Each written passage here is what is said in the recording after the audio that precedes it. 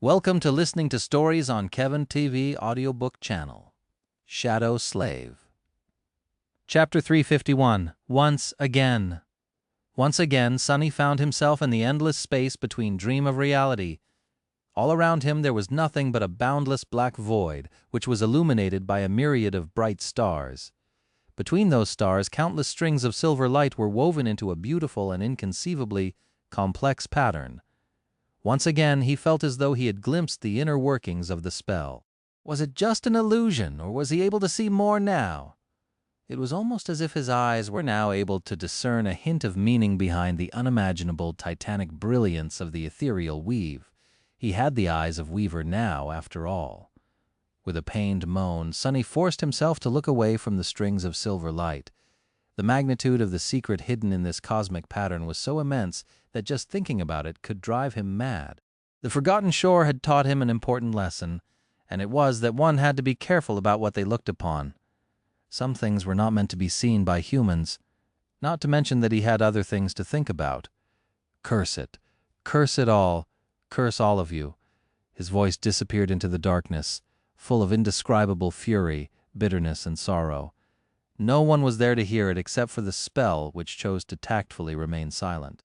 Breathing heavily, Sonny clenched his fists and closed his eyes.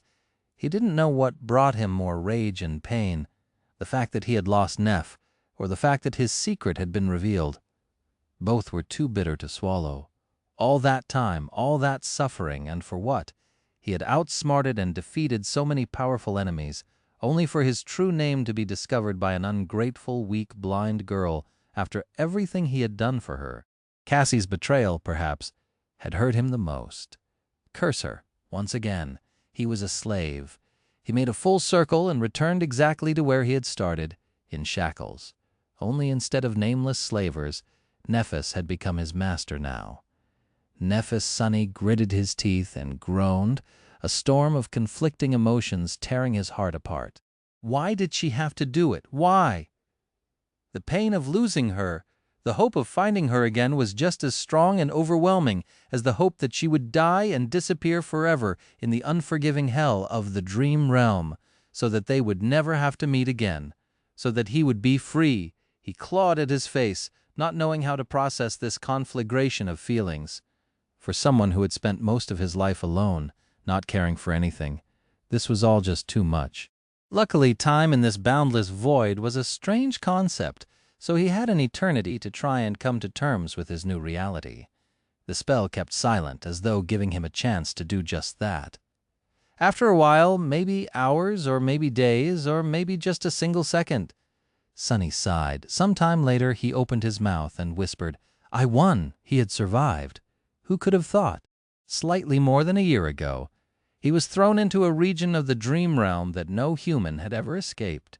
And now, he was not only returning to reality, but as low doing so as one of the most powerful sleepers in the history of the human race.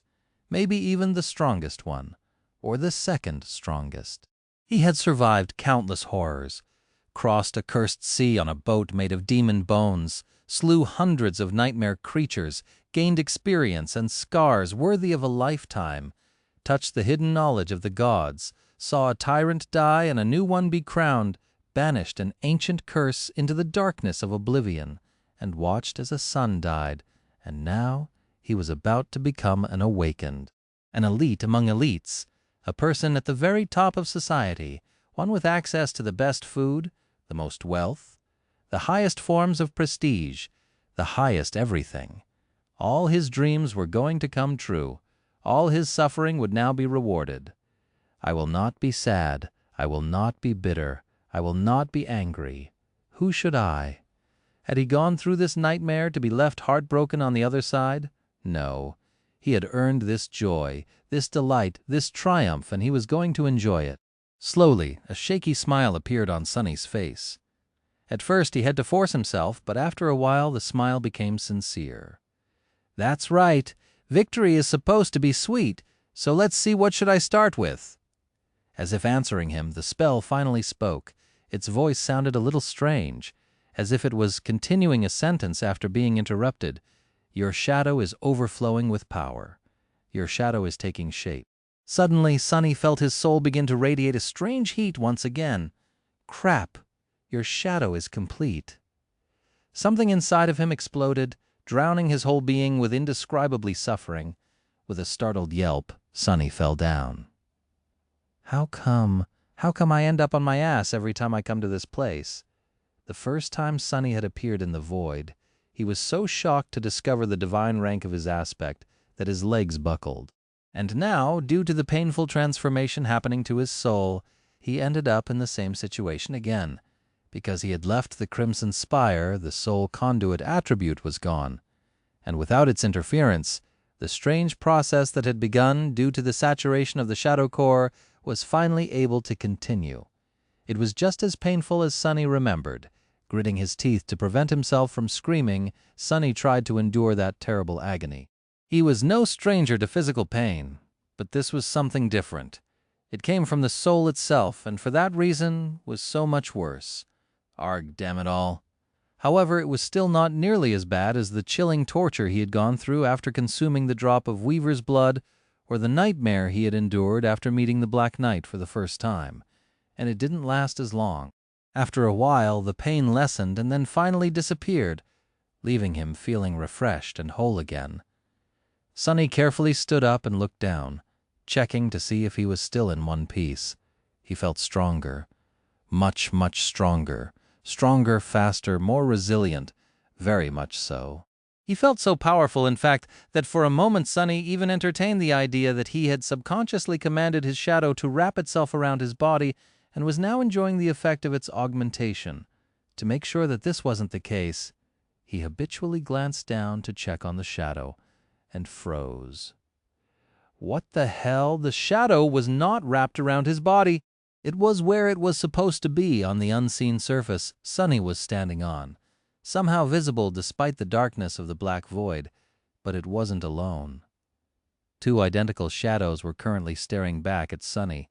One seemed sulking and morose, and the other appeared to be joyful and friendly. Chapter 352, Monster Core. Sunny stared at the two shadows, dumbfounded. After a while he said in an uncertain tone, Am I seeing things, or are there two of you? The shadows, of course, did not answer. They had no vocal cords after all. However, the sulking one looked at him with contempt and shook its head in derision. The friendly one, meanwhile, looked down shyly and slightly shrugged. What is going on? Frowning, Sunny lingered for some time, and then dove into the soul sea. With the soul conduit attribute gone, it was back to its usual tenebrous appearance. The surface of the water was tranquil and still, and hundreds of motionless shadows stood silently in the darkness. Above him, shining spheres containing the memories were circling around the Sunny raised his head, then flinched. Where the black sun of the shadow core had once loomed above the quiet sea, there was now two. Two identical shadow cores hovered in the dark sky, shining with lightless black radiance. He blinked. There's two of them. A few minutes passed, or at least something that felt like a few minutes. There's two? I have two cores. Why do I have two cores? Humans only ever had one soul core. That was a fact. Only nightmare creatures had more. Sunny looked down at his hands, then made them into fists, feeling newly gained strength course through his muscles. Then he scowled and looked up again. Your shadow is taking shape. Your shadow is complete. So the spell was not speaking about the bad-tempered shadow that had accompanied him for so long. Initially, Sunny had assumed that the shadow and his core were going through a transformation due to the acquisition of the 1000th fragment, perhaps evolving or even awakening. But the spell actually meant to say that his second shadow, and thus a second shadow core, were complete. They had been assembled from the 1000 shadow fragments he had collected, making him a what? Sunny hesitated for a bit, then ordered the shadows to wrap themselves around his body. The sulking one seemingly rolled its eyes before obeying the command. The friendly one seemed extremely delighted to do as he asked. Both flowed up and covered his body. Immediately, Sunny felt his already considerable strength double, and then triple. His mouth hung open. Too powerful. This is too powerful. This was incredible. To experiment further, he commanded one of the shadows to return to the surface of the tranquil water. A moment later, he had a shadow once again, but still enjoyed the familiar augmentation, even if it grew weaker, returning to its previous strength.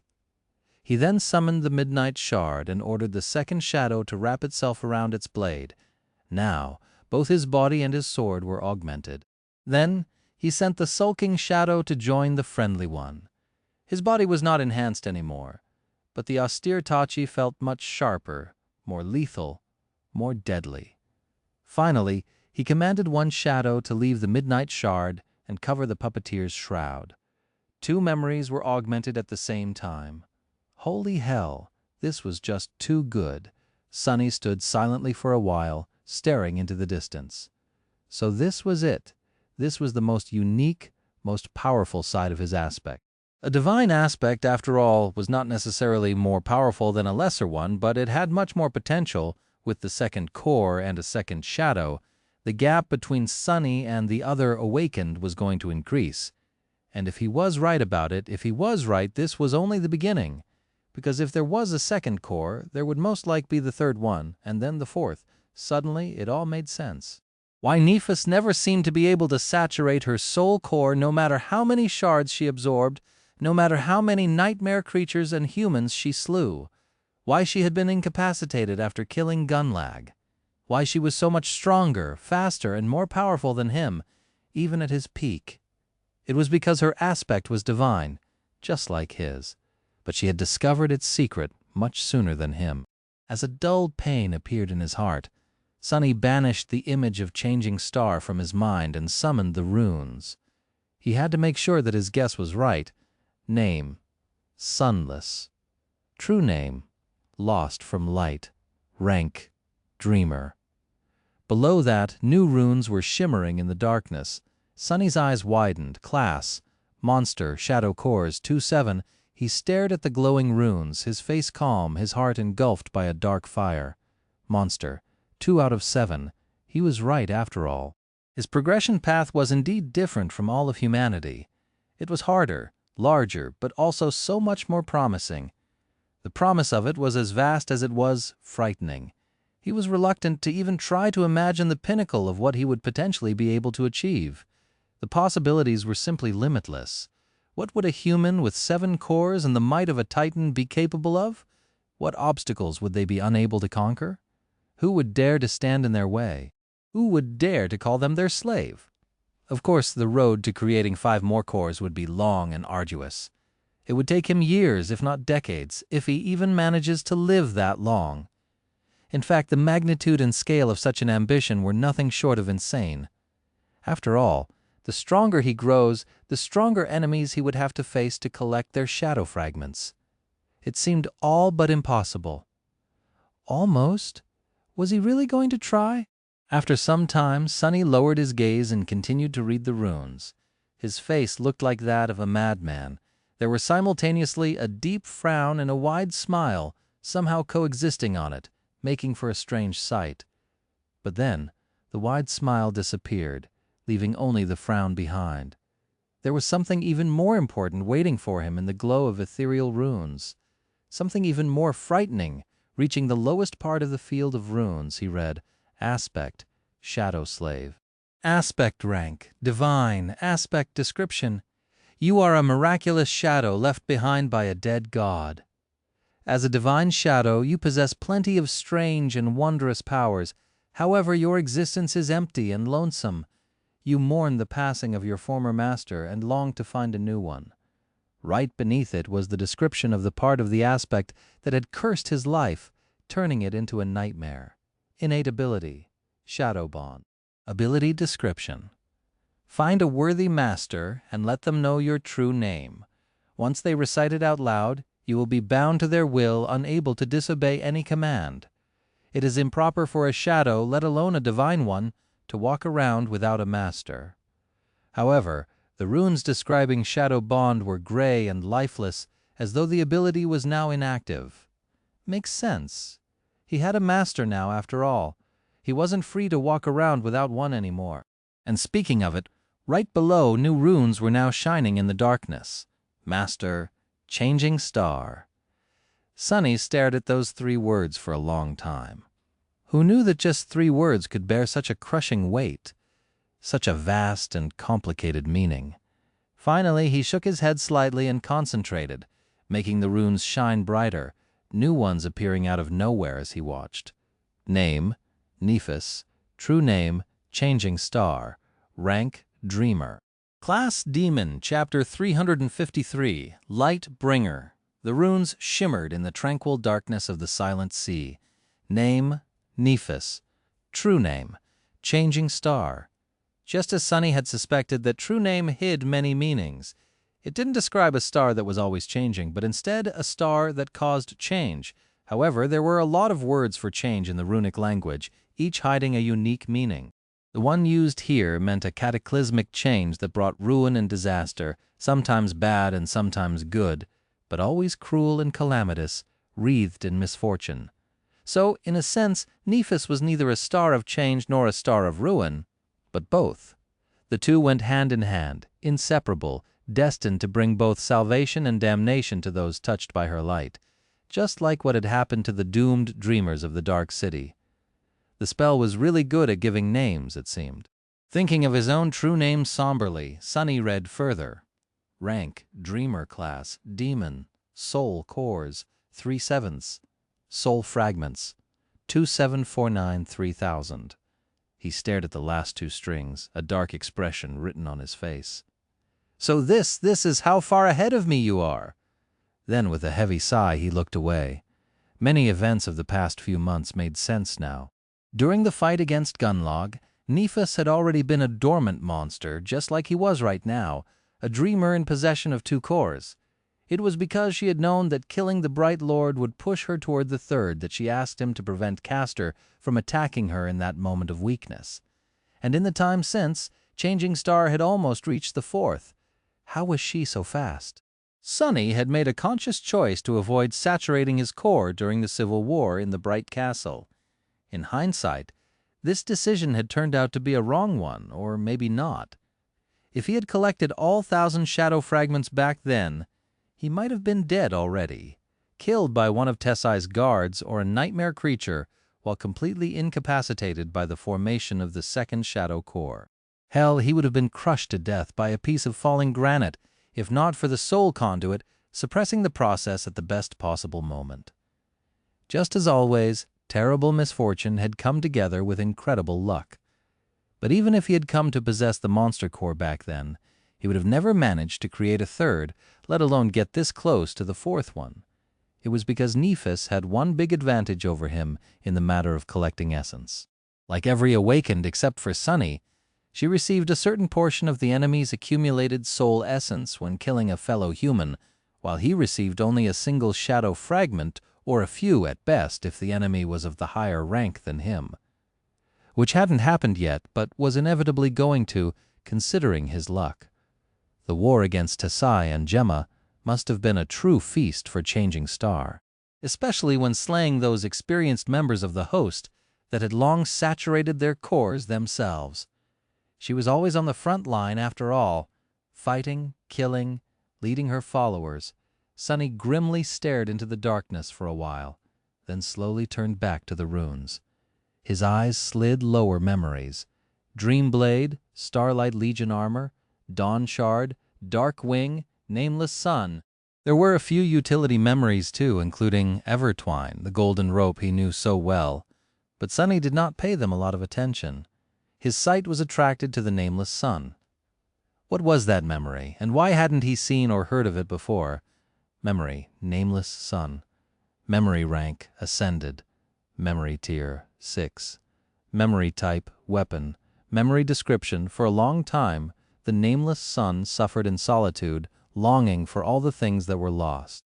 Only when she lost that longing, too, was the crimson terror of the Forgotten Shore finally born. His eyes narrowed, so she received a memory after killing the vessel after all. An ascended weapon of the 6th tier, Sunny wished that he could see its weave and learn what enchantments that terrible memory held.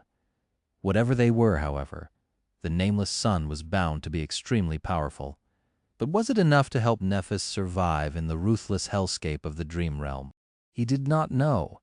Frowning, Sunny continued to read the runes, Echoes, attributes, dream spawn, Nephilim, flame of divinity, the fire. Dream spawn, attribute description. You are born of two worlds, belonging to both, but welcomed in neither. Your soul exists on the edge between nightmare and reality. Nephilim attribute description. There once were terrible creatures born of an unholy union between the divine and the profane. Nephilim were the most beautiful and the most harrowing of them all. Flame of divinity. Attribute description. Your soul is a flame with the light of divinity. The fire attribute description. You have inherited the lineage of sun god. He hesitated for a bit, studying Neph's attributes, the one that was at the center of all the rest, the core of her being, just like his trait. He often thought that it was tied to drive, battle prowess, or will, but it was not. Instead, Neph's innate attribute was called dream spawn and tied to her nature as a child of a hollow mother. In a sense, she was connected to the dream realm and the nightmare spell from before she had even been born. Her core trait was duality. If his guess was correct, that duality was further expressed after Nephis had conquered her first nightmare and received her aspect, as well as a new attribute, Nephilim. Once again, it described a half-blood creature, half divine, half profane. Half deific, half unknown? Suddenly he remembered how Changing Star had stopped and stared at the depiction of a radiant being engraved into the walls of the ancient mine below the hollow mountains. Was that creature one of the Nephilim, or a fallen angel from whom Nephilim were supposed to be born? After all, the similarity between that creature and her own powers was hard to deny. And then there was the last attribute, the fire. Sonny rubbed his face. A lineage attribute, somewhat similar to his own blood weave. Finally, the meaning behind that word became clear. Lineage memories akin to the drop of Icar were able to impart awakened with unique attributes that, unlike the usual ones, seemed to be hereditary. They could be passed down through a bloodline, and at least one of the great legacy clans, the almost destroyed immortal Flame, possessed one. Did all great legacy clans like Song or Valor possess one too? Was that what allowed them to rise to the very top of humanity and claim their place as great clans in the first place? Those bastards have so many secrets. Sonny also couldn't help but notice a slight difference between blood weave and the fire. While the latter was described simply as lineage, the former was described as a forbidden lineage. What exactly made blood weave forbidden? Was it because it didn't come from a proper deity like Sun God, but from mysterious Weaver who was a demon? Had no one except for gods been allowed to leave behind a lineage? The blood weave was also described as a partial lineage, while the fire was not. Questions, questions. With a sigh, Sonny turned to the runes once again. Aspect, light bringer. Aspect rank, divine. Aspect description, you are a creature of light that was banished and doomed to exist in the darkness. You bring radiance and warmth to wherever you go, but with it comes indescribable longing. Aspect ability, soul flame, ability description. Your soul burns with the purest of flames. That flame can both restore and destroy and is both a blessing and a curse. Innate ability, half-breed, ability descriptions. You can directly absorb a portion of the soul essence of any nightmare creature destroyed by your flames, as well as of any human flaw. Pristine soul. Flaw description. You must suffer to use your power. Sonny dismissed the runes and was motionless for a while, thinking.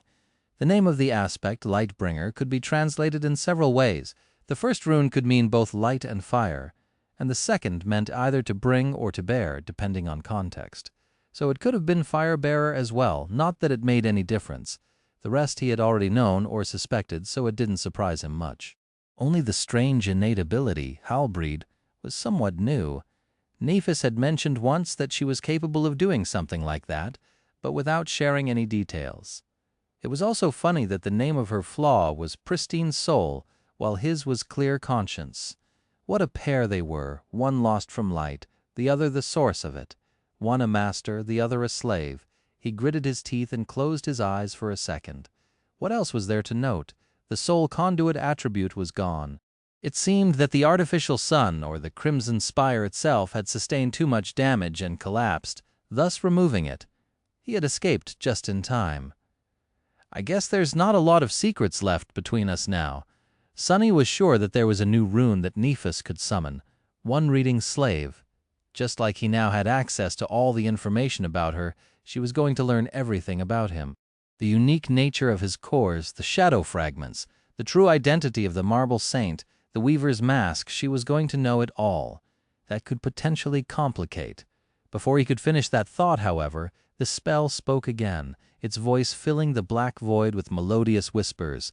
The second seal is broken, awakening dormant powers. Oh, crap, I almost forgot. Sunny stared into the void with wide eyes. He was about to awaken. Awakening, just like after the first nightmare. Sunny suddenly sensed something waking up within him. Back then, it felt as though this new power came from inside his soul, as opposed to some external source. This time the feeling was very similar, only more intense, more defined. It was coming from his shadow cores. They were radiating an ethereal, but almost palpable heat. The energy was circulating through his entire body, changing it, making it stronger. It was somewhat similar to the strange feeling he got every time he received a shadow fragment, but so much more powerful. 1,000 times more powerful, and deeper too, with a barely audible gasp. Sunny slowly sat down and crossed his legs, then closed his eyes, concentrating on the transformation. Every fiber of his being was soon full of the mysterious energy. The familiar euphoric feeling overwhelmed him, washing over his mind like a warm wave. However, Sunny wanted to feel more, understand more. He wanted to remember this moment in every detail. It was his triumph, after all. Beneath the physical changes that his body was undergoing to become better, stronger, more perfect, was another, subtle, but equally incredible change. It was happening to his soul. Sunny had no words to describe it, but knew that he had never experienced anything as wonderful. The transformation of his soul was not at all painful, like the creation of the second shadow core had been, and not nearly as torturous as the agony that consuming a drop of divine blood had caused him. It felt natural, right, and profound, as though he was coming one step closer to becoming complete, to what he had always been meant to be. A better being soon. The pulsating waves of heat retreated, replaced by a wave of soothing coldness. The dull ache in his heart that had remained there, unnoticed, ever since leaving the forgotten shore lessened a little. His mind became calm and tranquil. Sunny felt like a sword that had been tempered and fortified in a fiery crucible, a being made of cold, pure, resilient steel. He exhaled slowly and opened his eyes. His body felt stronger, faster, and more enduring, similar to how he felt when wrapped in the shadow. The change was sufficiently pronounced, and he knew that it would only grow greater if he used one or both of the shadows to actually augment him. But it wasn't the main difference. Sunny knew that the actual quality that separated awakened from the dreamers was not physical might, but a new innate ability. Just like dreamers gained the ability to sense and interact with soul cores, the awakened could do the same with soul essence, but knowing and feeling were two different things. Before, he could vaguely feel his shadow core. The feeling was elusive and ethereal, but unmistakable. He felt its emptiness at the start of his journey, and felt it brimming with power near the end. Now that power wasn't contained inside the shadow cores anymore, but broke free, flowing naturally through his entire body. It circulated slowly, coming and going from the cores, passively saturating his bones and muscles with power. Sunny instinctually felt that with some practice, he would be able to direct the flow of shadow essence to concentrate it in a certain area. He could expend some amount of essence to give his arms incredible, explosive strength for a short amount of time, or feel his legs with the power to jump 12 meters into the air. In short, it wasn't as though he had become monstrously strong and would be all the time crashing through walls and breaking delicate things by accident. Instead, by wisely controlling his shadow essence, he would be able to gift himself short bursts of truly inhuman physical might. The rest of the time, he would enjoy a much smaller but still considerable passive effect of his body being saturated with freely flowing essence. More training, Sunny could now control the shadow essence by instinct, but if he wanted to truly master it and do it more efficiently, he would have to learn from experienced awakened. Some instructors at the academy existed for the sole purpose of teaching newly awakened just that after all. And then there was a whole nother layer of combat strategy that he would have to understand and master. Sleepers thought much like mundane humans, only with more power and tools. But battles of the awakened were much more tactical. While essence always restored itself to the core's maximum capacity, it took time. In the reality of a battle, it was a finite resource.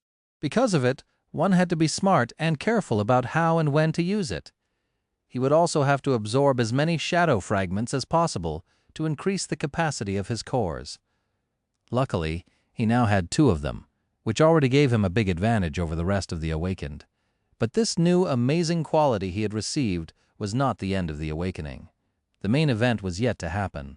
The spell spoke again, filling him with anticipation. Awakening aspect ability acquired. Aspect ability name, Shadow Step. Sunny blinked, then hurriedly summoned the runes. Name, Sunless. True name, Lost from Light. Rank, Awakened. Class, Monster. Shadow cores, 2/7. Shadow fragments, 0-2000. Just as expected, both of his cores were not dormant anymore, instead becoming awakened. The shadow fragments were consumed to fuel the awakening, bringing him to a stark and sad 0. 1,000 fragments gone just like that. He wasn't really disappointed, though. The amount of essence consumed during the awakening directly corresponded to the starting capacity of the core, and thus the extent of the physical transformation that a sleeper would go through. By collecting 1,000 fragments and fully saturating his first core, Sunny not only received a second one, but also made sure to gain the best benefits a sleeper could dream of.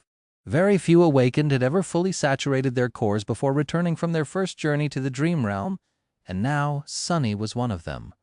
The difference was not drastic, but every little bit of power counted in a life-and-death situation. Enough stalling. Impatient, he banished the thoughts of cores and shadow fragments and found the description of his new aspect ability. Aspect ability, Shadow Step. Ability description. You can move freely between shadows, traveling from one to another in an instant. Looking at the shimmering runes, Sunny soon discovered that there was a stupid grin on his face. Teleportation, that's teleportation, right? That was without a doubt a form of teleportation. An ability such as this was a game changer. His mobility would become truly incredible. Not only would he be able to apply it to traversal, making his future ventures into the dream realm easier and safer, but it could also play a decisive role in a battle. What was more deadly than an assassin capable of appearing out of nowhere and disappearing from sight in a blink of an eye? Not many things, really. Of course, he would have to experiment and learn the true extent of this amazing ability. What was its range, for example? Would he be able to jump to any shadow in sight, or to any shadow in the range of his shadow sense? Did a shadow have to be deep and large enough for him to fit through? Or would even the smallest and faintest of them do? And what about his own shadows? Would he be able to send one to a certain spot, and then step out of it just like Saint usually did? He couldn't wait to learn. But before that, there were 2 other things he had to see. One was the new memory he acquired. The other one, and the one that filled him with nervous anticipation, was much more important. It was the relic he was supposed to receive for mastering the first step of the shadow dance. With a legacy relic in his hands and a lineage attribute coursing through his blood, Sunny would be theoretically eligible to create his own legacy clan, a great clan even. Not that he was planning to. But before Sunny could glance at the corresponding runes, the spell suddenly whispered into his ear, "Wake up, Sunless!" And instantly the black void full of bright stars and silver light disappeared. Back to reality on one of the underground levels of the Academy Hospital complex, in a small room that was filled with the massive rectangle of the dream pod and various pieces of medical equipment, a delicate girl with pale blonde hair was sleeping beneath the transparent glass lid, her face surrounded by wisps of cold vapor. Suddenly, a series of lights ignited on the surface of the pod, and the medical machinery in the room came to life, producing various noises. A few moments later, the girl opened her striking blue eyes and screamed, on a top floor of a private care facility in the center of a city, in a spacious room with tall windows and a luxurious interior. A state-of-the-art sleeping pod stood silently, bathed in sunlight. An attending nurse sat in a comfortable chair beside it, monitoring the vital signs of a beautiful young man who slumbered inside. For the past 3 years, there had not been a single minute when the young man was left alone. His pod was surrounded by fresh flowers, and someone was always there to keep watch. For 3 years, the flowers and nurses came and went, but the young man had remained the same. Nothing about him ever changed. Suddenly, the nurse opened her eyes wide. A second later, the sleeping pod shone with bright light. Its lid swiftly slid sideways and hid in a special housing slot. The figure inside was slowly raising in the air, as if pulled up by an invisible force. The beautiful young man was levitating. The nurse remained motionless for a few seconds, stunned. Then, she hastily ran to the panel on the wall and pressed a call button. In a small apartment in one of the less prestigious areas of the city, in a tiny room, a tall young woman was lying in an old and barely functioning pod. This one was possibly the last representative of its model, taken out of production a long time ago. Still, it seemed like the most luxurious thing in the apartment, by far. The door of the room was open, letting in the sound of a news broadcast. A pleasant and confident tone was currently saying, "Unusual number of awakenings, dear viewers. We are currently receiving a report from our correspondents, and will be able to update you on this event shortly." The representatives of the great legacy clans, meanwhile, suddenly the sound of the broadcast was cut out, replaced by a heavy, hopeless silence. Soon, the sound of tentative steps could be heard, approaching the room where the pod stood. Just a second later, however, a fist slammed into the armored glass of its lid from inside, sending a net of cracks through it. Back in the academy, in a room identical to the first one, the light suddenly blinked and then went out. It was now shrouded in absolute darkness. Something crashed down with a thunderous noise, and then a pained human voice hissed, "Damnation!" A moment later, the lights came back, revealing the figure of a lithe young man with pale skin and dark hair standing near an overturned medical monitor.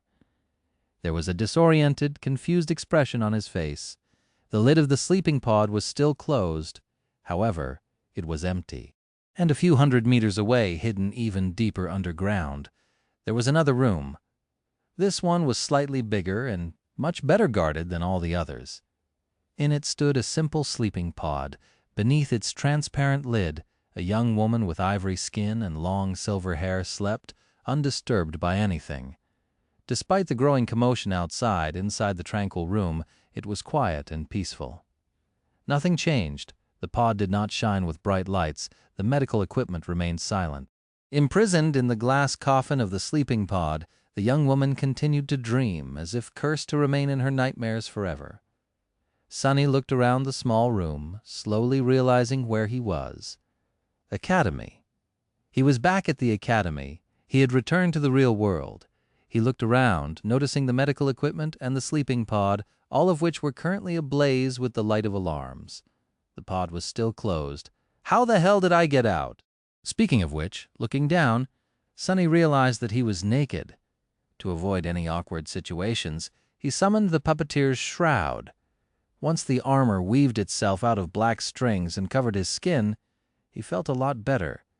He did, however, have to force himself to not summon the midnight shard as well. His instincts screamed, demanding him to arm himself in an unfamiliar environment. But this was the real world. He had to adjust his behavior. The decision to cloth himself turned out to be the correct one. Just a few moments after he had made it, the door of the room opened, and a woman in a white coat rushed inside. Noticing Sonny, she froze. Her eyes widened in horror, and she raised a hand to cover her mouth, as if suppressing a scream. "What's wrong with her?" Sonny frowned, blinked a couple of times, then looked at his reflection in one of the medical machines. Oh, since both sleepers and awakened traveled to the dream realm in spirit, his actual body was whole and pristine, without even a single scar. However, the same could not be told about the puppeteer's shroud. The silk armor was torn and dirty, looking like rags. What's more, it was covered in so much blood that it was hard to tell that its fabric was once gray. Looking at the doctor in embarrassment, Sonny forced out a smile and said in a raspy voice of someone who had not spoken in more that year, Hi. Can I maybe get some clean clothes?" The woman stared at him for a few moments, then said in a trembling voice, "Slee, awakened sunless? Sir, you are awake?" "Sir? Did she just call me sir?" Sonny grinned. "I sure hope so. I've been sleeping for a year and 2 weeks after all." The doctor finally. She smiled slightly and said, her voice full of sincere admiration, "Welcome back to the real world, sir." Chapter 355, Back to Reality. Chapter 355, Back to Reality, on one of the underground levels of the Academy Hospital complex, in a small room that was filled with the massive rectangle of the dream pod and various pieces of medical equipment, a delicate girl with pale blonde hair was sleeping beneath the transparent glass lid, her face surrounded by wisps of cold vapor. Suddenly, a series of lights ignited on the surface of the pod, and the medical machinery in the room came to life, producing various noises. A few moments later, the girl opened her striking blue eyes and screamed. On a top floor of a private care facility in the center of a city, in a spacious room with tall windows and a luxurious interior, a state-of-the-art sleeping pod stood silently, bathed in sunlight. An attending nurse sat in a comfortable chair beside it, monitoring the vital signs of a beautiful young man who slumbered inside. For the past 3 years, there had not been a single minute when the young man was left alone. His pod was surrounded by fresh flowers, and someone was always there to keep watch. For 3 years, the flowers and nurses came and went, but the young man had remained the same. Nothing about him ever changed. Suddenly, the nurse opened her eyes wide. A second later, the sleeping pod shone with bright light. Its lid swiftly slid sideways and hid in a special housing slot. The figure inside was slowly raising in the air as if pulled up by an invisible force. The beautiful young man was levitating. The nurse remained motionless for a few seconds, stunned. Then she hastily ran to the panel on the wall and pressed a call button. In a small apartment, in one of the less prestigious areas of the city, in a tiny room, a tall young woman was lying in an old and barely functioning pod. This one was possibly the last representative of its model, taken out of production a long time ago. Still, it seemed like the most luxurious thing in the apartment, by far. The door of the room was open, letting in the sound of a news broadcast. A pleasant and confident tone was currently saying, "Unusual number of awakenings. Dear viewers, we are currently receiving a report from our correspondents, and we'll be able to update you on this event shortly." The representatives of the great legacy clans, meanwhile, suddenly the sound of the broadcast was cut out, replaced by a heavy, hopeless silence. Soon the sound of tentative steps could be heard, approaching the room where the pod stood. Just a second later, however, a fist slammed into the armored glass of its lid from inside, sending a net of cracks through it. Back in the academy, in a room identical to the first one, the lights suddenly blinked and then went out. It was now shrouded in absolute darkness. Something crashed down with a thunderous noise, and then a pained human voice hissed, "Damnation!" A moment later, the lights came back, revealing the figure of a lithe young man with pale skin and dark hair standing near an overturned medical monitor. There was a disoriented, confused expression on his face. The lid of the sleeping pod was still closed. However, it was empty, and a few hundred meters away, hidden even deeper underground, there was another room. This one was slightly bigger and much better guarded than all the others. In it stood a simple sleeping pod. Beneath its transparent lid, a young woman with ivory skin and long silver hair slept, undisturbed by anything. Despite the growing commotion outside, inside the tranquil room it was quiet and peaceful. Nothing changed. The pod did not shine with bright lights. The medical equipment remained silent.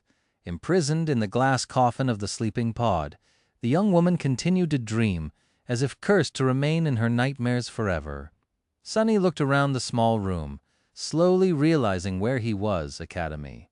He was back at the Academy. He had returned to the real world. He looked around, noticing the medical equipment and the sleeping pod, all of which were currently ablaze with the light of alarms. The pod was still closed. How the hell did I get out? Speaking of which, looking down, Sonny realized that he was naked. To avoid any awkward situations, he summoned the puppeteer's shroud. Once the armor weaved itself out of black strings and covered his skin, he felt a lot better. He did, however, have to force himself to not summon the midnight shard as well. His instincts screamed, demanding him to arm himself in an unfamiliar environment, but this was the real world. He had to adjust his behavior.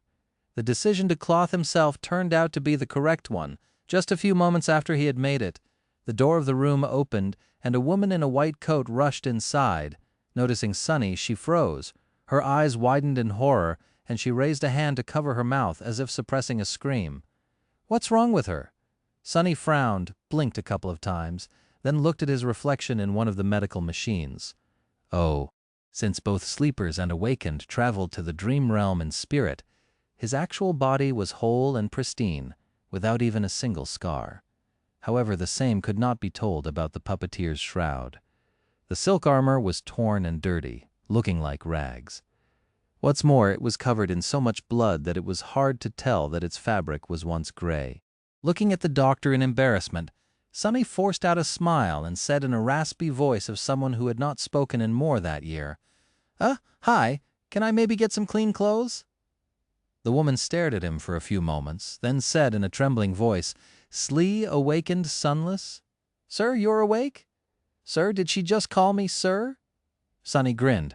"I sure hope so. I've been sleeping for a year and 2 weeks after all." The doctor finally seemed to relax and looked at him with a relieved, joyous expression in her eyes. A few moments later, she smiled slightly and said, her voice full of sincere admiration, "Welcome back to the real world, sir." Chapter 356, Interview with the Shadow. Chapter 356, Interview with the Shadow. The hospital complex and the administration of the academy were in complete chaos today. Weeks following the winter solstice were always a busy time for all the people working on the periphery of the awakened society, since most of the sleepers who had ventured into the dream realm that year usually returned in a span of 1 to 2 weeks, very rarely a month. Those who had survived, of course. The sudden awakening of so many sleepers who had been gone for years, counted as irrevocably lost, created a shockwave that spread through entire humanity. And people at the academy were at the epicenter of that storm. It was a joyous chaos, nevertheless. In a small office at the surface level of the hospital, a young woman dressed in black slacks and a white blouse was sitting behind a desk, hastily compiling a short report. She had dark brown hair neatly tied into a high ponytail, and thick glasses that were constantly sliding down her nose, forcing her to push them back up. The young woman was one of the administrative workers tasked with the initial debriefing of returning sleepers. As such, she had seen a lot of incredible things and heard a lot of incredible stories, and, sadly, even more heartbreaking ones. But today was like no other day in her career. The sleepers that she was debriefing today were all anomalous, each and every one of them. The things they told her made her blood run cold and her imagination fail. She even had an urge to dismiss their reports as false, but knew that it was nearly impossible. The lie detection technology built into the walls of the office would make lying very hard to pull off. Incredible, they are incredible, every single one of them, to survive for that long in a region of the dream realm, completely cut off from the rest of the human territory, one populated by nightmare creatures, much more powerful than any dreamer could ever become. The achievement of these brave young men and women was truly remarkable. It filled her with a sense of compassion, pride, and hope. Humanity received an unexpected but wonderful gift today.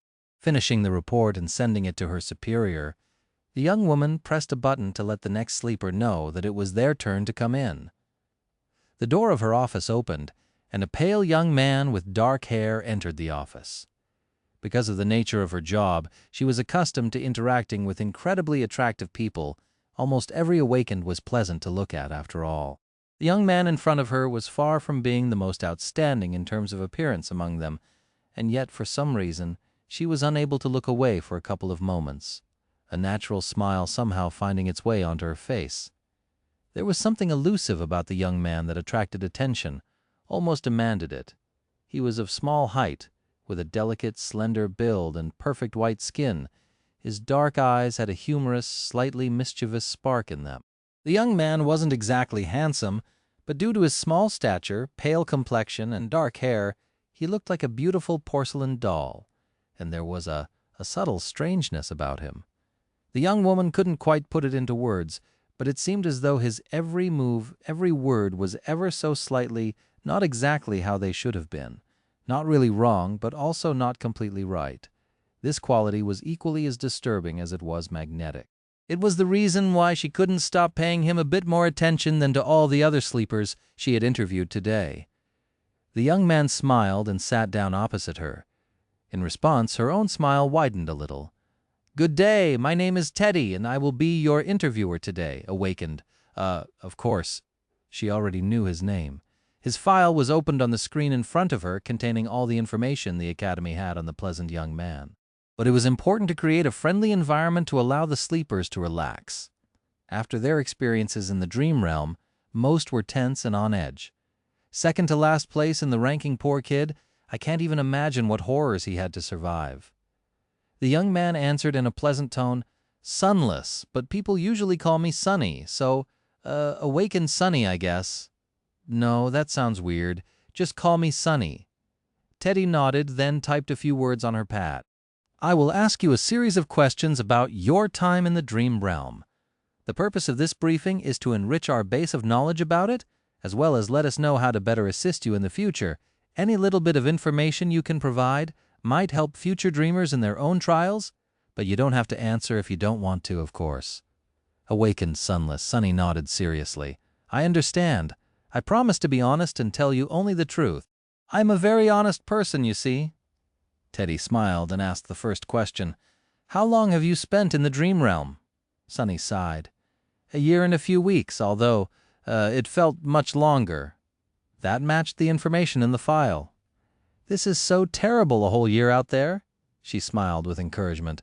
"I see, you did very well, Sunny." Very few dreamers had managed to survive for that long, especially in a region such as the Forgotten Shore, right? He shivered slightly before answering. "Yeah, that's what we called it." Teddy typed a few more words. "From the interviews with the other dreamers, we have confirmed that the region of the dream realm you were sent to is populated with nightmare creatures of the awakened rank and above. Can you confirm that information?" The young man grew a little paler and nodded again. "Yeah, awakened, fallen corrupted too, although those only appeared at night." Teddy added a couple of lines to her report and asked, "Have you participated in the battles against such nightmare creatures? If so, how many have you killed?" Sunny was silent for a second, then raised his hand and began counting on his fingers with a thoughtful expression. 3 or 4, she began to type, and thought, 4 awakened creatures. That poor kid looks so weak, and yet he managed to defeat 4 abominations much more powerful than him, despite being in second to last place of the ranking. Good job, Sunny. You are truly admirable. But Sunny didn't finish speaking. Hundreds, Teddy froze, staring at the monitor. Excuse me?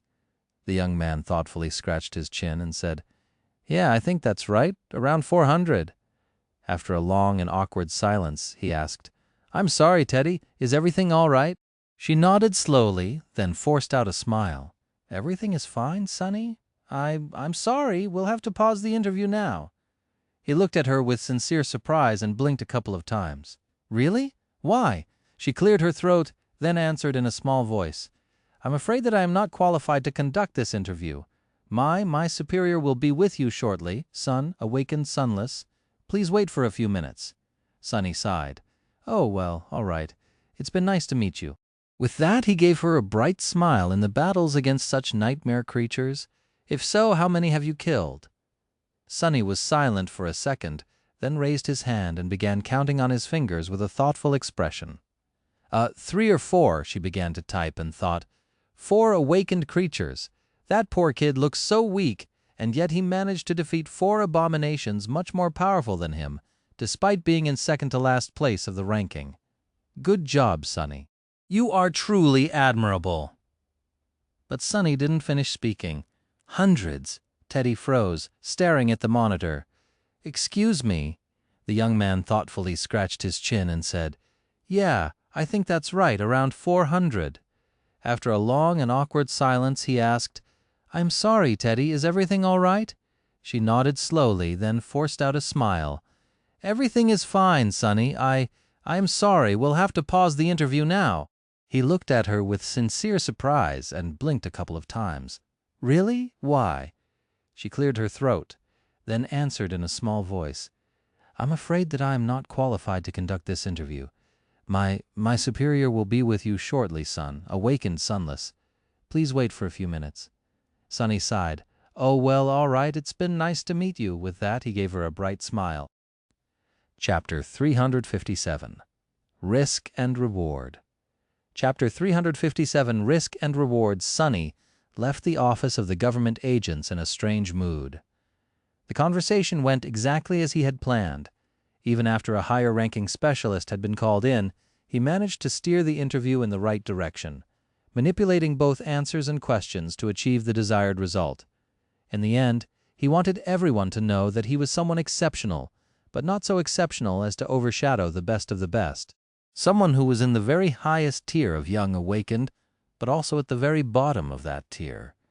Even though he had kept his most outrageous accomplishments to himself, it felt weird to give away so many secrets about his skill, power level, and achievements. Sonny had grown so used to pretending to be a pathetic clown that removing that mask to reveal another, less outlandish mask was not easy for him, and yet it was something he had to do. After he had awakened, there was not a single moment for him to properly think things through. He had to go through a series of medical and psychological tests, followed by a lengthy debriefing. However, he had been able to realize one thing very clearly. His situation had fundamentally changed. Now that his most important secret was revealed, and Nephis had become his master, it was as though a crushing burden had been removed from his chest, replaced by another, even more terrible weight. In any case, he could finally allow himself to relax a little for a while, at least. Not because he trusted her that much, but because she was currently imprisoned in the dream realm, unable to enforce her control over him, even if she wished to. In a sense, as far as his worst nightmare becoming reality went, this was the absolute best version of how things could happen. He had a lot of time to think about countermeasures and prepare for whatever the future held after all. Walking through the corridors of the hospital complex, Sonny was engrossed in thought. One thing he was sure about was that a divine shadow like him could only have one master. So he didn't have to worry about someone else finding out his true name and enslaving him, not anymore. The guillotine blade that had hung above his neck all that time was now gone. However, he still kept the existence of his true name a secret for one simple reason. He didn't know what was going to happen if Nephis died. Would he be free forever, or die with her? He felt that neither of these theories was correct. Firstly, because the description of the aspect described him as a divine shadow that had lost its master, which probably meant that he could lose another one and remain alive. Secondly, because the runes of the shadow bond had become gray and lifeless, but did not disappear, which meant that they might shine with ethereal light once again in the future. So, the most probable explanation was that he would be safe as long as Nephis remained alive, and if she was killed, anyone would be able to use the true name against him once again. A deep scowl appeared on his face. How long could anyone survive in the decimated remains of the forgotten shore? The dark sea was gone, but so was the sun. Most of the nightmare creatures were dead, but the strongest ones survived. It seemed that Changing Star had escaped the collapsing crimson spire, at least. What was she going to do now? Try to cross the hollow mountains to reach the human citadels, or try her luck in the unexplored regions to the north, west, or east? What were the chances of her making it back to the real world alive? If it was anyone else, Sonny would say that the probability was 0. But it was Nephis, after all. For some reason he was sure that she would survive somehow. So yes, even though many things remained unclear, his situation had fundamentally changed.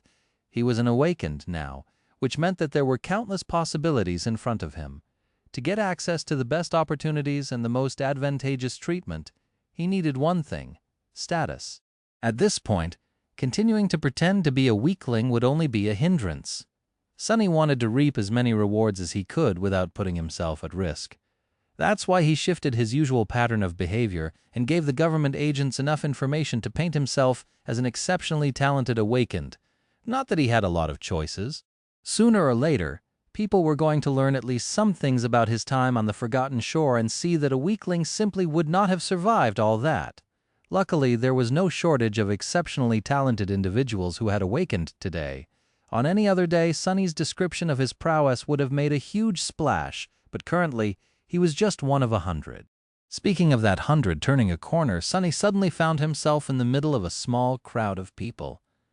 Dozens and dozens of young men and women were standing in the middle of a small hall, most dressed in the simple training clothes provided by the hospital, just like he himself was. On their faces there was an indescribable kaleidoscope of emotions: joy, sorrow, worry, anticipation. Most were looking at a small screen displaying a long list of names. These were the survivors of the Dreamer Army. Not everyone was here, of course. Some spent many years on the Forgotten Shore and had been transferred to other facilities by the government or their families. Sonny didn't see Saishan, Kai, or Effie, or Cassie. His face darkened. The absence of the first two made sense. Kai was probably being cared for in an expensive VIP care facility, while Saishan had to be kept in the stronghold of her clan. However, he had no idea where the other two were. Sonny hesitated for a moment, then looked at the list of names displayed on the screen. Before he could read anything, however, someone quickly approached and hugged him tightly. "What the?" Looking up, Sonny saw a vaguely familiar young man holding him in a passionate embrace. A moment later, the young man let go of him and looked down with glistening eyes. "Sonny, you are here too!" Before he could even answer, a somber expression appeared on the young man's face. In a voice that trembled with emotion, he said, Thank you so much, Sonny. If it wasn't for you and your shadow, we would have never made it to the gateway." At the sound of these words, the others turned around. As soon as they saw Sonny, bright smiles ignited on their faces. A hum of voices rose from the crowd. "Guys, it's Sonny! Thank you, man! We will never forget what you did for us." Sonny stared at them, dumbfounded. Weird! This is so weird! Ever since he had come to his senses near the sleeping pod, mundane humans were treating him with the utmost respect. They even went so far as to use honorifics, calling him Sir or Awakened Sunless. And now this, why was everyone so friendly and happy to see him? He had never experienced anything like this before. Was this what it was like to be an Awakened? After dozens of young people came closer to shake his hand or happily pat him on the shoulder, he awkwardly smiled. It's nice to see you too, guys." The young woman who was currently facing him smiled in response. Then, however, her face turned dark. "Have you heard anything about Lady Nephis after coming back?" He stiffened, then shook his head. "No." Have you?" She turned back to the screen, tears appearing in her eyes. "Nothing? None of us did. Out of everyone who made it to the spire, only 2 are unaccounted for. We think she is still inside." Sonny remained silent for a while, then asked, "Who is the second?" The young woman sighed. "Sir Castor? No one had seen him near the gateway. He must have gone to help her hold back the terror and her voice trembled. Someone said that he died. Oh gods, what if Lady Nephis dies too?" Sonny lingered for a few seconds, a grim expression on his face, then squeezed her shoulder lightly and quietly walked away. Chapter 358, Shadow Step. Chapter 358, Shadow Step.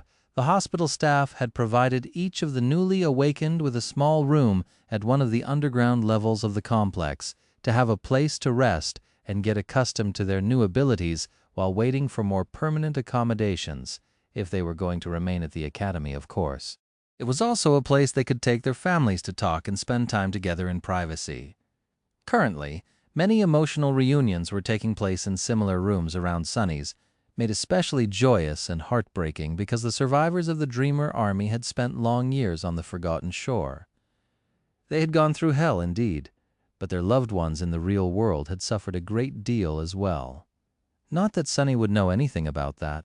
No one had been waiting for him to return after all.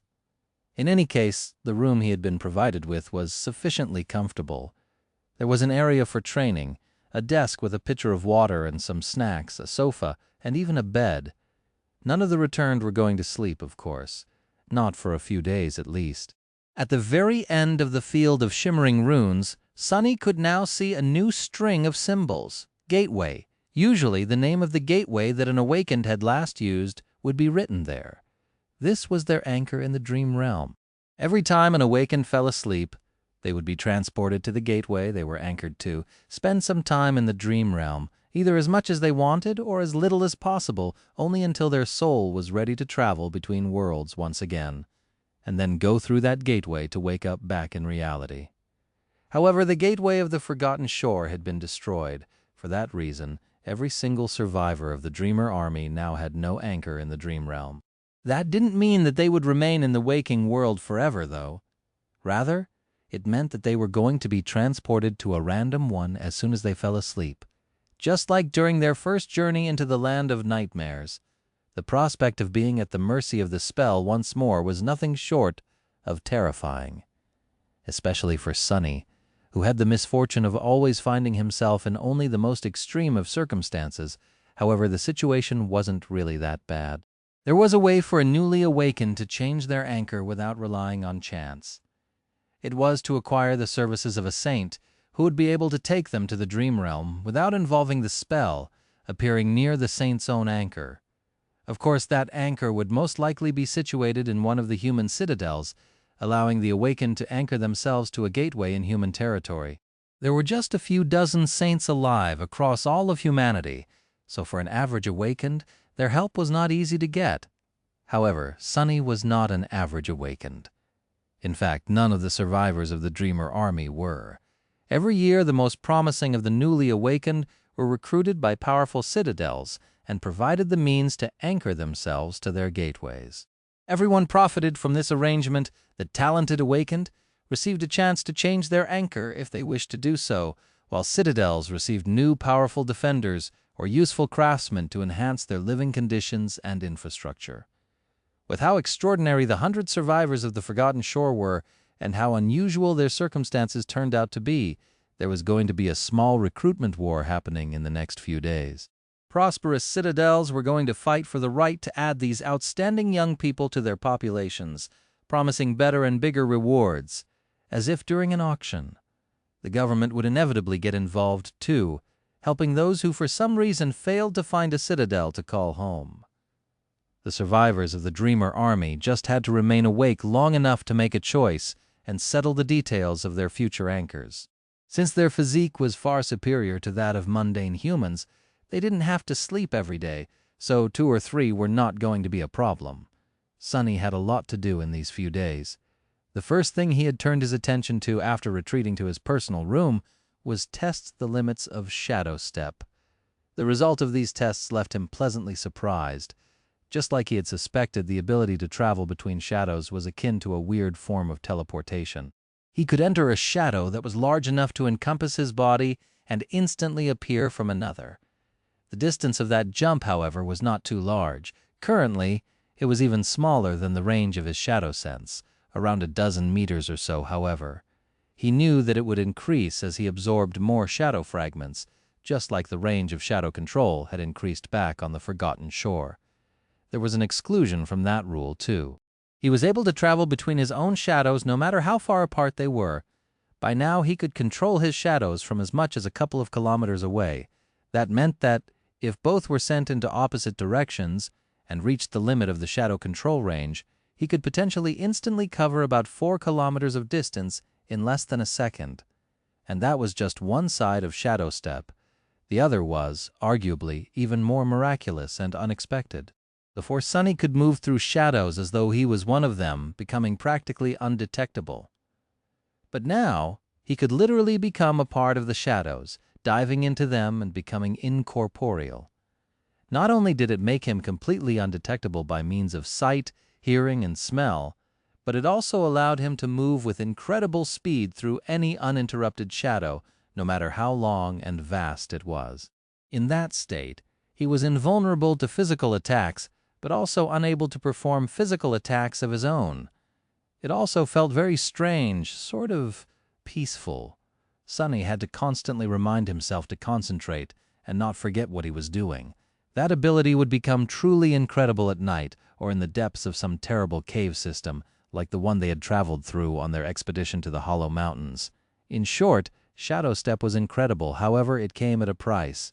Unlike shadow control, which was as natural to Sunny as breathing, using shadow step required him to expend essence. The more distance he covered with a jump and the more time he spent as an incorporeal shadow, the more essence he would have to consume. Sunny suspected that the theoretical 4-kilometer jump would eat through all of his essence, leaving both of his cores dry as a desert. Spending essence was not the same as spending shadow fragments, of course. His soul always slowly generated essence, eventually filling his cores to their maximum capacity, while shadow fragments increased that maximum capacity and were used to create new cores, as well as turn echoes into shadows.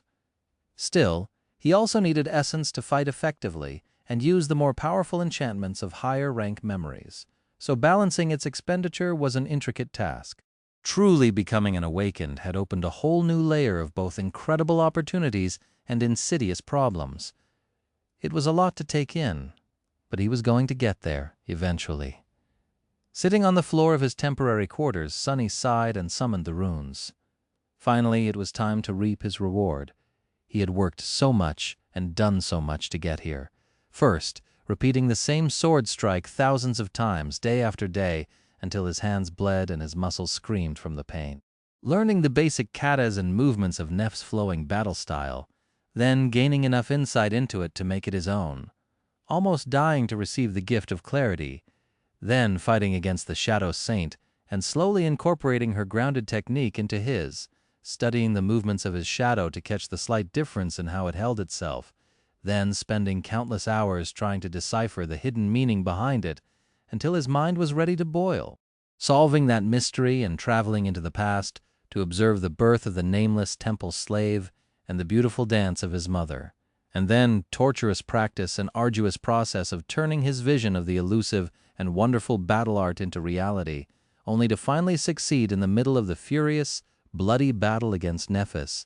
Of all his achievements, this was perhaps the one he was proud of the most, because Shadow Dance was entirely his.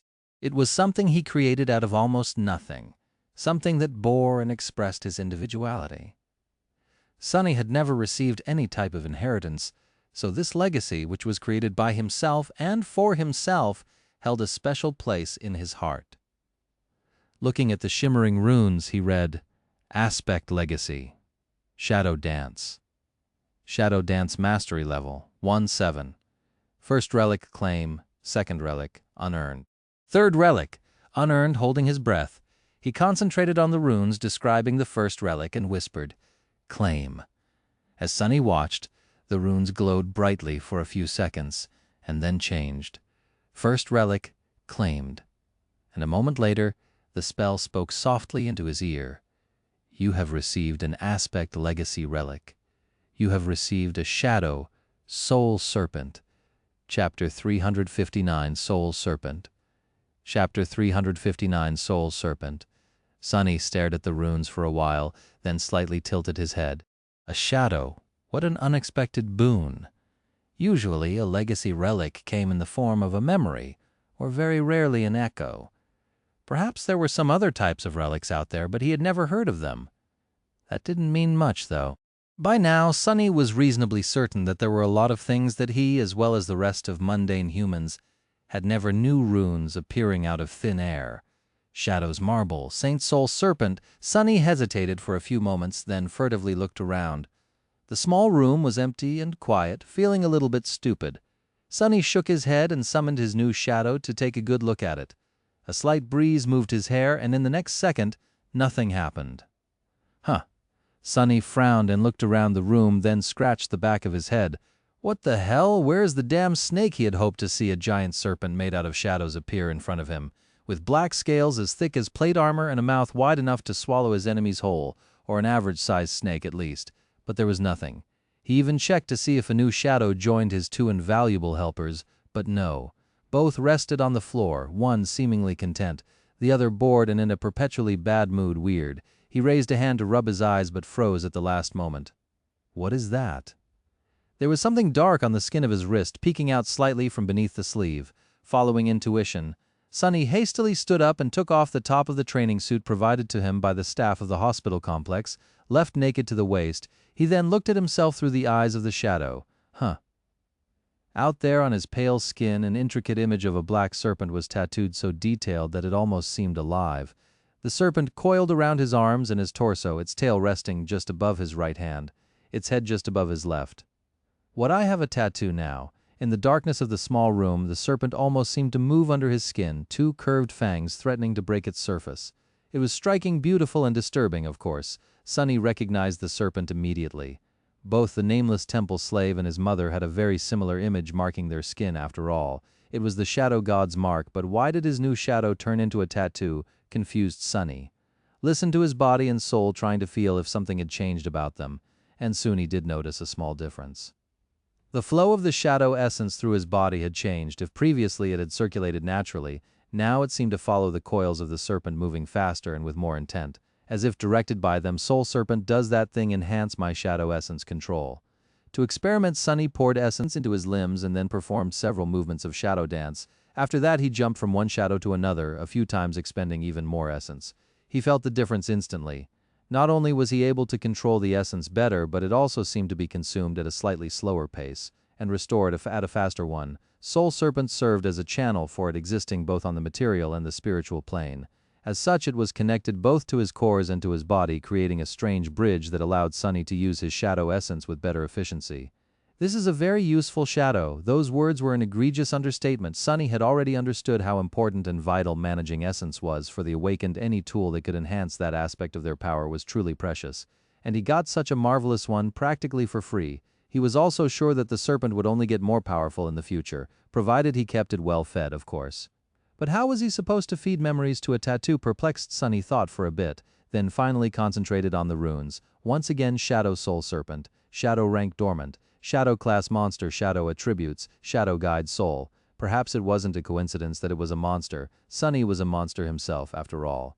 So maybe the serpent would not evolve its class like Saint had, by consuming the soul core of a suitable nightmare creature. Most likely it would grow alongside Sonny himself, but why was it of the dormant rank while Sonny had already become an awakened?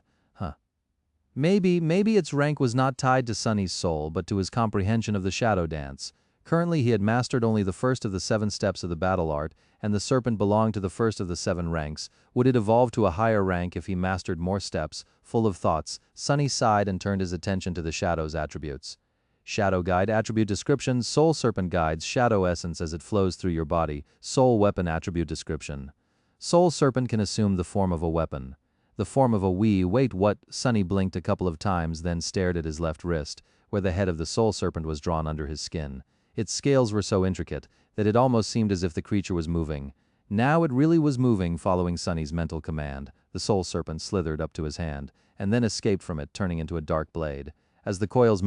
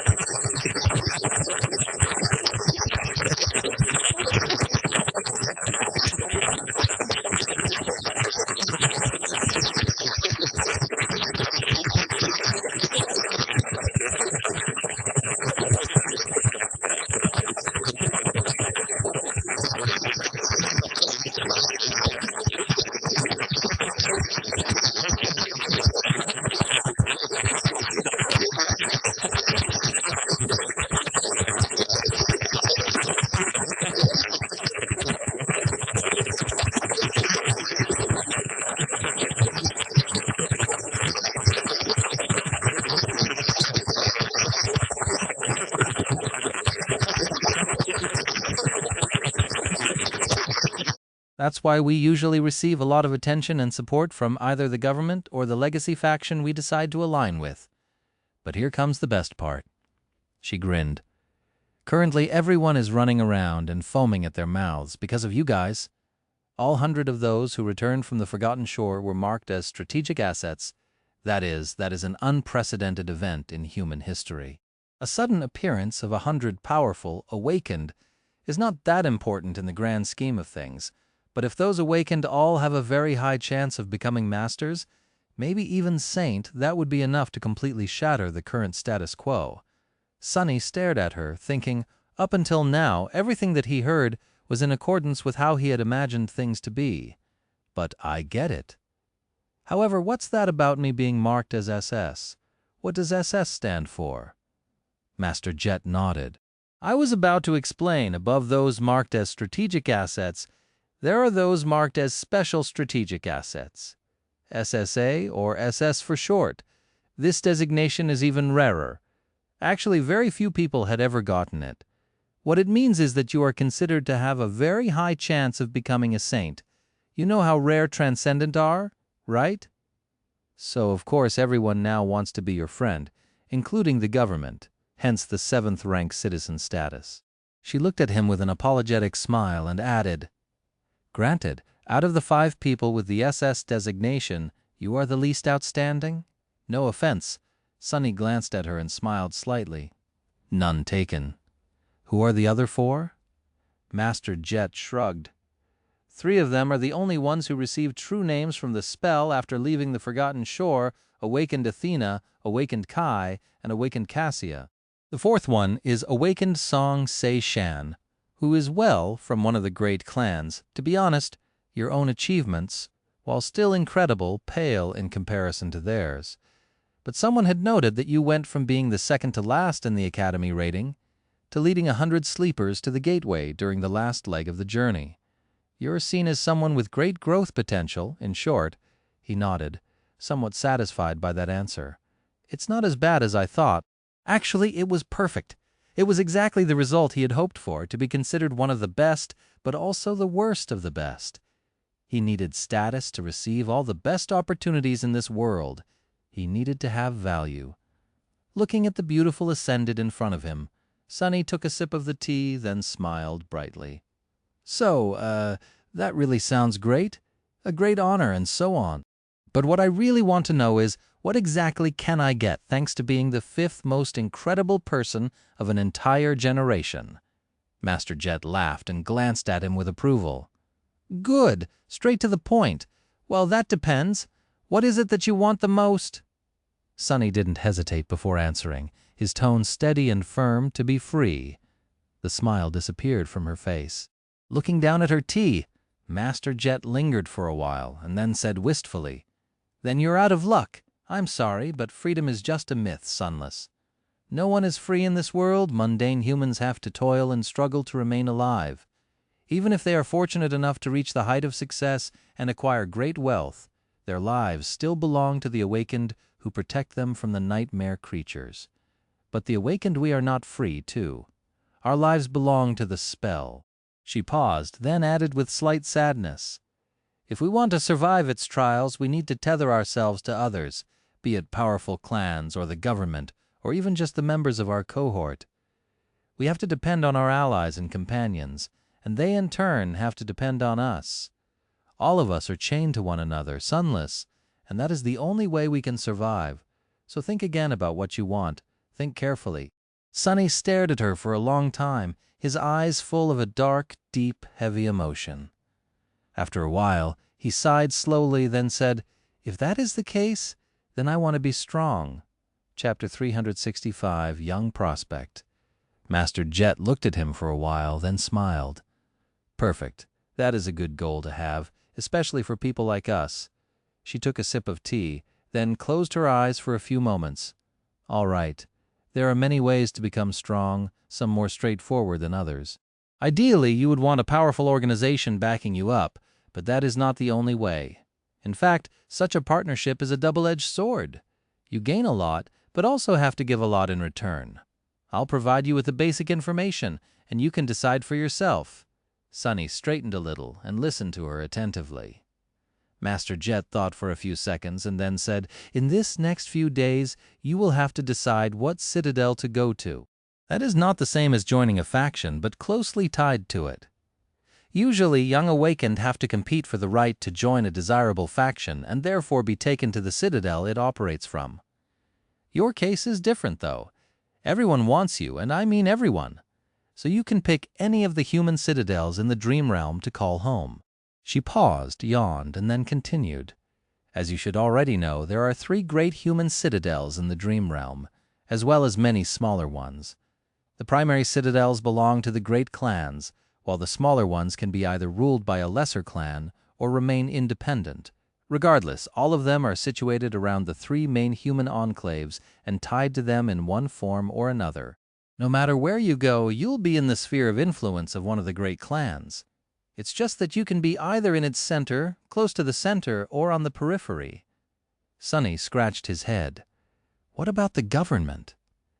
Doesn't the government control many citadels?" Master Jet shook her head. "Out there in the dream reel, the government has less influence than the great clans.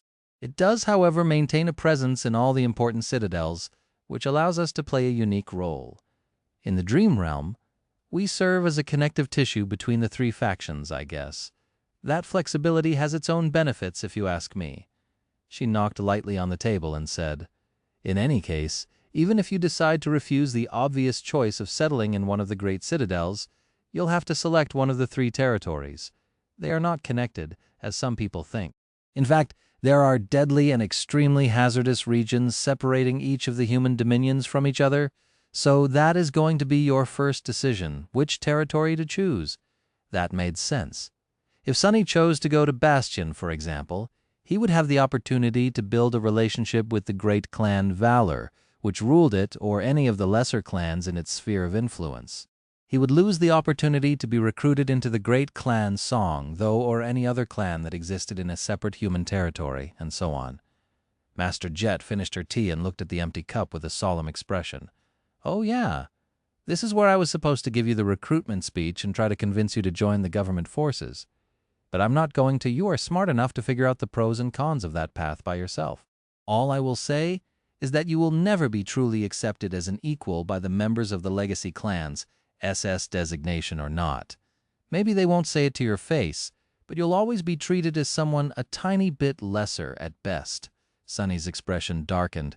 Castor's face suddenly appeared in his mind, eyes full of disdain. What had the proud scion called him, a mongrel? Well, that mongrel got to your throat. Who's laughing now?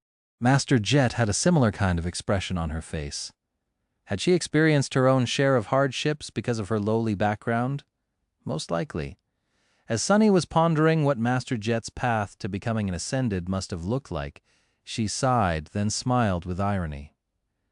"Not that entering a legacy clan is a bad deal. Actually, it's a dream come true for many, most even. With your renown, Sunless, any clan would be happy to give you patronage. Some might even adopt you. Hell with your looks, even marriage is not out of the question." As Sunny choked on his tea and did an actual spit take, Master Jet laughed. "Marriage? What marriage?" She shook her head. "How do you think legacy clans recruit talents? There are patronage contracts, adoptions, and matrimony, the latter being the preferred method when it comes to true gems. Anything to enhance the bloodline, you know." As Sunny stared at her with wide eyes, Master Jet chuckled and continued, "In any case, these are your options. You can go with the government, one of the 3 great clans, or a lesser clan. Each will provide you with plenty of incentives to join them instead of others. The most wealthy factions will even shower you with soul shards. You and I both know how important those are. Few people can refuse such an offer." She sighed wistfully, lingered for a bit, and then added, "Of course, you can also remain independent.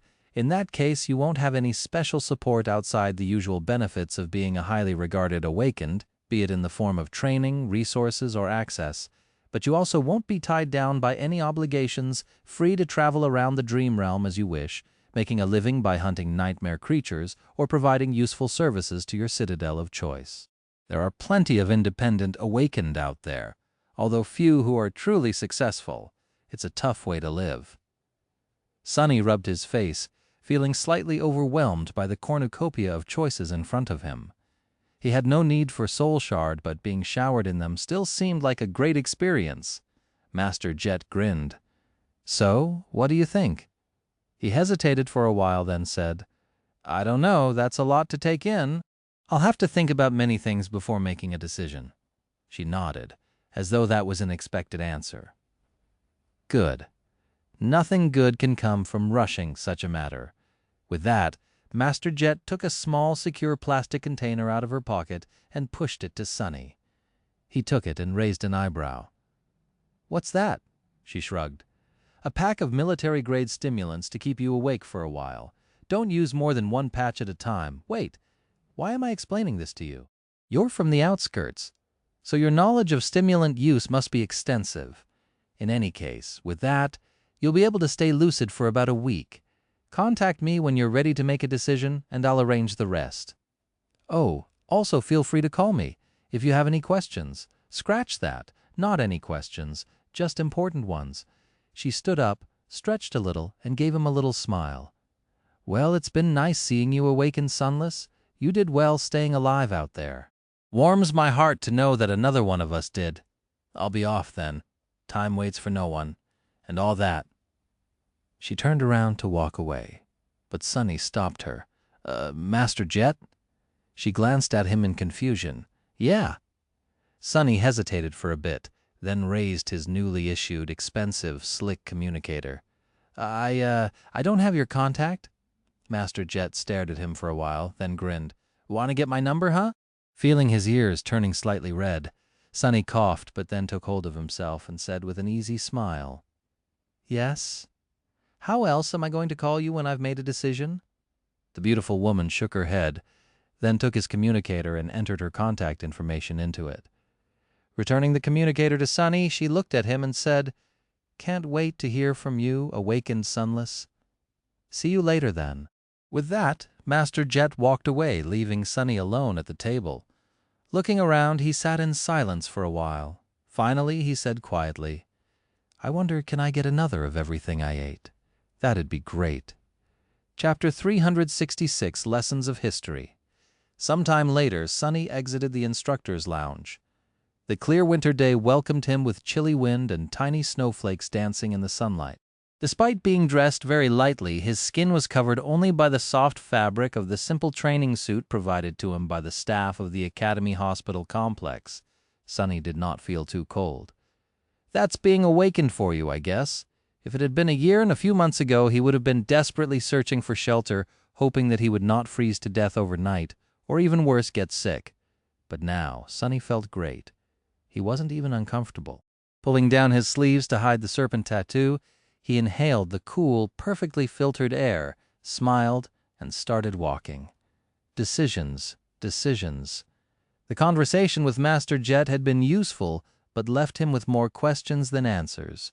Each of the choices presented to him had alluring benefits, but also very serious drawbacks. Great clans, lesser clans, government or independent. Sunny tried to imagine himself as a legacy and silently shook his head. All that prestige, all that wealth, the admiration of the masses being a legacy, meant being a part of the nobility, the elite above all elites. It was the exact opposite of what Sunny had been all his life. But who said that he had to remain the same in the future, from a pauper to a prince? That would be a nice transformation. Lord Sunless that had a nice ring to it, didn't it? There were serious disadvantages to making such a choice, of course. Working for the government offered its own advantages, but at the cost of not receiving as much funds and resources, while being tied down by too many obligations. Both times Sunny had met Master Jet. She seemed busy and overworked. He couldn't imagine pursuing his goals with such a schedule.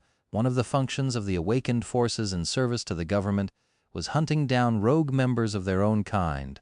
Awakened were people, after all, and there were criminals among them, too. Especially because many were traumatized and driven to the edge of madness by their experiences in the nightmares and the dream realm. If Sunny could absorb the essence of those humans he killed like all the other awakened, that path could have offered him a faster track to saturating his cores. But as it was, he didn't see himself putting on the uniform, unless there were new gates opening every day, thus providing him with the endless supply of nightmare creatures to hunt. By the way, how many gates were opening in a given year on average? Suddenly, Sonny realized that he had no idea. The propaganda never mentioned concrete numbers, only the fact that Valiant Awakened had the situation under control. Did they really? The last option was to remain independent. That choice was seemingly in contradiction to his desire to acquire status and as many benefits as possible, but only on the surface. In fact, Sonny had already received most of what he wanted by becoming a high-ranking citizen and getting a free pick of any citadel. Of course, not having the vast resources of a legacy clan or the government would be a huge loss, but it would also provide the best chance he had to keep all his secrets to himself. All three options were worthy of being considered in the end. It all came to the fact that he simply didn't have enough information to make a decision. So, getting information was his first priority. But how?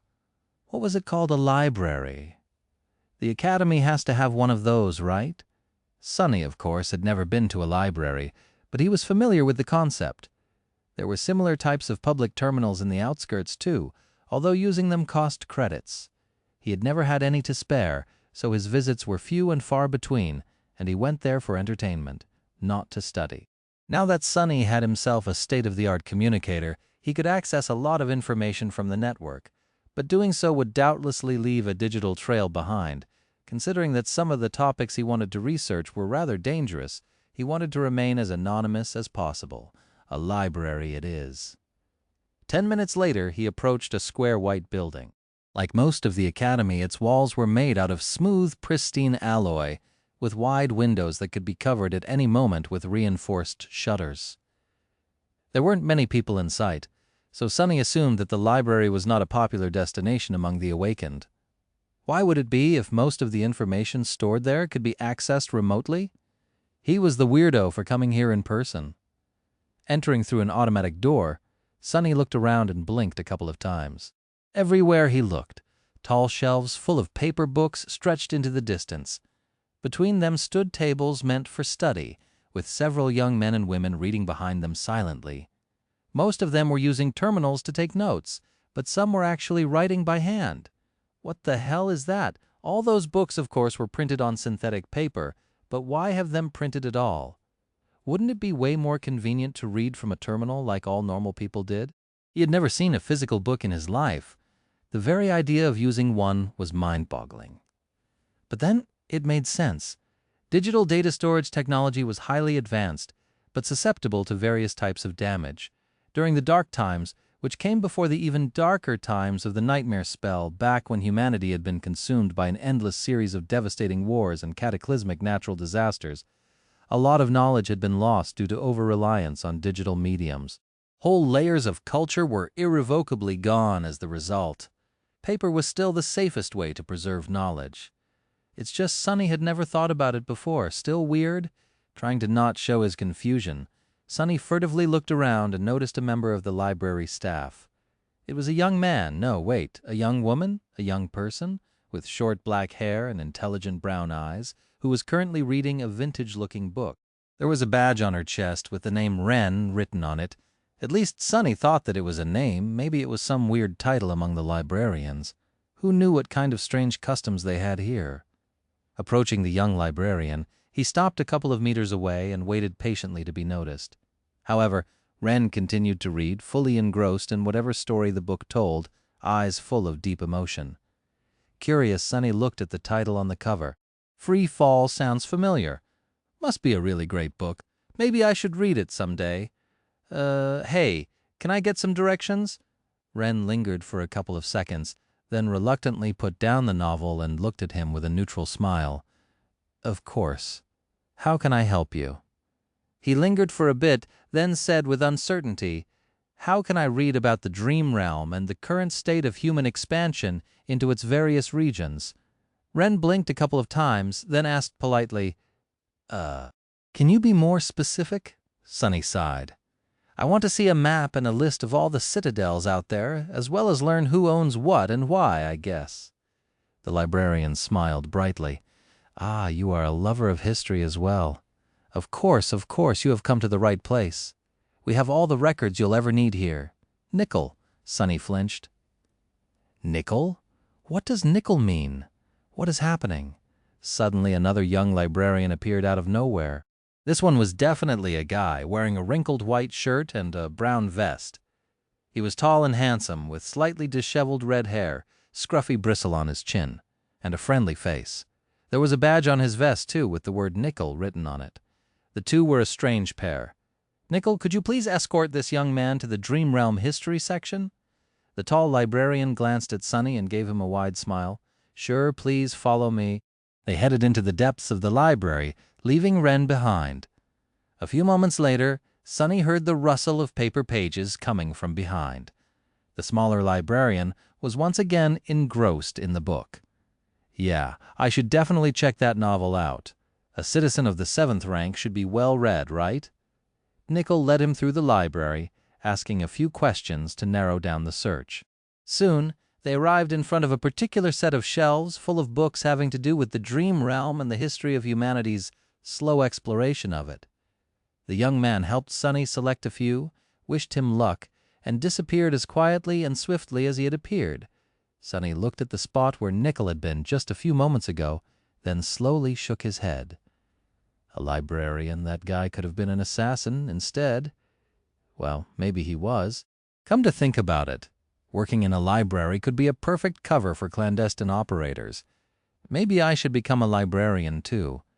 Making sure that no one was watching him, Sonny put his books on a nearby table and walked back to the shelves. There, he stared at a certain book that he had noticed a few minutes ago. Its title was simple, The Immortal Flame.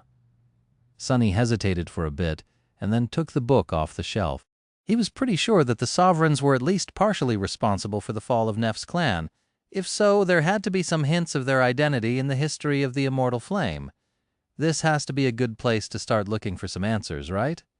Chapter 367, Fog of Time. Chapter 367, Fog of Time. Chapter 367, Fog of Time. Sonny brought the book back to the table and sat down, looking at the plain cover with a complicated expression. Of course, he knew a few things about the Immortal Flame clan. Everybody did, considering how prominent the achievements of its members were, even though Sonny missed out on receiving a proper education. The legendary figures of Changing Star's father and grandfather had long ago found their way from the pages of history into the popular culture. Their names were pretty much synonymous with heroism and the indomitable nature of the human spirit, famously painted with a tinge of tragedy. Immortal Flame was the first awakened to become a master, and Broken Sword, his son-in-law, was the first master to become a saint. Of course, they had not done so alone. Each had a group of powerful companions to share the burden of challenging the spell. So, a more proper statement would have been that they were the leaders of the first cohorts to conquer the second and third nightmares. However, the names of their comrades were not as well known.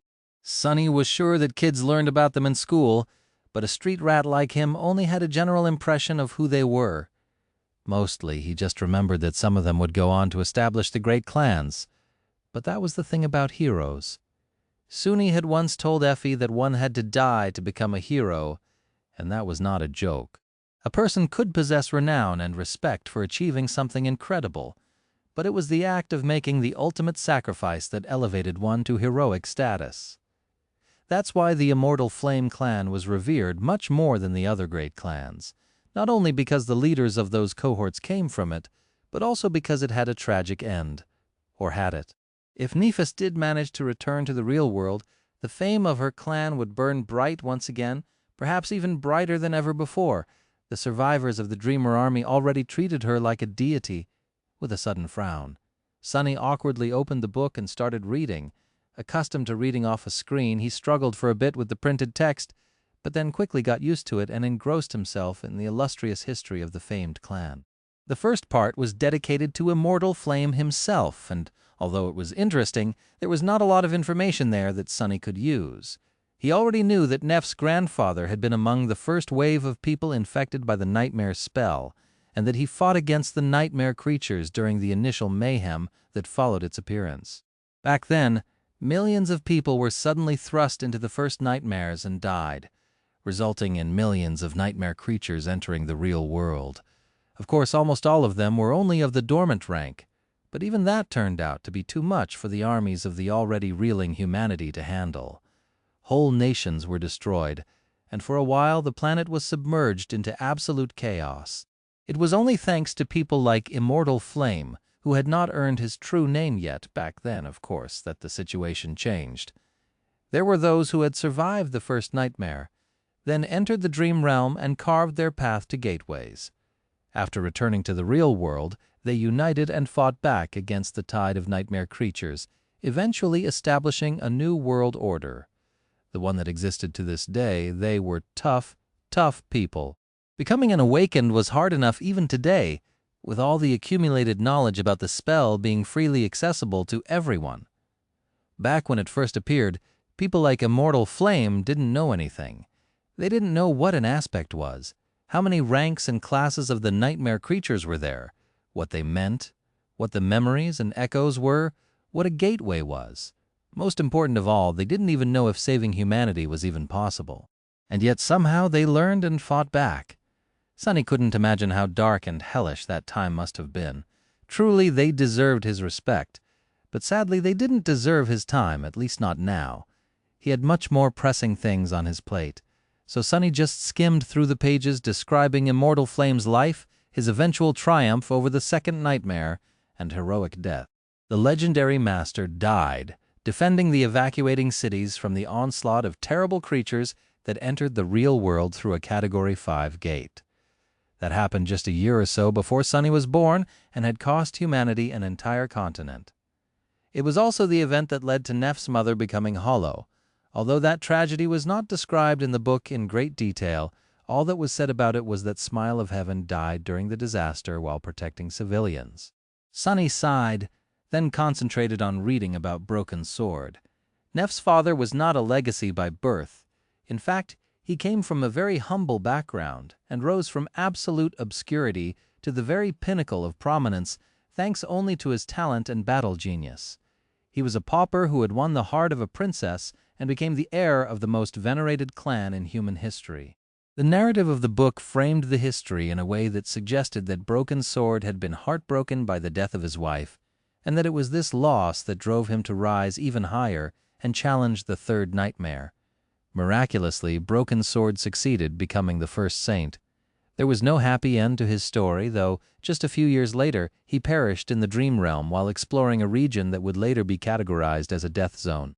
The book ended with a long-winded tribute to the two legendary heroes and an explanation of how important their contributions were to the survival and future prosperity of the human race. Sonny closed the book and shook his head. What a load of crap! He might not have been educated, but like most people in the outskirts, Sonny had the instinctive skill of recognizing propaganda and reading between the lines of official statements. And this was what the book was, an embellished, partially fictional version of events that the government liked to feed to people.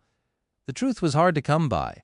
There were several things about the supposed history of the Immortal Flame clan that didn't make a lot of sense to Sonny. The first one was the circumstances of Smile of Heaven's tragic death.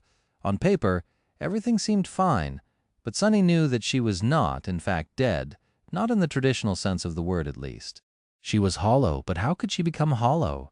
According to the book at that point in time, Broken Sword had already become a master. The two of them were partners both in life and in battle, leading their cohort together. That would suggest that Smile of Heaven was a master too. But masters traveled to the dream realm physically as opposed to in spirit like sleepers and awakened did. There would have been no soulless body left behind if she had died there. So how was it possible? The timeline doesn't add up. The second questionable point was Broken Sword's own death. Saints were extremely powerful beings, and killing one was not an easy task. Even when met with an overwhelming foe, a saint should have been able to at least escape. Saints simply did not die unless they had a reason to stand their ground and fight to the last breath. The only creatures that could kill them instantly were too powerful and rare to stumble on one randomly, even when exploring an unknown region of the dream realm. Would Broken Sword have been so reckless and stubborn, knowing that he had a daughter who needed his care and protection? The legendary swordsman didn't strike Sonny as someone who would allow himself to die easily unless some other forces were involved, And finally, there were the other members of his cohort. Sunny whispered their names: Broken Sword, Smile of Heaven, Asterion, Key Song, Anvil of the Valor Clan. Asterion, Key Song, Anvil of Valor, Aster Song Veil. Chapter 368, Aster Song Veil. Chapter 368, Aster Song Veil. Sunny spent several hours reading the book about the history of the Immortal Clan book, and now, finally, he was starting to feel sleepy. Not to the point of needing to use the stimulants provided to him by Master Jet, but enough to make it harder for him to concentrate. Rubbing his face, he mentally repeated the names of Broken Sword's companions, the brilliant warriors who had become the first saints of the human race. Asterion, Key Song, Anvil of the Valor Clan. Were they the Aster Song and Veil? While not exactly the same, the names of the members of the legendary cohort were too similar to the 3 words that Nephis had once told him to never say out loud among a couple of others, to be merely a coincidence. Let's see. What do I really know about all that stuff? Sunny knew that the 3 words held enough meaning to free Neph from the haze of the Soul Devourer's mind hex, at least partially. She had reacted to them very strongly, so much so that Sun had actually been afraid for his life for a bit there. She had also asked him a strange question. He repeated it mentally, careful to not say anything out loud. Which domain do you belong to? Sunny had had no idea what a capital letter domain was back then, and he didn't know now. But he was indeed sure that there was a capital letter there. He also suspected that people who had been trying to kill Nephis for most of her life were connected to these mysterious domains, which meant that Castor had been too.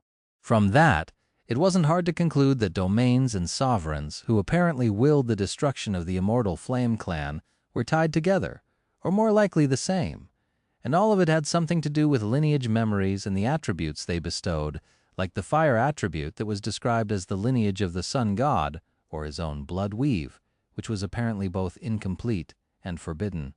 Sunny massaged his temples and sighed. For a long time he had no clue about what Aster, Song, and Veil meant. But after meeting Seishan, an adopted daughter of the great clan Song, he began to suspect that they were the names of the 3 legacy clans responsible for the numerous attempts on Neph's life, and maybe even the deaths of her parents, and the downfall of the immortal Flame Clan. Not only because of his inherent dislike of legacies, but also because of how Peculiar Changing Star had described her relationship with the Handmaiden. Trusted? Not really. Never, actually. Why would Nephis say that she would never, ever trust Seishan? Maybe it was because Seishan belonged to one of the clans responsible for the undoing of her family. That was a logical assumption. But now Sunny saw that maybe he was wrong.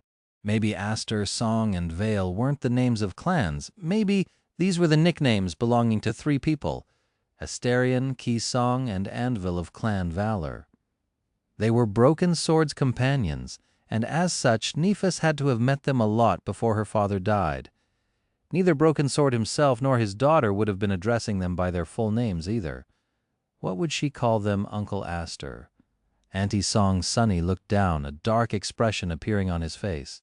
If these were really the people that had later sent numerous assassins to hunt down the little girl who trusted them, then the hatred Nephis had for them would be easy to explain.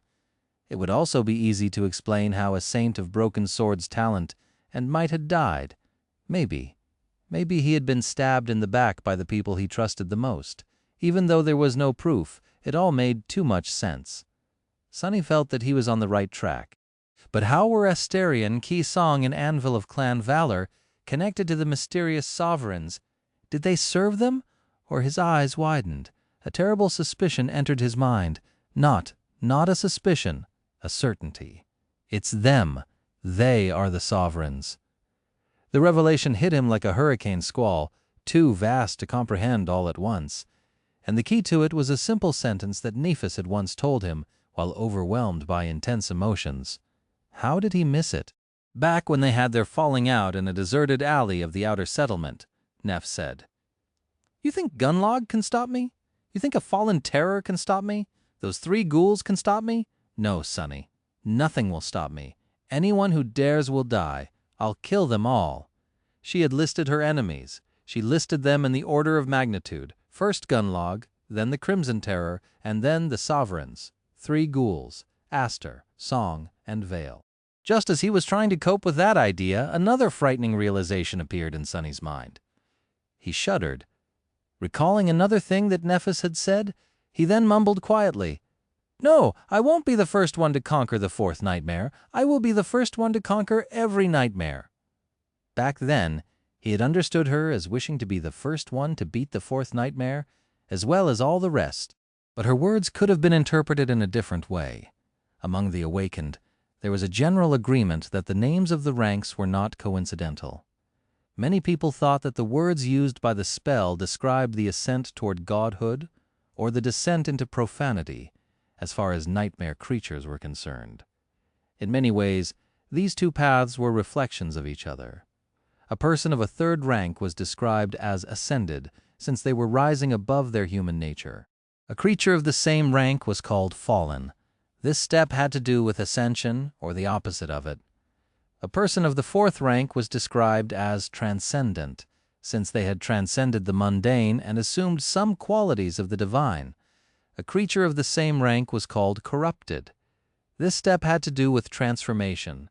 It was no coincidence that the aspect ability the saints received was called a transformation ability, after all. The next step also had a special meaning to it. It represented authority and reign. Be it supreme or great beings of that level were meant to consolidate their power and exert it upon the world.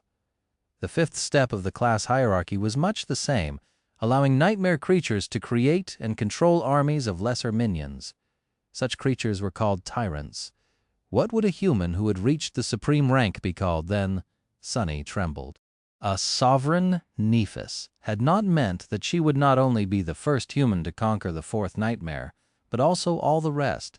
She had meant that she would be first to conquer the 5th, the 6th, and the 7th, because the 4th nightmare had already been conquered. Gods, key of the great clan Song, anvil of the great clan Valor, and a person called Asterion had conquered it, and Broken Sword of the immortal flame. Broken Sword had been mysteriously killed in the process. Aster, Song, and Vale had returned from the 4th nightmare wreathed in new authority, while Broken Sword perished. What was a domain? Possibly the expression of the 5th aspect ability they had received, a special one, just like the special transformation ability the saints possessed, and, for some reason, they had chosen to keep their accomplishment a secret, instead exerting their influence on humanity from the shadows. Wasn't it strange that their names seemed to practically disappear from the pages of history after Broken Sword died? They, too, were the first to become saints, after all. Not if they had chosen to keep them hidden. Wasn't it strange that Castor of Han Li clan seemed so loyal to the mysterious sovereigns who had ordered him to kill the last daughter of the immortal Flame clan? Not if they were the real power behind the great legacy clans, to which his own lesser clan was beholden. Wasn't it hard to believe that there were words that could kill just by becoming known to a person? Not if those words were the names of the 3 supreme rulers that preferred to remain nameless? Sonny moaned slightly, then covered his face, his hands. Crap, crap, crap. Why did I have to go and get myself involved in all this crap? He had a feeling that his life had just become much more complicated. Chapter 369, Hidden Forces. Chapter 369, Hidden Forces. Sonny spent some time staring at the pile of books in front of him with a dark expression. After a while, he sighed heavily. So there were hidden forces out there that exerted influence over the entire human race. The authority was as invisible as it was frightening, and now he knew their names. The sovereigns were at least as powerful as the government, or maybe even more so. The exact relationship between these two hegemonic powers, one official, the other secretive, was not clear. But for now, knowing the full extent of the authority resting in the hands of the sovereigns was not that important. However, it was important to know that the world was not at all as he had imagined. It was much more dangerous. Why? Because if there was one thing that all wielders of authority shared, it was the animosity toward others encroaching on their power. That was just human nature. Among the strong, only one entity could be the strongest. And so that entity was always apprehensive of others growing stronger. Bosses of criminal gangs in the outskirts were always paranoid of their lieutenants usurping them and tended to violently get rid of those who were too successful. In the Dark City, Gunlaug reigned with an iron fist, destroying anyone who dared to be strong without submitting to his rule, and sovereigns would be much the same. Since Sonny was already powerful beyond reason, for a person of his age at least, and had an even more frightening potential, the sovereigns would never allow him to exist outside their control. Luckily, they did not know the true extent of his strength yet. But since his main goal was to become stronger, as strong as he possibly could, as fast as he possibly could, to not fall behind Nephis, that was going to be a problem. Suddenly, some things about the awakened society became more clear. A long time ago, Sonny had learned that Master Jet had no chance of ever becoming a saint. Apparently, one had to have a team of outstanding companions and a lot of support to attempt conquering the third nightmare, and she lacked both due to her problematic personality. Would sovereigns allow someone outside their grasp to become a saint? Most resources and knowledge about the dream realm belonged to the legacy clans, especially when it came to anything having to do with higher ranks, and the clans were controlled by the sovereigns, which basically meant that they could prevent anyone from becoming a saint simply by refusing their support. How many talented masters like Jet were being suppressed from growing more powerful because they didn't serve one of the supremes? There were a couple of saints serving the government at least. Whom were they really loyal to? Hate it. I hate it so much. Of course, Sonny knew that all of this was just his conjecture, and yet one thing was certain. The choice presented to him by Master Jet was not as straightforward as he had thought. In truth, he wasn't deciding between the great clans, the lesser clans, the government, and independence. He was deciding between entering into the service to the sovereigns or refusing it, and that choice was strained even further by his connection to Changing Star. Damnation. With a sigh, Sonny stared at the bookshelves surrounding him, and then stood up. He had to get a few more books to read. Many hours later, he tiredly put the last one away and rubbed his face.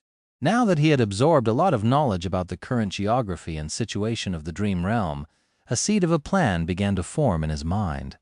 However, he still needed more information. He wouldn't be able to find it here, however. For that, he would have to visit an old acquaintance. One thing he did find, nevertheless, was a bit more information about the sovereigns, Asterion, Kisong, and Anvil of Valor. The last one was possibly the most renowned, an heir of the great clan. He was mentioned many times in the texts describing the human expansion into the northern territories of the Dream Realm, as well as the history of Bastion, one of the 3 central human citadels in the Dream Realm. In fact, he had apparently been responsible for slaying the Titan whose remains were then used to create the chair Sonny was currently sitting on. Strong. Later, though, the traces of St. Anvil disappeared. There was no mention of his death, but the reins of clan valor were now in the hands of his cousins, at least officially. Kisong was only slightly less famous. Unlike Anvil of Vale, she had come from one of the lesser legacy clans, and it was by her hand that it was elevated to the status of a great one. The stronghold of Clan Song, Ravenheart, was the second major human settlement in the Dream Realm. Its sphere of influence was separated from the other 2 territories by especially dreadful regions. The border with the Valor clan was especially deadly, but also rather thin. From what Sonny was able to learn, Kisong was still the ruler of her clan, although she rarely appeared in public. She was known as a benevolent and charitable person, but that was pretty much all the information he could find. It seemed that it was her adoptive daughters who mostly acted on her behalf. Seishan was one of them, although she was trapped on the Forgotten Shore for too long to be mentioned anywhere. And lastly, there was a man named Asterion. He was the most mysterious of the 3. No one seemed to know where he came from and where he went after the Broken Swords cohort was disbanded. In fact, there was barely any mention of him at all. Asterion was not connected to the 3rd great legacy clan, at least from the looks of it, or any lesser clan for that matter. Sonny couldn't even find out when and where he had been born, let alone if he was still alive. Even in the texts describing the deeds of Broken Sword and his companions, the name Asterion was only mentioned in passing, as though he had never made any important contributions. Sonny shook his head and scowled. Let me guess, he's the most terrifying of the 3. That was an easy conclusion to make because it took one to know one. Sonny himself was barely mentioned and tended to hide his contributions. Ugh, my head hurts. The worst part was that this was only half of all the research he had to do. He had learned enough about the human position in the dream realm and the sovereigns. Now he had to learn as much as he could about the gods, the daemons, and the unknown. It was time to pay teacher Julius a visit. Of course, Sonny couldn't visit his old instructor with empty hands. Pushing the books aside, he activated the terminal embedded into the table, lingered for a few moments, and then typed, "All of the Forgotten Shore is separated into 3 parts, one of which, Chapter 370, Exploration Report." Chapter 370, Exploration Report. It took Sonny the rest of the night to compile all of the information he had gathered about the Forgotten Shore into a succinct, comprehensive report. Knowing how passionate teacher Julius was about researching the dream realm, Sonny tried not to miss any important detail. He had described the geography and environment of the region to the best of his ability, including all the notable landmarks he visited or heard about, as well as the peculiar nature of the dark sea and the labyrinth. He also described most of the nightmare creatures he had seen, met, or fought, writing down everything he knew about their powers, behavior, and weaknesses, writing through the lens of his own experience where he could. When possible, he included the information received directly from the spell, complete with the descriptions of memories and echoes he knew about. Of course, he provided those texts both in the human tongue and in the runic language. Lastly, he had written down the results of his exploration and studies into the history of the Forgotten Shore, describing in detail every engraving, every mosaic, and every mural he had seen. He also added his theories about what had happened to the ancient civilization, as well as his observations on how the ancient people of the Forgotten Shore had lived before the fall. Of course, there were things that he had kept to himself. Sonny omitted anything having to do with the nest of the vile thieving bird, the weaver, and the underground chamber beneath the ruined cathedral. He did not mention the stone saint, firstly, because he wanted to keep her existence a secret, and secondly, because she was connected to the unknown. He also avoided mentioning his battle against the coral golems and the banishment of the cursed sea, as well as the eventual fate of the Crimson Terror and the destruction of both the artificial sun and the spire itself. As far as everyone was concerned, Sonny had left through the gateway with the rest of the dreamers. No one had paid attention to his whereabouts in those last minutes, and he wanted to keep it that way. Well, no one except for Effie and Cassie, but he was reasonably sure that they would be discreet about certain things. And even if they failed to keep their lips sealed, Sonny had ways to explain his actions without revealing the truth. Finishing the report, Sonny leaned tiredly on the back of his chair and glanced at the screen. There, a long title was shown, Exploration Report on the Forgotten Shore by Awakened Sunless. I think that's good enough. Sonny had no idea how to write an academic paper or a proper field report for that matter.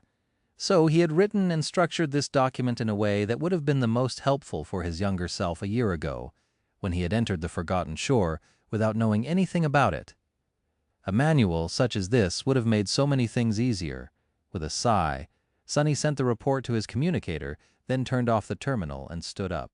Stretching his tired body, he swayed a little and yawned. It was already 2 days since his return to the real world, so the fatigue was slowly accumulating. Soon he would have to start using the stimulants provided to him by Master Jet, but that moment had not come yet. Sonny walked away from the table, then hesitated a little, and came back. Picking up several books from the orderly pile, he returned them to the proper shelves. After every book was back to its intended place, he nodded with satisfaction and finally left the library. What a fascinating place. I like it there. Looking back at the unassuming building, Sonny breathed in the cold winter air and remembered the description of Weaver's mask. Weaver believed that knowledge was the origin of power, and so always hid behind numerous lies. What would the demon of fate think about this place? It was, after all, a palace of knowledge. Sonny remembered the deceptive pages that presented a washed, polished version of history and smiled. Yeah, but it is also a palace of lies. It was weird returning to the sleeper compound. The low, fortified building was much like he remembered, only weighed down by more snow. Sonny had not spent a lot of time here, but those days before the winter solstice were some of the most memorable in his life. So much excitement, so much dread. Who knew that he would not see it again for more than a year? Entering the familiar hall, he looked around, half expecting to see a crowd of nervous sleepers. But of course there was no one around. Everyone had already left for their first venture into the dream realm, and it was too early for the next year's dreamers to arrive. Walking through the empty halls, he found his way to the lower levels of the compound and approached the wilderness survival classroom, which also served as Teacher Julius's office. Opening the door, he saw the spacious and tastefully decorated room where he had spent most of his short stay at the academy. Suddenly, Sonny was overwhelmed by a wave of nostalgia. "Are you crazy? You're too young to be nostalgic about the good old days." His mentor was not at his usual place, sitting behind the wide wooden desk. Instead, the old man was standing in front of a glass case, studying the skull of a ferocious creature stored inside and taking notes. He hadn't changed at all. Teacher Julius was still old, with messy gray hair, absent-minded eyes, and a pair of bushy eyebrows that seemed to have a life of their own. His posture and expression were full of quiet melancholy. However, as soon as he heard someone entering the classroom, his face changed, becoming lively and curious once again. Turning around, the old man stared at the visitor with confusion. Then his face suddenly lit up with a bright, infectious smile. "Sonny, my boy?" Chapter 371, Academic Achievement. Chapter 371, Academic Achievement. Teacher Julius was just the same, but Sonny's perception of him had changed. Not only because of how instrumental the things he had learned from the old instructor turned out to be for his survival, but also because of the history books he had just read. How old is Teacher Julius anyway? Sonny had never thought about it, but after learning more about Immortal Flame and the first generation of the Awakened, he couldn't help but see his mentor in a new light. Teacher Julius must have been, if not of the same age as those legendary figures, then at least of the same generation. Those people had lived through much darker, much more violent times. They had survived the end of the world and built a new one from the ruins. Sonny, my boy, before Sonny could react properly, he was subjected to a passionate hug. Then Teacher Julius unceremoniously pushed him to the nearest chair. "Finally, you're back. I never doubted that you would return, not even for a moment. No student of mine would allow himself to die easily, you know. Wait, what am I talking about, of course? You know, you're one of my students yourself, after all." Sonny couldn't help but smile while listening to the excitement in the old man's voice. Before coming here, he was slightly worried that Teacher Julius would not even remember him. Despite the fact that his course was not the most popular at the academy, the eccentric instructor must have mentored thousands of sleepers throughout his career. What was one more? But luckily, Sonny had been wrong. "But my boy, a whole year. Did you like it in the dream realm so much that you didn't want to return? Did you not think that your old teacher would be worried sick? In the name of the gods, what happened?" Sonny hesitated a little, then said apologetically, "Well, Teacher Julius, you see, I ended up in an unexplored region of the dream realm, and the only gateway there was guarded by a fallen terror." The old man blinked. Heavens! How horrible! "So what did you do?" Sonny shrugged. Well, in short, I met two beautiful girls, escorted them to an ancient castle, spent a few months exploring a cursed city, went on a long and arduous quest to find a magic crown, killed a devil, helped a princess become a queen, participated in a war or two, climbed an evil tower, and finally ended up near the gateway. Basically, I survived. Just how you taught me to." Teacher Julius listened to him very carefully, then nodded a few times. "Great, you did great, just as expected from one of my students." "But Sonny," the old man's eyes suddenly shone brightly, full of excitement. Did you say something about an unexplored region?" Sonny smiled, then activated his communicator. "I did. In fact, I have compiled a lengthy report about things I have seen, fought, and discovered there. Would you like to take a look? I can send it to you." Teacher Julius looked down with embarrassment. "A report? Oh, you shouldn't have. You must be so terribly busy right now." However, even while he was saying that, the old man was already opening the file. As soon as he started reading, his eyes widened and a delighted smile appeared on his face. "Brilliant! This is brilliant! Wait, what's that? You even remember to include citations in the original runic? That's my boy. Marvelous. Huh? Well-preserved ruins? A whole city? Is there a... There is! Oh my! It took Teacher Julius some time to skim through the report. Throughout the whole process, he continued to mumble under his nose in an increasingly excited tone. Some remarks Sonny understand, while some went completely over his head, like Greystone architecture? Possible connections to the third wandering archon? Or which era of the Babel script would that correspond to?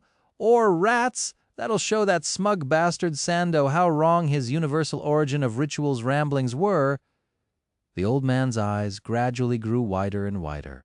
Finally, he deactivated his communicator, looked at Sonny with an expression of profound exhilaration. You've done exceptionally well, Sonny. Of course, your report is rough around the edges and needs a lot of work to be published, but this is going to make so many people happy. I can name at least a dozen theories that can be expanded, confirmed, or refuted thanks to all the new data you provided, and that's just off the top of my head. Not to mention all the good that will come from the detailed descriptions of so many new types of nightmare creatures you included. Teacher Julius smiled proudly. You truly have a heart of an explorer, my boy. Very few people do, and out of those, even less have a keen mind such as yours. Not to mention the ability to venture into the deadly expanse of the dream realm and not only come back alive, but also remember to look at more than just what's in front of them. But it is thanks to such people that we can deepen out knowledge of the spell, he sighed. Most of the awakened only know how to hack and slash. They tend to look at us with very little regard, but it is only because of us that they know how to hack and where to slash. Luckily, there are a few bright minds here and there. Sonny stared at his mentor with a bit of surprise. He had not expected such an intense reaction. He just wrote down his findings about the Forgotten Shore to please the old man, considering they shared a hobby. I'm sorry, published? What do you mean by that exactly? Teacher Julius glanced at him with a humorous spark in his eyes. Oh, don't worry. This old man is not going to rob his own student of the reward. I'll help you bring this paper to a proper state free of charge. I don't even need to be put down as a Kother, although it would make me happy if you did. What do I need money for? I have more money than I could ever spend already. Sonny tilted his head, then blinked a couple of times. His heart was suddenly grasped by burning emotions. Excuse me, Teacher Julius, but did you say something about money? The old man stared at him with confusion. Yes, I did.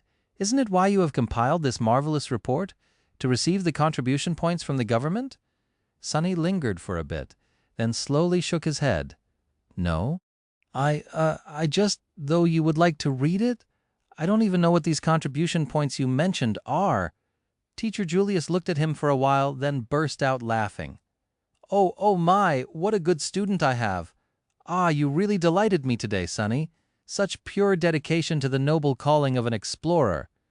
I wish more people were as selfless as you. Selfless? What do you mean selfless?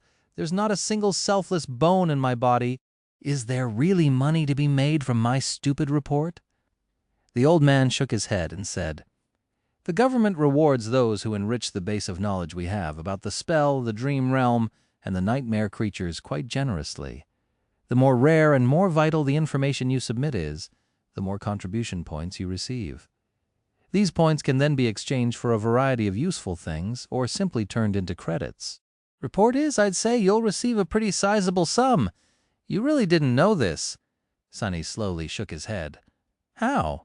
How sizable are we talking? Like if I want to rent an apartment? No, a house. If I want to rent a house in an area of the city with clean air, how many weeks would this reward buy? Teacher Julius gave him a strange look. Rent a house? What a strange example, Sonny. With how unique the data you contributed is, you don't need to rent a house. Wouldn't it be easier to just buy one? Sonny? Sonny couldn't respond immediately, though. He was in the process of falling out of his chair. Chapter 372, Names of the Gods. Chapter 372, Names of the Gods. After a while, he regained enough composure to continue the conversation. Sonny and Teacher Julius chatted for a while, discussing the exact process of publishing the report, what changes would have to be made, and how they would work together to bring the project to fruition. All of it, of course, was going to have to happen only after Sonny had settled in the dream realm and found a citadel to anchor himself to. Right now, he did not exactly have time to work on an academic paper. Teacher Julius also shared some of his knowledge about the human settlements in the dream realm and his views on how to decide on a proper citadel. All his advice, however, could be described in one sentence: find one with good plumbing. Sonny wasn't sure what to make of it, but judging by the pained expression on the old man's face, it was indeed an important factor. Finally, he managed to turn the conversation toward the things he really wanted to learn about. Speaking of that, I'm really unclear on one thing. While exploring the Dark City, I found a few places of worship, however. The deities they worshipped seemed to be different from the ones I heard about in my first nightmare. Did the native humans of the dream realm all have different gods? Teacher Julius looked at him and smiled. Ah, the gods! That is an interesting subject indeed, he thought for a few moments, then said, yes and no. The gods worshipped in different regions had different names, but from what we can tell, those names all describe the same entities. The current consensus is that the gods of the dream realm were in fact actual beings, perhaps creatures of the divine rank. Sonny nodded. Really? Then where are they now? The old man sighed. That is the strange thing about the gods. They are dead, just like everything else in the dream realm is dead. They seem to have been alive in the time periods of many of the nightmares, but the ruins we have encountered and explored mostly describe them as being destroyed by what or whom we do not know. We also don't know if they existed before or after the nightmare spell itself appeared. He lingered for a bit, then added, but we do know a few things about the gods. For example, how many of them there were. Sonny smiled. Let me guess 7. Teacher Julius chuckled. You would think that, right? But no, there were only 6 gods. Their most common names were Sun, War, Beast, Storm, Heart, and Shadow. Although those names don't do them justice, truth be told, Sonny raised an eyebrow. Really? How so? His mentor rubbed his chin, then said doubtfully, well, a god is too vast of a being to be described with one word. Take the goddess of war. Oh yes, their gender seems to be very mercurial. The war god is supposed to be the deity of warfare, and in a sense he or she is, but he is also the god of life. What? How does it make any sense? The old man smiled. War is synonymous with struggle, and what is life if not a constant struggle for survival? So the goddess of war can also be called the goddess of life. She is also the goddess of progress, technology, craft, intellect, and through all of this the patron goddess of humanity. Teacher Julius got engrossed in his favorite field and went on a small tangent. Or take the beast god. He is also often described as the goddess of the moon, as well as hunting, carnal desire, blood beauty, and the cycle of birth and death. The sun god is also the lord of light, a manifestation of fire, passion, creation, and destruction. The storm god is also the god of the depths, of the oceans, of darkness, stars, travel, guidance, and disaster, and so on. Sonny coughed. What about shadow god? The eccentric instructor shrugged. I'm not too familiar with that one. As far as gods go, shadow is not very prominent. Well, as a shadow should be, I guess. He is sometimes called the god of peace, death, solace, and mysteries. That's about it, I think. Sonny hesitated for a few moments, then asked carefully, I see. Hard to imagine that only 6 entities were responsible for all that. Were there perhaps any other divine beings? Teacher Julius thought for a few moments, then shrugged. There certainly were many beings that were either partially divine or even almost as powerful as the gods themselves. We don't know much about them, though. Take daemons, for example. Sonny held his breath. Daemons were such mysterious creatures. They were described as having power almost equal to that of the gods, but of a different nature. They also seem to have created themselves, or at least appeared out of nowhere. Almost nothing is known about them, except for the fact that there were 7 of them, one more terrible than the other. He raised an eyebrow. Terrible? Why were they terrible? The old man smiled. What can be more terrifying than a creature that came out of nowhere, wielding enough power to wage war against the heavens? Don't forget that what humans fear the most is the unknown. Perhaps the gods were much the same. Sonny hesitated for a long time, then finally asked, "Teacher Julius, have you ever heard about the unknown?" His mentor gave him a weird look, then laughed. "What kind of a question is that? Haven't I dedicated my whole life to exploring the unknown?" "I think the lack of sleep is getting to you, my boy. Come, I have wasted enough of your time. A newly awakened like you should be running around, trying to find patronage or ingratiate themselves to a welcoming clan. I'll recommend you several books on the gods and divinity to read once you have settled out there in the dream realm." Sonny smiled weakly, realizing that Teacher Julius did not know anything about the Weaver, the reasons for why the gods were dead, and the unknown. Strangely, he felt relieved. Chapter 373 Reunited. Chapter 373 Reunited. Leaving the sleeper compound, Sonny felt as though even the winter cold could not keep him from feeling sleepy anymore. Wondering what time it was, he looked up out of habit and glanced at the sun. The sun was all wrong. Suddenly Sonny was wide awake, his hand instinctively outstretched to summon the midnight shard. It took him a few moments to recognize his error. Oh, the sun is normal. It's just not the same as on the forgotten shore. He also didn't have to measure time by observing the sky anymore. He had a communicator that could show him what time of day it was, up to the exact nanosecond. Shaking his head, Sonny headed back toward the hospital complex. He was late for a memorial of sorts. The survivors of the Dreamer Army were supposed to gather today to celebrate those who remained alive and remember those who had fallen. Entering the medical center, he headed toward the conference hall, but then lingered for a moment in front of a monitor attached to the wall. There, 100 names were shown, listing everyone who had made it back, and on the very top of it, there were 3 very special ones, raised by Wolves, Nightingale, Song of the Fallen Effie, Kai, and Cassie. Sonny stared at the 3 true names for some time, then slowly lowered his gaze. Right beneath was his own name. With a grim expression on his face, Sonny opened the doors and entered the hall. The former sleepers of the Forgotten Shore were all there, at least those who had awoken at the academy or could make it there for the memorial. He looked around the crowd, searching for familiar faces. It was strange to see all these people back in the real world, especially without Nifis. Now that they were out of danger and had lost their leader, there wasn't a lot to keep them together, and so much to split them apart. Before, they were united by necessity and the irresistible will of Changing Star. Now, nothing remained to prevent the old grievances from pulling them apart, and yet the 100 survivors seemed strangely united. Perhaps it was the shared trauma of their harrowing experience in the dream realm, or something else that Sonny couldn't quite understand, but there was no division between them. On the contrary, every awakened gathered in the hall seemed to share an invisible bond with all the others. Weird. Many people welcomed his arrival with warm greetings. Sonny smiled awkwardly and did his best to reciprocate their goodwill. After a few such encounters, he finally noticed Kai at the back of the crowd.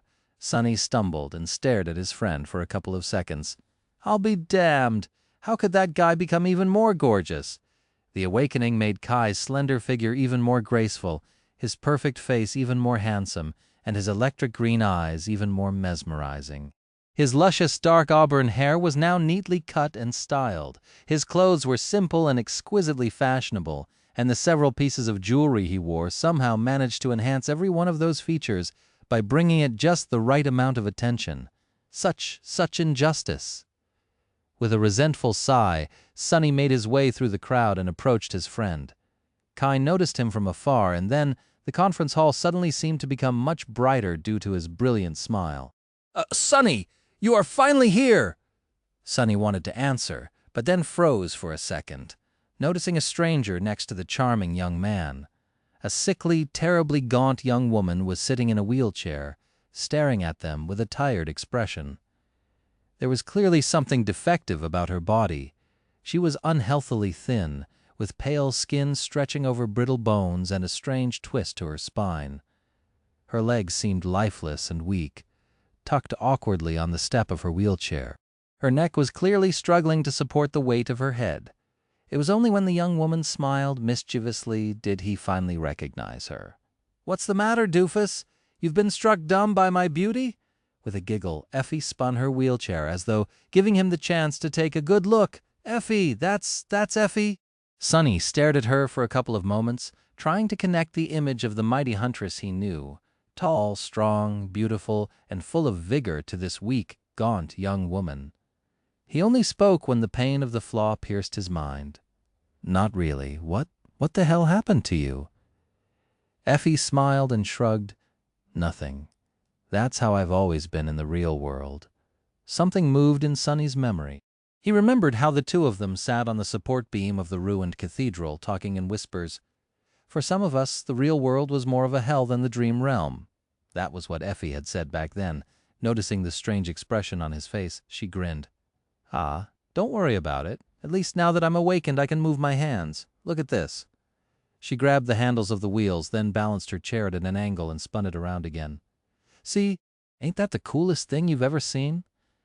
Sonny hesitated for a bit, then said quietly, Yes, one of the coolest, by far. Effie gave him a smile, then glanced at Kai. See, Knight, your celebrity aura got nothing on my burning charisma? The young man looked at her but didn't say anything. Instead, he suddenly took a step forward and gave Sonny a big hug. Sonny, thank gods you're alive. Sonny squirmed a little, but then surrendered to being embraced. With a resigned expression, he endured for as long as he could, and then said through gritted teeth, Why shouldn't I be alive, fool? I wasn't the one whose unconscious, lanky body had to be dragged all the way to the gateway. Kai squeezed him even tighter, then finally released his hold on him.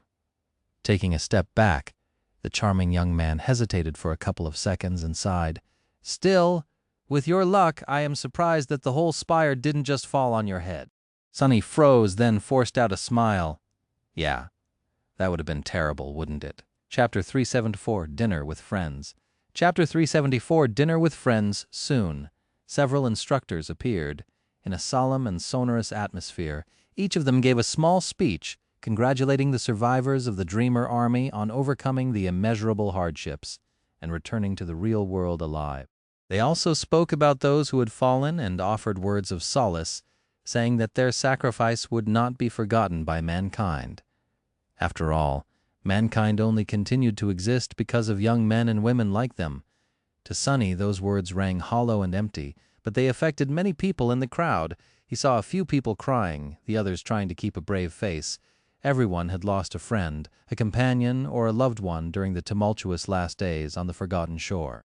Finally, Instructor Rock took the stage and spoke in length about the meaning of being an awakened, their duty to safeguard humanity, and what they should do and expect in the next few days. However, at some point he was interrupted. Lady Nephis, tell us what happened to her. A hum of voices rose above the crowd, everyone joining in that plea. Instructor Rock sighed. Calm down, Awakened. I'll tell you everything we know. The survivors of the Dreamer Army grew silent, staring at him with piercing intensity. The mighty man hesitated for a few seconds, then said, As all of you know by now, the gateway of the Forgotten Shore seemed to have been destroyed. Changing Star, who took it upon herself to distract the fallen terror, to allow her people to escape, did not make it through in time. A heavy, tortured tension hung in the air. The young men and women gathered in the hall kept silent, but their faces betrayed the storm of painful emotions raging in their hearts. Instructor Rock continued, However, she is still alive out there in the dream realm. Her vital signs and brain activity readings are all stable. It seems that Lady Nephis managed to escape the terror, at least. He didn't need to say the rest. Everyone understood what it meant. She was trapped in the dream realm, with no way to come back. Sonny glanced at the newly awakened around him, wondering what their reaction would be. Guilt? Sorrow? Fury? However, he was surprised by what he saw. A few moments later, a voice resounded from the crowd, full of adamant belief. She will return. If anything can do it, it's Lady Nephis. A wave of voices then joined that first one, all expressing their agreement. That's right. She is Changing Star of the immortal flame. She won't die. Who says that she escaped from the terror? I bet that Lady Nephis is currently roasting its meat, looking at a map and thinking where to find another gateway. Exactly. Immortal flame cannot be extinguished. There was no guilt, sorrow, or fury. Only hope. Only faith. Uncomfortable, Sonny turned to Effie and Kai. Both seemed to be a little bit sad, but strangely calm. What do you guys think? Effie hesitated for a few seconds, then shrugged. I sort of agree. If anyone can make it out alive from there, it's Princess. It sounds impossible, but, I mean, it's her. You know how she is.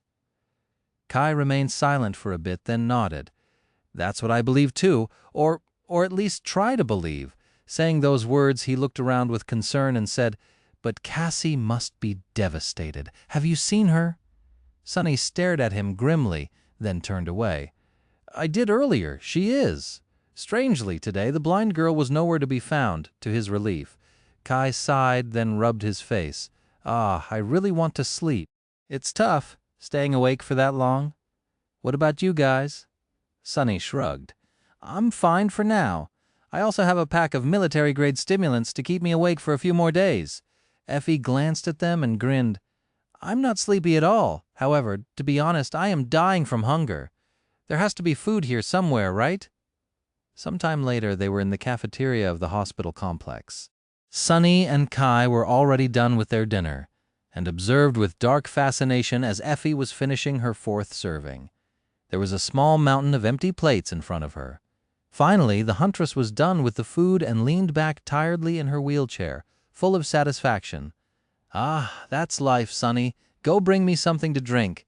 He stared at her with a dark expression and asked, I already brought you the last 3 trays. Why don't you ask Kai? Effie grinned. Aren't you the youngest? Respect your elders, brat. Also, Kai and I are big shots now, way out of your league. Why would I ask a valiant, true name awakened to serve me food when there's a nameless gremlin like you loitering around? Sonny gritted his teeth, then obediently stood up and went to bring the young woman a few drinks. When he returned, Kai looked at him apologetically. Sorry about that, Sonny. Actually, I'm really surprised that you didn't receive a true name as well. No one deserves it more than you, in my opinion. Really? Sonny shifted uncomfortably and said, Yeah, well, you're not wrong. I do deserve a true name, don't I? What a travesty, Effie giggled. Hey, Knight, what do you think Sonny's true name would be? Kai blinked a couple of times, though for a bit, then said with a smile, I'm not sure, something like famous last words. He chuckled lightly and then added, Or no, really, that happened. What about you, Effie? What do you think? Effie glanced at Sonny, then smiled with mischief. Looks good in a dress. He stared at her with murder in his eyes. Hey! While the gaunt young woman was laughing, Sonny turned to Kai and frowned. Speaking of true names, Effie I can understand, but Nightingale? You were really named just like your band. What's up with that? Then he looked at the charming archer with suspicion and said in a grave tone, Kai, tell me honestly. The spell is also one of your fangirls, right? His friend choked on his drink, then wiped his face awkwardly and gave Sonny a reproachful look. Finally, he looked down and sighed. If it is, then not in a good way at best. It's a saseng. Chapter 375. Separate Paths. Chapter 375, Separate Paths.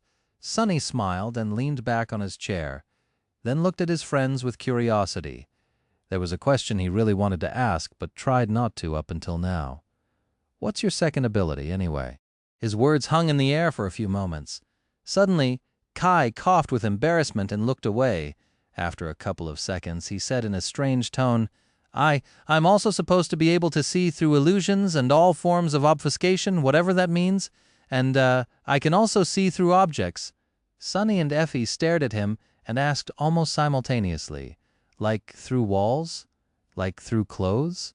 Kai hid behind his glass, lingered for a bit, and then answered in a small voice, Yes, but I would never. While Sonny tried to imagine why would Kai refuse to look through walls, Effie laughed out loud. I see, what a great ability. She shook her head, then turned to Sonny and asked, Hey, doofus, I bet you often wanted to stab me with something sharp. Want to try? He frowned in confusion, then raised an eyebrow. No, why would I stab you? Effie looked at him with expectation clearly written on her face, then sighed in disappointment when he didn't move. That's a shame. I wanted to demonstrate my second ability to you. Basically, it makes my whole body invulnerable. Well, comparatively, of course. Skin of steel, that sort of deal. A very sweet comprehensive defense boost, if I do say so myself. Sonny blinked and looked at the gaunt young woman with a bit of awe.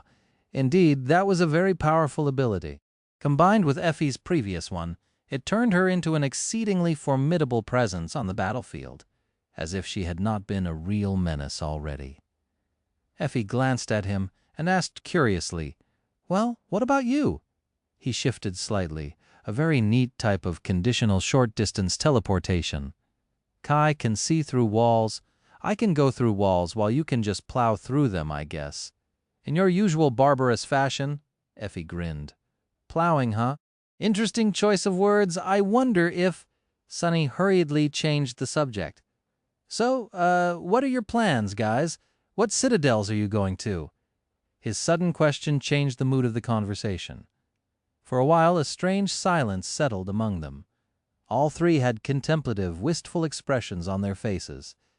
This situation was inevitable, really, but they tried to avoid the discussion for as long as possible, mostly because it was both slightly awkward and slightly sad. Back on the forgotten shore, the three of them had forged a bond, and now, depending on their choices, that bond would most likely either weaken or break. The future was going to lead each on their own path, perhaps in opposite directions. For better or worse, they were about to go their separate ways. Perhaps fate would bring them together again one day, or perhaps not. After a while, Effie sighed. I don't know, really. I have received invitations from both Clan Valor and Clan Song, but you know me, I don't do well with authority. Plus, none of them have moved a finger to help me when I really needed it. Only now that I am a hot commodity are they all suddenly kind and friendly. Rubs me the wrong way, to be honest. She looked at her wheelchair, then slumped in it tiredly. Anyway, I might take them up on the offer, or I might not. It depends on what the fastest way to get ready for the second nightmare would be.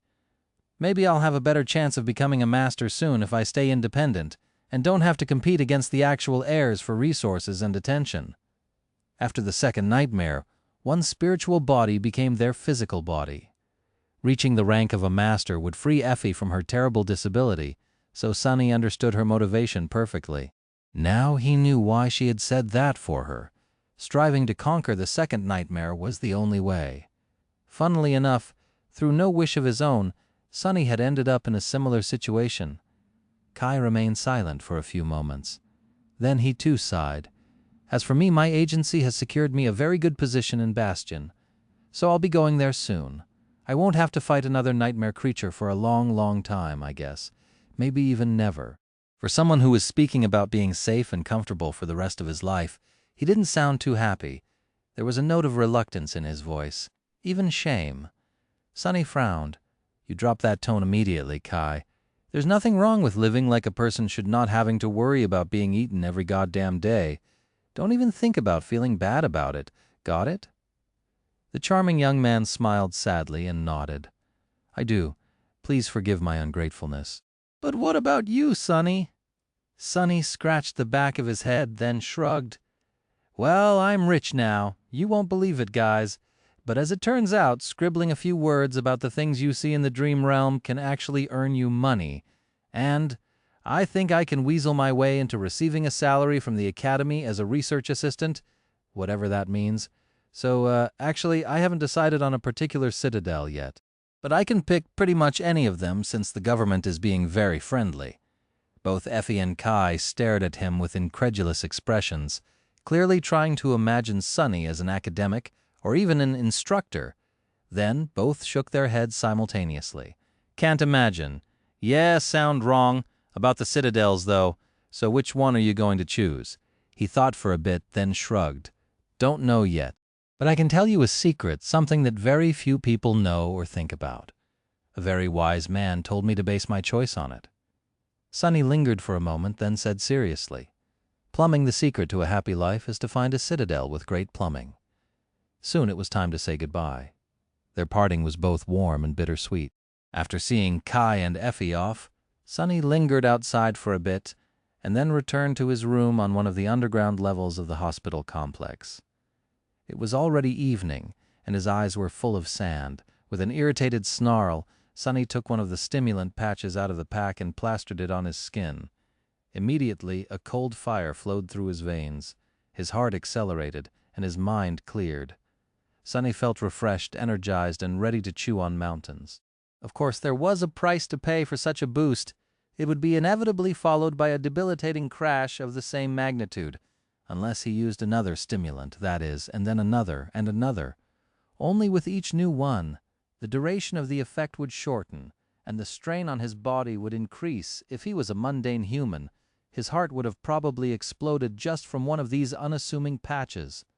The government didn't joke around with its military tech, but he wasn't ready to make a decision just yet.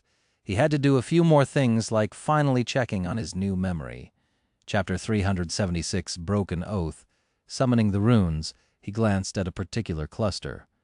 Memories, Silver Bell, Puppeteer's Shroud, Midnight Shard, Ordinary Rock, Prowling Thorn, Endless Spring, Blood Blossom, Dark Wing, Moonlight Shard, Unold Weaver's Mask, Broken Oath. The last one, Broken Oath, came from the twisted simulacrum of one of the 7 ancient heroes of the Forgotten Shore, the Lord. Even though the coral golem had turned out to be just an awakened monster, Sonny had high hopes for this memory. But before he concentrated on it, Sonny stared at the rest of his arsenal. 1, 2, 3. 12. After a year of constant battles and bloodshed, he only had 12 memories. Of course, he would have had much more if not for the need to feed Saint. The taciturn creature demanded a vast amount of resources to get her to the 200 shadow fragments, which was one of his goals. If not for that, he would have made a real windfall. Sonny already considered himself wealthy thanks to the contribution points Teacher Julius was going to arrange for him. But if he had a dozen or 2 extra memories to sell, well, he would have been not just wealthy but extravagantly so, enough to buy several houses if he wished to. Maybe he still could sell some. Looking at his trusty weapons and tools, Sonny hesitated. Now that he could use Shadow Step to blink from one place to another, he didn't need to enhance his mobility that much. So, Prowling Thorn and Darkwing were potential candidates to be auctioned off, maybe?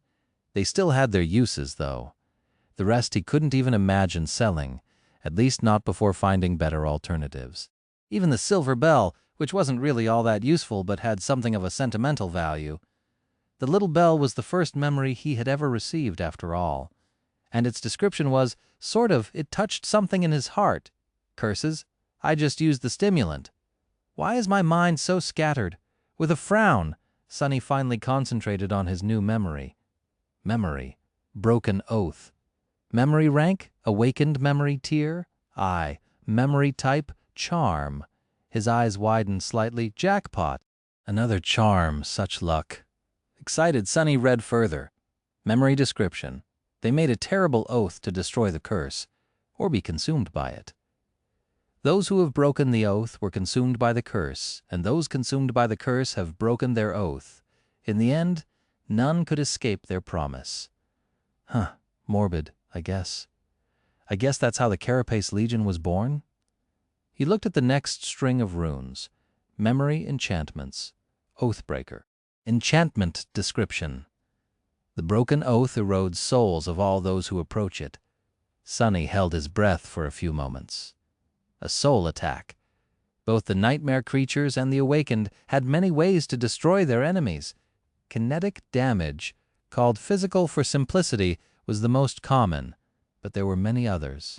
Among them, soul damage was the rarest and hardest to defend against.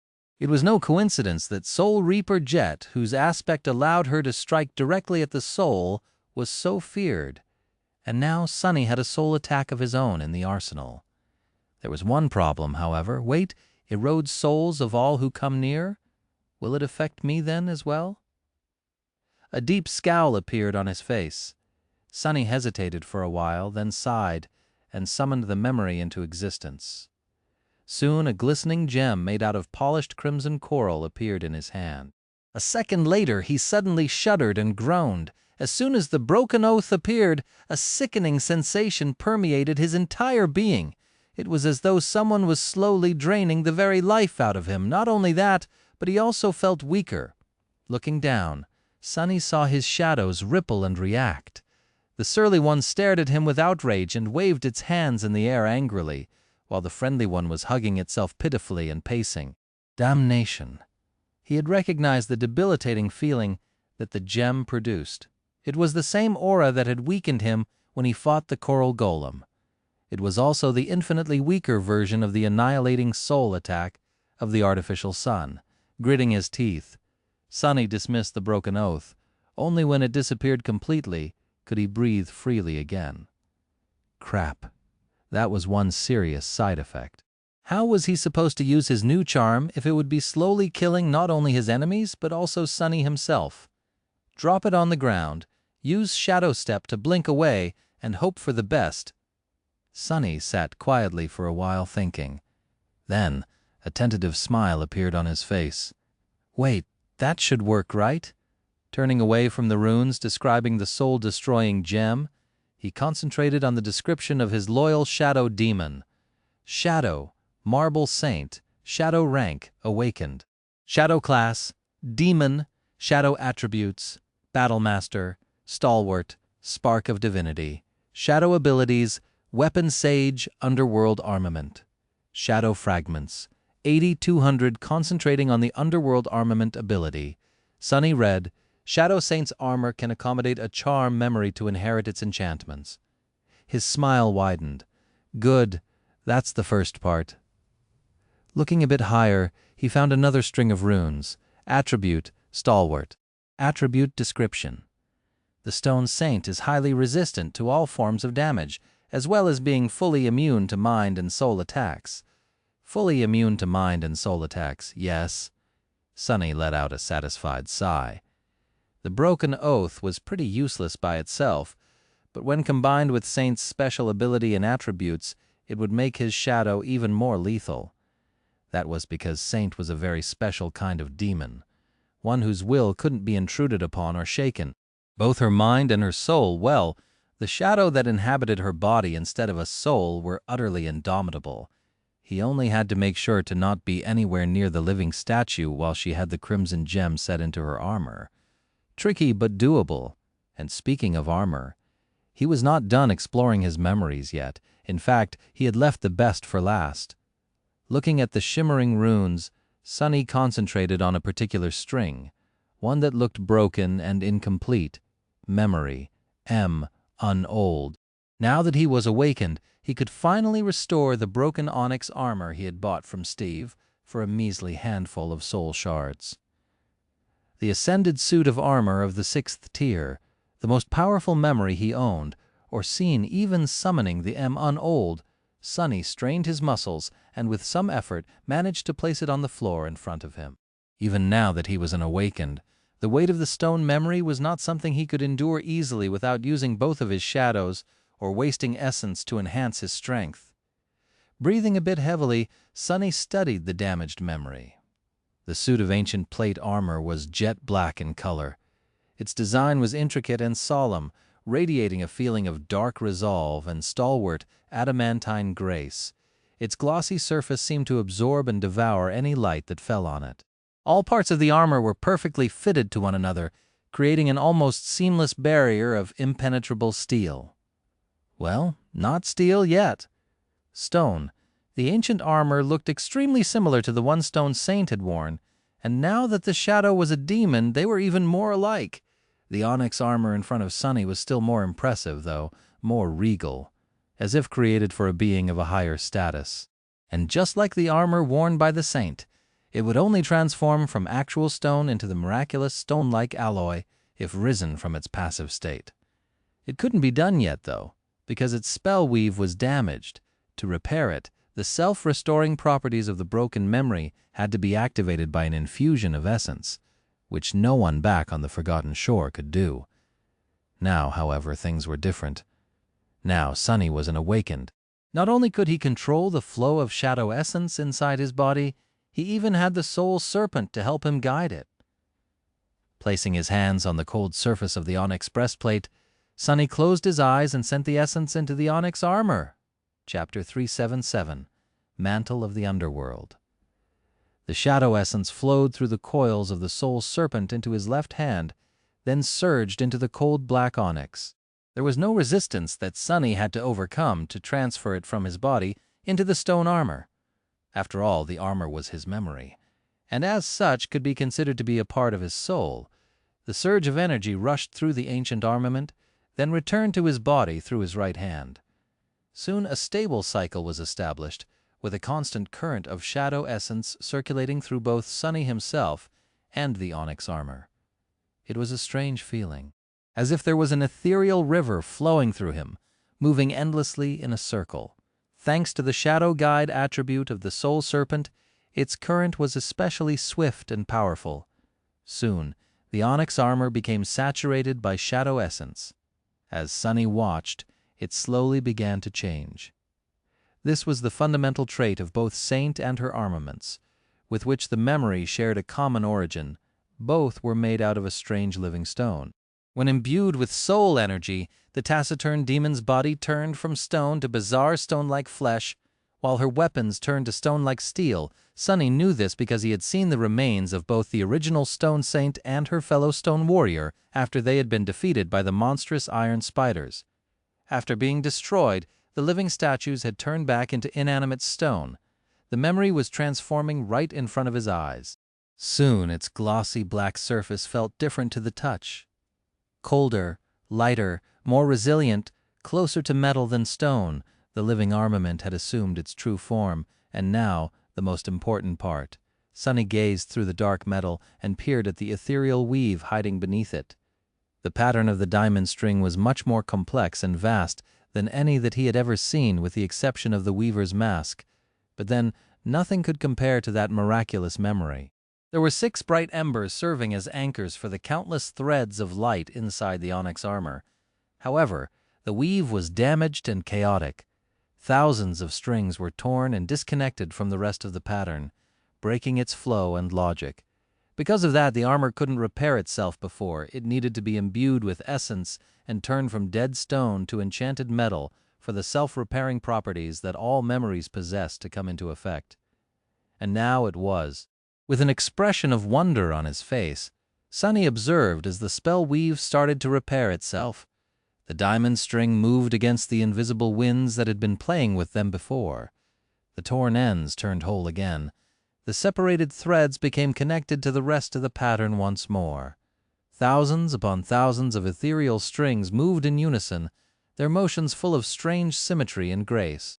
Watching the beautiful weave restore itself filled Sunny with a deep feeling of satisfaction. He smiled. This feels right. He continued to pour essence into the ancient armor and watched as it slowly returned to its intended state, and then it was finally whole once again.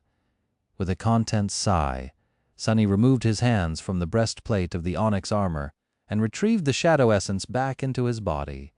After the memory turned back into stone, he dismissed it. After that, not wasting any time, Sunny dove into the soul sea, walked a stand between the 2 shadow cores, and summoned the memory down. As soon as the silhouette of the ancient armor appeared from the sphere of light, he glanced at the runes surrounding it. "Come on, be good, be great. I've waited for this moment for so long." He read the first string of runes. Memory, mantle of the underworld. Whoa, sounds awesome. But underworld, that word again. One of Saint's abilities was called Underworld Armament. Her own runes also described the creator of the living statues as residing in the cavernous halls of a dark domain, as well as being the last child of the unknown. Was Saint made by the ruler of the underworld, or something? Sunny shivered slightly, then glanced at the intricate black armor with a solemn expression. Well, if her creator was indeed one of the 7 daemons and a sibling to Weaver, the demon of fate, then ruling the underworld might not have been out of the question. Shaking his head, Sunny returned to reading the runes. Memory rank. Ascended. Memory tier. 6. Memory type. Armor. Memory description. Vowing to never look upon the goddess of the black skies again, the prideful demon retreated into the darkness beneath an unassailable mountain chain. He wasn't the first to lead his army against the gods. However, he was the first to shed their blood as well as learn the secrets of his own. lead an army against the gods. When Teacher Julius mentioned that demons had enough power to wage war against the heavens, Sonny had thought of it as a figure of speech. But maybe it was not. Perhaps a few of them had really tried. And what was that about the secrets of the blood? Ah, endless questions, like always. Shaking his head again, Sonny turned away from the description and continued to read memory enchantments. Living stone, feather of truth, stalwart, underworld armament, prince of the underworld. Sonny stared at the long list of enchantments for a while, his heart beating wildly in his chest. Can't be. Living stone, attribute description, this armor can repair itself while being worn.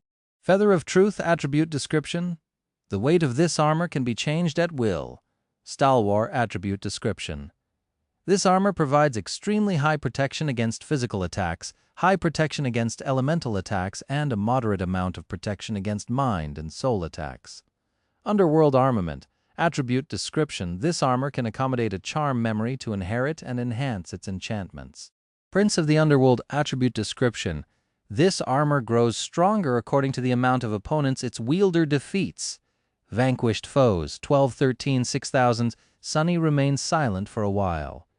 His dark room, which was situated deep underground, was silent for a long time. After a while, he shifted slightly and said in a low voice, "Well, I'll be damned." Chapter 378, A New Beginning. Sonny sat in the darkness for a while, thinking.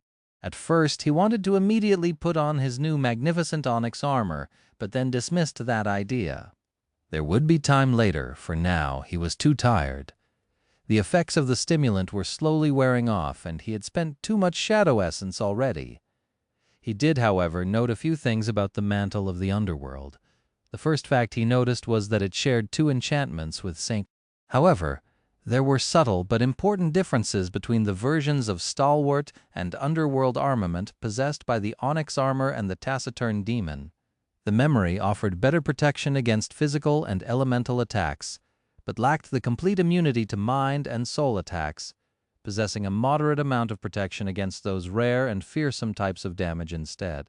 Overall, this was an advantageous trade-off, since most nightmare creatures relied on more common ways of destroying awakened. Unless they didn't. The more interesting difference, however, was hidden in the description of the underworld armament.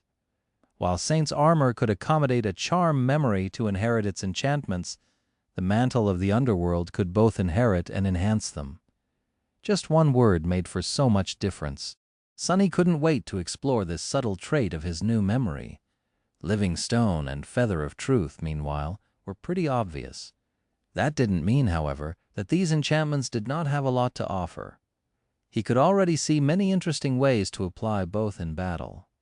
The downside was that both were active enchantments, and as such would require a constant flow of essence to function. What's worse, the armor couldn't even be used without activating the first one. But the most interesting enchantment was, without a doubt, Prince of the Underworld, a growing memory. Pondering about that strange and miraculous enchantment, Sonny couldn't help but think about the first lord of the Bright Castle, who had supposedly been the first master of the mantle of the underworld. What tier and rank was the onyx armor when he had first found it? How many of the vanquished foes had been defeated by his hand? Was the mantle of the underworld one of the reasons for his legendary achievements? For the longest time, Sonny had wondered about how an ascended memory of the 6th tier had ended up in the hands of humans in the Dark City. It had to have come from destroying a fallen terror, or so he had thought. Now, there were other possibilities, but all these questions were doomed to be left unanswered. Sadly, the First Lord and his companions had taken the answers with them to the grave. Remembering the lonely cairn in the Hollow Mountains, Sonny sighed. Then, his thoughts wandered to something else. The goddess of the black skies, Storm God.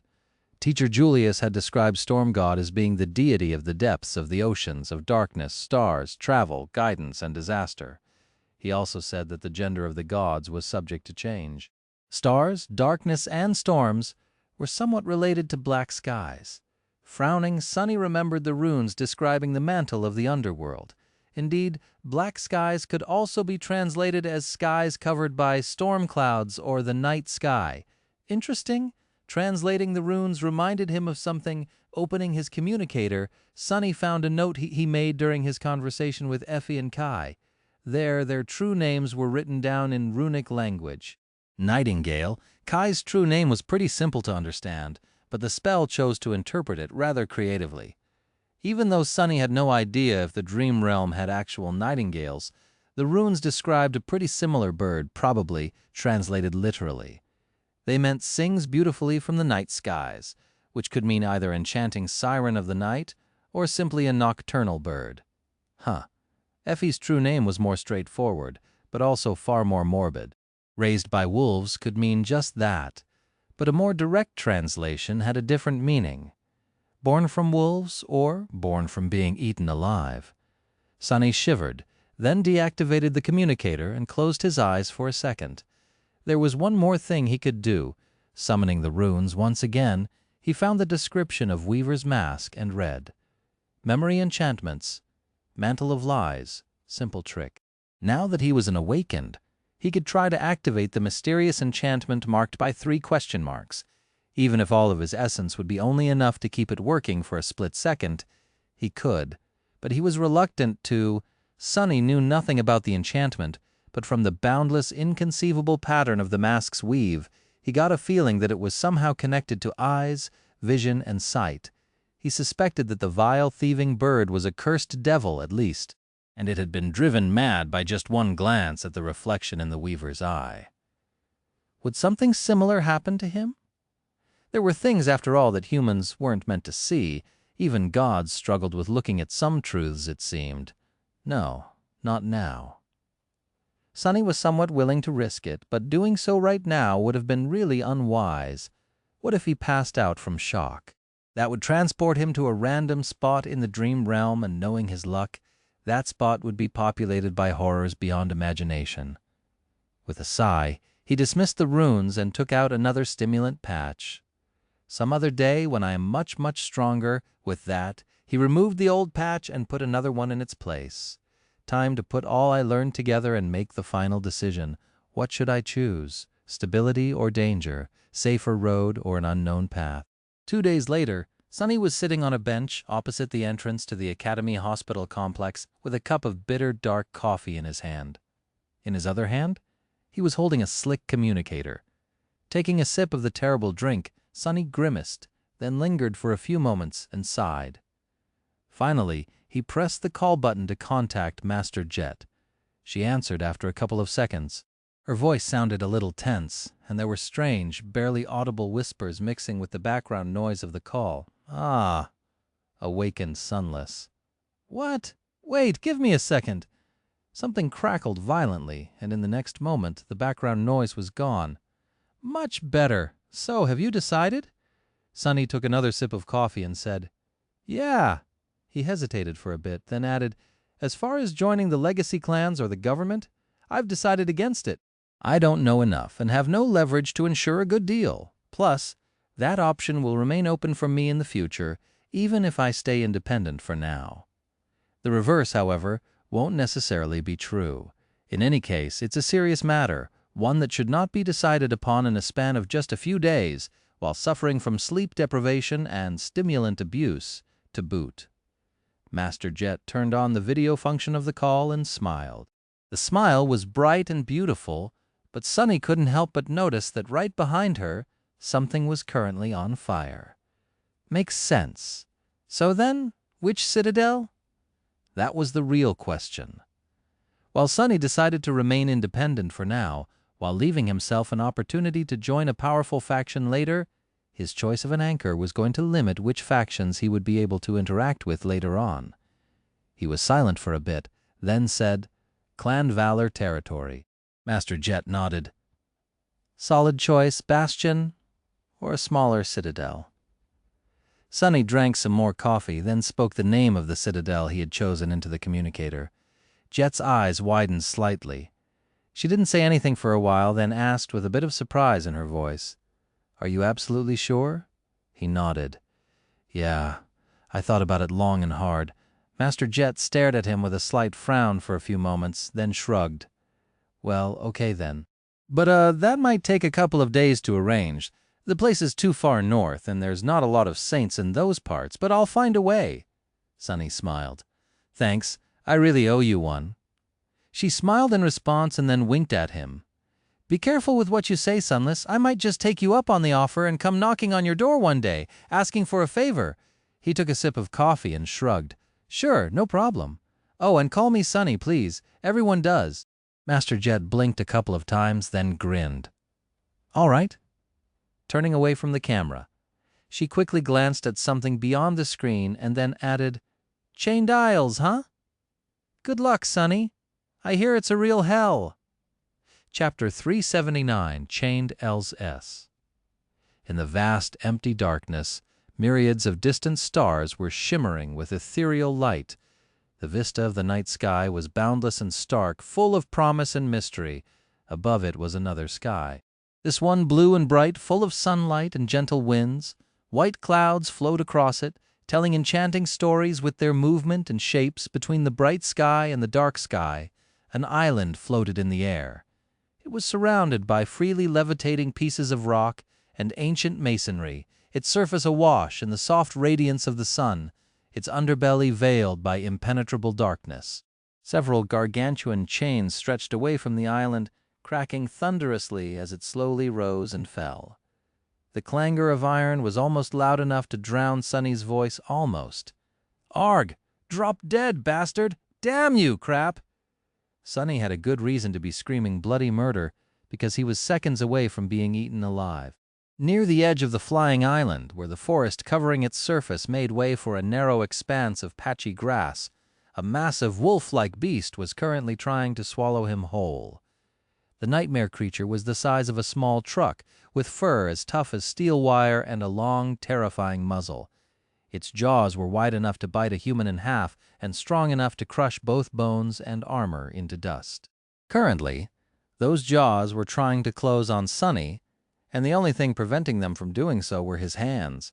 He held the upper jaw of the beast with one and the lower jaw with another, trying with all his strength to keep them open. His muscles felt as though they were about to explode. The abomination was also trying to bite down on the hateful human with all of its tremendous might, but for the moment, neither of them could overpower the other. It was just a matter of time, though. Sunny was burning through his essence to augment his physical strength, and those reserves were not endless. When the well of power ran dry, he would lose this contest. Not good. About 2 months had passed after he had chosen to come to this place, and now Sunny was starting to seriously doubt his decision. Why didn't he just go to Bastion? He would be safe and sound behind its walls right now, maybe even in the embrace of a beautiful... As though trying to add insult to injury, the nightmare creature interrupted his thought by letting out a deafening growl and doubling its efforts to devour him. Sunny felt a putrid wind brush past his face and grimaced miserably. The stench coming out of the beast's maw was unbearable. Just don't faint. His hands trembled, and the terrible fangs of the beast came a few centimeters closer to sinking into his flesh. Sunny gritted his teeth and then yelled, "Saint! A little help here, damn it!" But the taciturn demon was nowhere to be seen. She was a good couple 100 meters away, standing atop a low hill. Sunny groaned and tried to push the jaws of the abomination away, but it was useless. The damn creature was just too strong. A few seconds later, though, something hissed past his shoulders, and 2 menacing black arrows sunk into the feral eyes of the beast. They arrived almost simultaneously. Thanks. Using the momentary shudder that ran through the wolf's body, Sunny pushed the jaws sideways, allowed them to close with a loud crack, and poured as much essence as he could into a vicious throw. The massive body of the nightmare creature flew for good 10 meters and crashed into a trunk of an ancient oak, plowing straight through and turning it into splinters. Sunny fell to his knees and drew in a shaky breath. Then he quickly glanced back. Far in the distance, a graceful dark silhouette was outlined against the bright sky. Saint held a powerful memory bow in her hands, its limbs made out of horn and polished black wood. 2 ruby eyes burned behind the visor of her helmet, and a crimson coral gem was set into the center of her obsidian breastplate. Nice shots. She wouldn't be able to help him any further, though, at least not for a dozen seconds. Sunny was pretty sure that the shadow had spent all of her arrows while they were fighting with the pack, and now she had to dismiss and summon them anew. At least the leader of the monstrous wolves was now blind, probably. Not that it was going to stop the bastard. The nightmare creature was already rising from the ground, howling furiously, "Curse you," panting. Sunny crawled a few steps and picked up the midnight shard. The austere Tachi was as sharp and deadly as ever. The problem was that the last remaining abomination was clearly of the fallen rank, so the stalwart blade was having trouble breaking through its hide. Still, Sunny had to work with what he had. Making sure that the sun was behind him, he stood up and leaned on his sword, watching tiredly as the massive beast turned its ugly head and faced him. The dreadful wolf lowered its muzzle to the ground, then growled with murderous rage. Bits of saliva flew from its maw and fell to the ground. Then, pushing with its mighty hind legs, the nightmare creature lunged at Sunny, covering the distance between them in an instant. The beast brought its terrible jaws on the tiny human once again and bit on emptiness. In the place where Sunny stood just a moment ago, there was now nothing but air, light, and shadows. Appearing from the nightmare creature's own shadow, Sunny dove between its hind legs and thrust the midnight shard upward, aiming at the soft belly of the fearsome beast. The Tachi pierced the pale skin without much problem and sunk into the flesh of the abomination. As blood poured to the ground, the creature staggered and fell. A low whine escaped from its mouth. Very soon it was all over. Falling onto the ground in complete exhaustion, Sunny tried to catch his breath and listen to the silence. Soon he heard the sweet sound of the spell whispering, "You have slain a fallen monster, Dreadwolf. Your shadow grows stronger." Chapter 3 headed, 80 above and below. Sunny lay still for a while, then summoned the runes and looked at the dreadful number. Shadow fragments, 197/1000. He sighed. The task of pursuing power had turned out to be much more difficult than he had anticipated, and for one simple reason: after becoming an awakened, he now received fewer fragments from killing nightmare creatures. If before he could get 2 by slaying an awakened monster, now it was 1. If before he could receive 4 by slaying a fallen monster, now it was 2. What's worse, his hopes of growing strong by hunting down scores of dormant creatures had been mercilessly crushed because he didn't receive any fragments from killing those weaker than him at all, which was a real disappointment. Who didn't love punching down? Sunny was at the very bottom of the power structure for most of his life, so he had been really looking forward to having an opportunity to bully something weaker than him for a change. Alas, it had turned out to be a waste of his time. Of course, Sunny had also become tremendously more powerful. He could handle himself in a fight with fallen beasts, and even monsters, especially with the help of Saint. That was the only reason why he had not fallen off behind Nephis, who was still alive somewhere in the dream realm and growing more powerful with each day. He had not managed to diminish the gap between them by a lot, but at least he was not worse off than at the start of this. Thinking of changing star, Sunny looked into the distance. A somber expression appeared on his face. Think about something else. There was only one bright side to all of this. While dormant creatures did not bring him any shadow fragments, they did bring him memories, and those memories could be fed to Saint. Her own counter now showed shadow fragments, 157/200. Not bad. A low, eerie sound of giant iron links scraping against each other interrupted his thoughts. The island Sunny was currently on seemed to have entered the ascending phase, so his time here was running short. Standing up with a sigh, Sunny summoned the moonlight shard and walked over to the corpse of the dread wolf. He had to retrieve the soul shards before it was too late. The Chained Isles were a strange place, situated at the very north of the territories claimed by humans. They bordered the Hollow Mountains. That was one of the reasons why Sunny had chosen that region as his hunting grounds. But it wasn't the only one.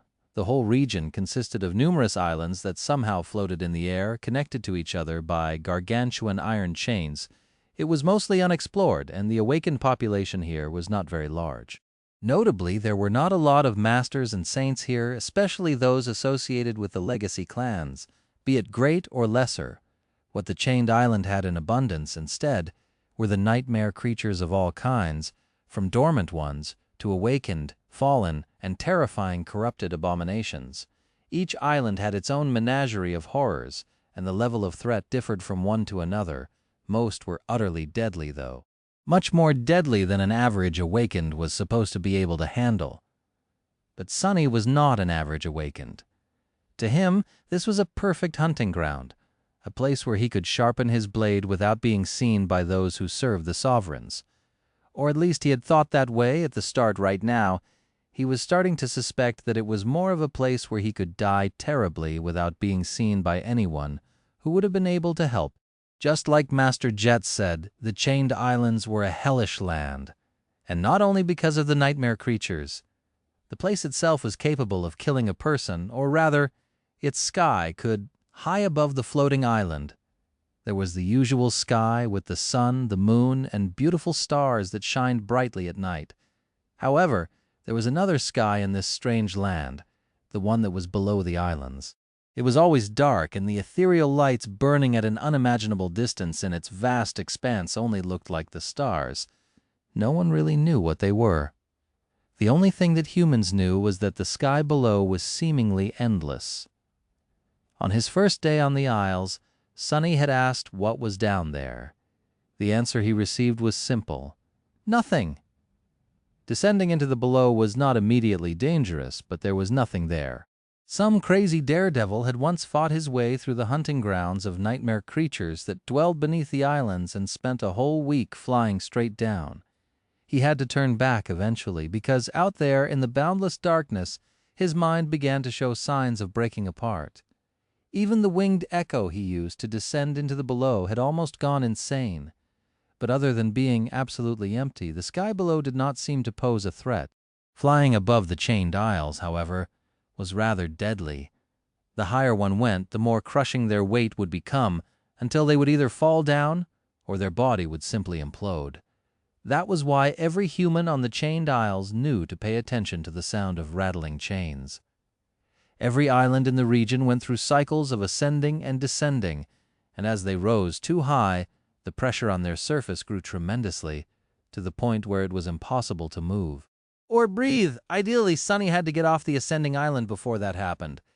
He should not have been lingering to retrieve the soul shards from the corpses of the monstrous wolves he and Saint had killed, really. But his eyes glistened with avarice. Soul shards meant money, and if there was one thing Sonny really enjoyed, it was making money. No amount was ever enough. An independent awakened like him had a lot of expenses. Fine. It's fine. I'll be off this thing in no time. He quickly cut the dead beasts apart and fished out the soul shards from inside their bodies. Hiding the beautiful crystals in his pack, Sonny hesitated for a little, then sent his essence flowing and tossed the first corpse off the edge of the island. He was planning to come back here soon, and leaving so much meat lying around could make the future visit rather problematic. Sonny only had one more carcass to dispose of when he suddenly noticed a swift silhouette descending from the skies. Commanding Saint to hide herself in the shadows, he summoned the midnight shard and looked up tensely. What the hell? Surrounded by a halo of sunlight, a majestic griffin was quickly approaching the island. At first, Sonny assumed that it was a nightmare creature, but then noticed a human figure on the monster's back. A human rider meant that the magnificent griffin was an echo. Sonny's face grew dim. Very few people could have such an echo on the Chained Isles. And out of those, he was pretty sure that he knew the identity of the unwelcomed visitor. Chapter 381, Roan of White Feather. The griffin folded its white wings and dove down, then opened them up near the ground to slow its fall. Sonny raised his hand to cover his eyes from the dust that was sent into the air by the powerful gust of wind. Strong. The mighty beast shone with ethereal light and disintegrated into a rain of sparks, letting the rider land nimbly on the ground. He regained his balance swiftly and straightened, then turned to Sonny. The man in front of him was tall and had broad, powerful shoulders. He was wearing a light armor crafted from the adamantine scales of an unknown monster, with a blue scarf wrapped carelessly around his neck. His hair was the color of straw, as was his manly beard. The stranger's eyes were bright blue and dangerously attentive. Sonny stared at the man for a moment, then bowed respectfully, hiding his face in the process. Master Roan. Indeed, the man in front of him was none other than Ascended Roan of the White Feather clan, one of the only 3 masters on the Chained Isles. Well, there were probably only 3. Unlike the Forgotten Shore, this region of the Dream Realm had several gateways. 2 were found, conquered, and turned into citadels by humans. Both Sonny and Master Roan, as well as pretty much everyone else on the Chained Isles, belonged to one of them, the Sanctuary of Noctis. That citadel was ruled by the White Feather clan, which was one of the vassal clans to the great clan Valor. The second citadel was rather mysterious. It was situated at the very edge of the region near the dreaded Hollow Mountains and belonged to Valor itself. Only those in direct service to the great clan were anchored at its gateway. So Sonny had no idea what went on there, and how powerful the awakened stationed at the citadel were. He did, however, know a bit about Master Roan. The man was married to the only saint on the Chained Isles, after all. Roan looked Sonny up and down, then gave him a friendly smile. "Do we know each other?" Sonny shook his head. "No, sir. We haven't met before. I have just awakened a couple of months ago, so, I am new to the Chained Isles." The strapping master nodded and then glanced at the carcass of a fallen wolf that Sonny had failed to throw over the edge of the island in time. When Roan turned to him again, there was a measured look in his piercing blue eyes. "Did you kill that beast?" Sonny lingered for a few moments, then nodded. "Yeah, I can be very lucky on occasion." The tall man shook his head. "This is a fallen beast. Ah, you must be Sunless then, from the Forgotten Shore." Sonny smiled. "Curses! He knows my name." He had nothing against the older man, but preferred to remain unknown and underestimated, especially when dealing with legacies. "Yeah, that's me." Master Roan nodded, as though everything suddenly made sense, and then briefly looked at the sky. "You should know that it is dangerous to remain on an ascending island, right? Why are you still here?" Sonny hesitated for a few moments, then shrugged.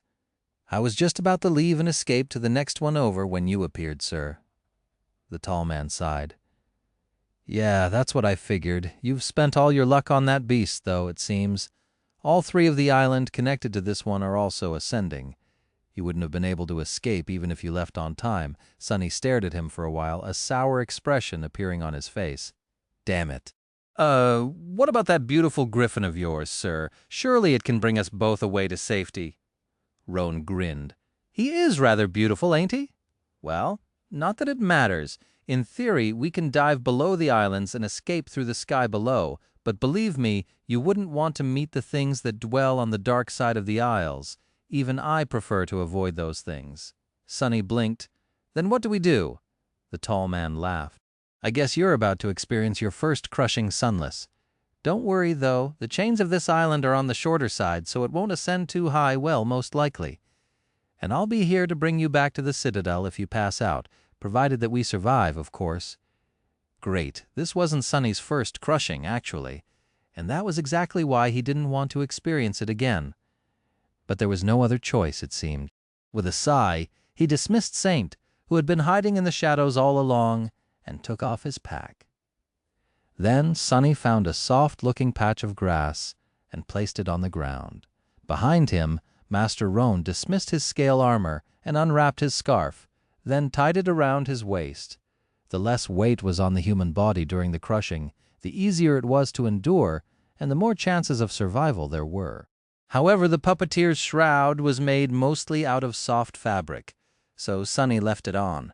He also wanted to neither reveal nor dismiss the soul serpent, as the giant chains groaned and rang thunderously, and the island rose higher and higher. The 2 of them lay on the grass and prepared to be crushed. Master Roan stared at Sonny's slender physique, then at his own mighty muscles, and sighed with envy. The Chained Isles was one of the very few places in the Dream Realm where being small and light was an advantage. If you feel like passing out, turn your head to the side. Wouldn't want to suffocate on your own spit or vomit, right? Sorry for being crass, kid." Sonny grimaced and thanked the older man in a suppressed voice. He was already feeling an invisible force pushing him into the ground. "This is going to suck." As if answering his thoughts, the invisible force suddenly grew stronger, crashing into him like a giant hammer. Chapter 382. The crushing laying on the soft grass. Sonny felt his body grow heavier and heavier still. The island continued to rise into the sunlit sky, and with each minute, the crushing pressure became slightly more unbearable. The ancient forest covering its surface bent, a rain of leaves falling to the ground. The mighty trees lowered their branches, almost as if trying to touch the ground.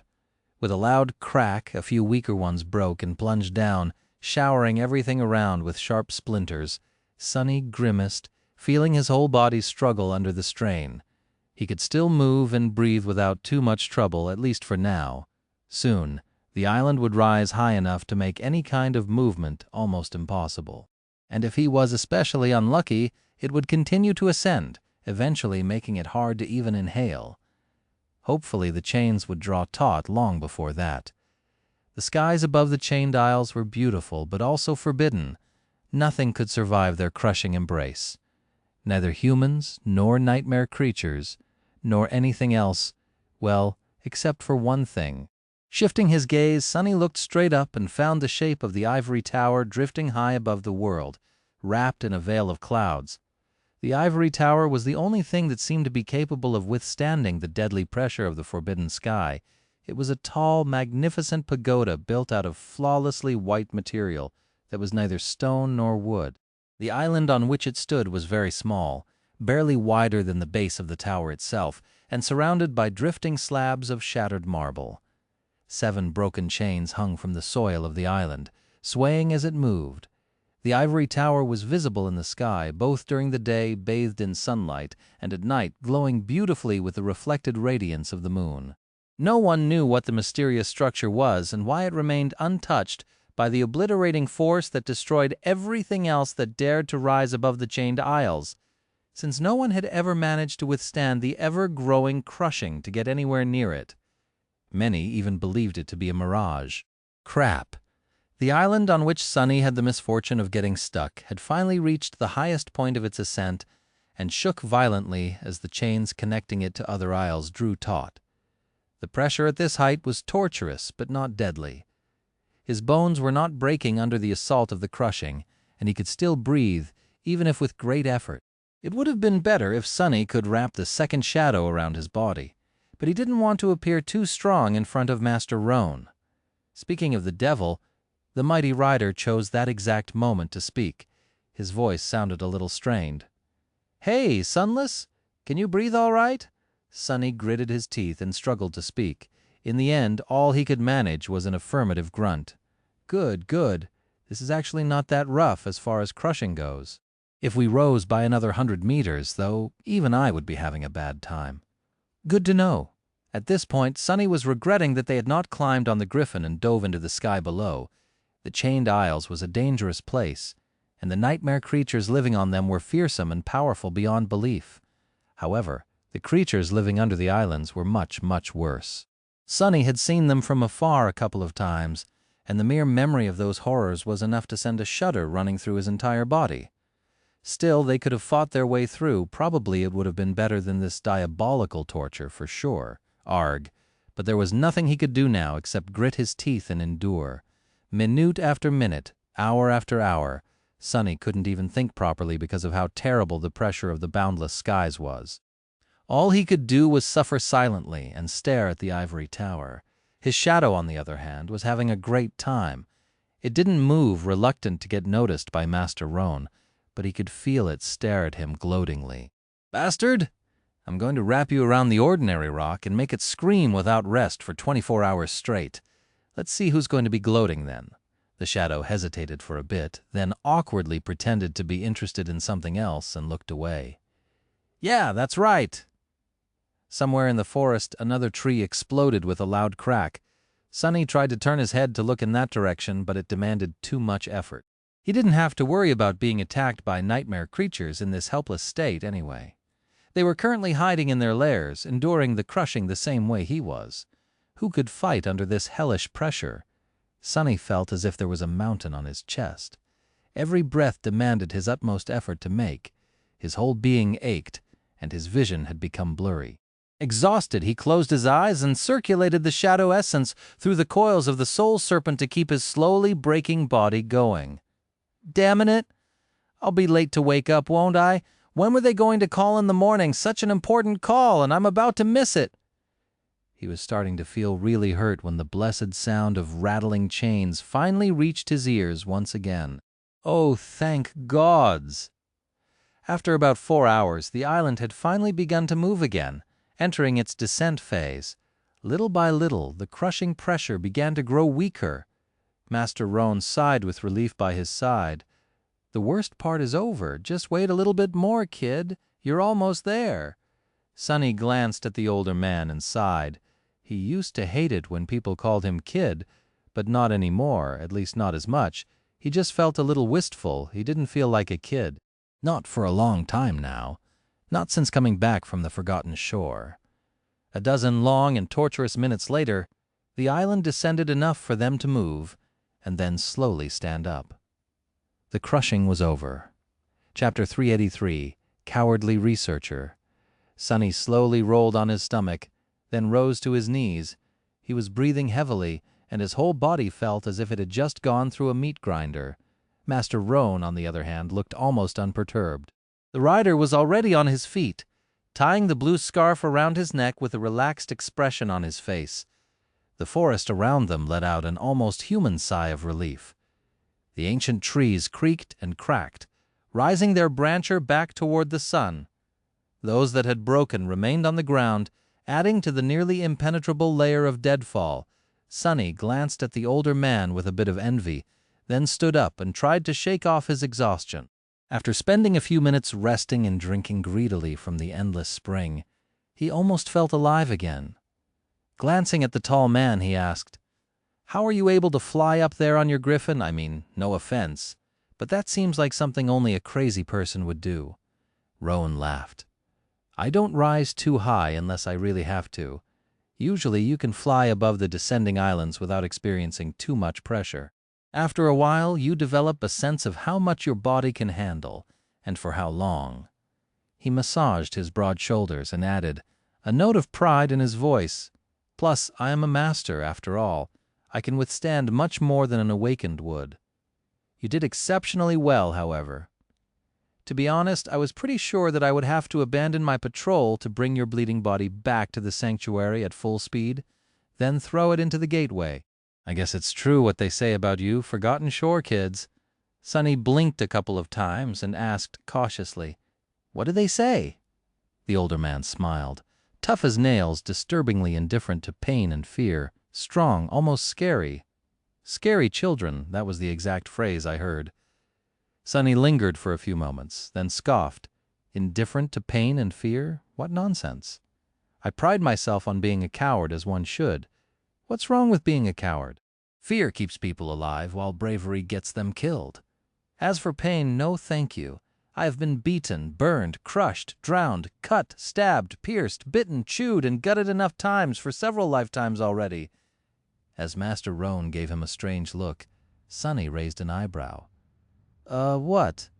The tall man shook his head, then scratched his chin and said in a wondering tone, "No, nothing. It's just, if that is true, Sunless, then what are you doing here on the Chains Isles?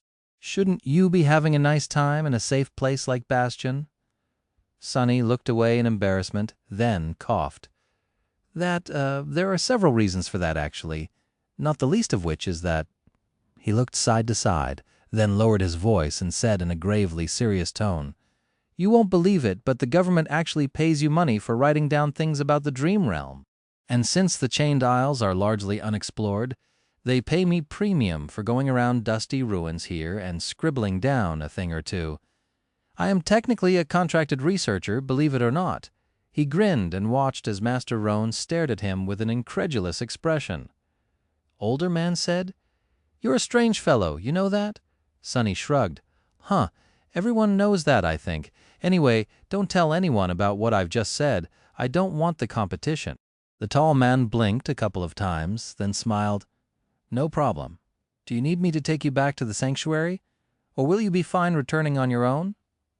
Sunny thought for a bit, then said, "I'll be fine. It's not that far anyway. If I make haste, I'll be back before morning and go straight back to the real world. I have business to attend to there, actually." Master Roan nodded and patted Sunny on the shoulder. "All right, then I'll be on my way. It's been nice meeting you, Sunless. If you need anything in the future, don't hesitate to find me in the sanctuary." With that, he summoned his echo. A sea of white sparks appeared out of thin air and swirled, slowly turning into the figure of the mighty griffin. The winged beast towered above Sunny like a gargantuan mix between a lion, an eagle, and a pure nightmare. Slowly, it lowered its head, staring at him with two beautiful, inhuman eyes. Its beak looked about as fearsome and terrifying as that of a spire messenger. Sunny tensed a little and took a couple of steps back, prepared to dissipate into the shadows at any moment. He didn't really think that Master Roan would suddenly attack him, but being paranoid was better than being dead. The tall man summoned his armor, then easily jumped on the griffin's back and raised a fist to bid Sunny farewell. In the next moment, the echo stretched its wings and pushed itself off the ground, sending a squall of hurricane wind in all directions. Sunny struggled to remain on his feet, and then looked as the griffin flew into the distance. Slowly, a friendly expression disappeared from his face. Well, what do you know? The famed master had turned out to be a rather pleasant person. Granted, he was a legacy by marriage and not by birth. Still, Sunny had expected to be treated with a lot more disdain and contempt, at best hidden behind a mask of false courtesy. Come to think of it, the saint governing the Chained Isles herself was pretty down to earth, if a bit cold. Not that Sunny had a lot of opportunities to interact with her after that first day when she had brought him to the sanctuary. With a sigh, he walked over to the carcass of the monstrous wolf and sent it flying over the edge of the island with a frustrated push. The corpse of the abominable beast plummeted down and soon disappeared into the darkness of the sky below. Making sure that nothing appeared from beneath the island to snatch it, Sunny lingered on the edge for a couple of minutes, then sighed and jumped into the bottomless abyss himself. Chapter 384, Traversing the Elslands. Chapter 384, Traversing the Elslands, falling through the boundless blue skies with the wind whistling in his ears. Sunny threw his hands to the sides and summoned the dark wing. As the translucent memory weaved itself from light behind his back, he shifted his weight and allowed the air resistance to push him off course, effectively turning left. A few seconds after that, he activated the enchantment of his cloak and slowed down his fall simultaneously, turning the downward momentum into a forward push. In these past 2 months, Sunny had become somewhat proficient in navigating the sky. Cutting a smooth arc in the air, he swiftly approached one of the gargantuan chains connecting the forest island to another, flew above it for a few minutes, and landed nimbly on one of the massive links. The giant chain swayed lightly beneath his feet. Somewhere behind him, it rose and merged with the soil of the island. In front of him, there was a vast expanse of empty heavens. Here on the border to the sky below, it was currently twilight. The chain stretched into the distance, disappearing into the darkness of the void a few hundred meters away.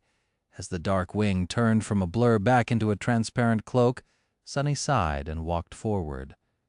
Each link of the heavenly chain was as wide as a road, so he didn't need to be afraid of falling off.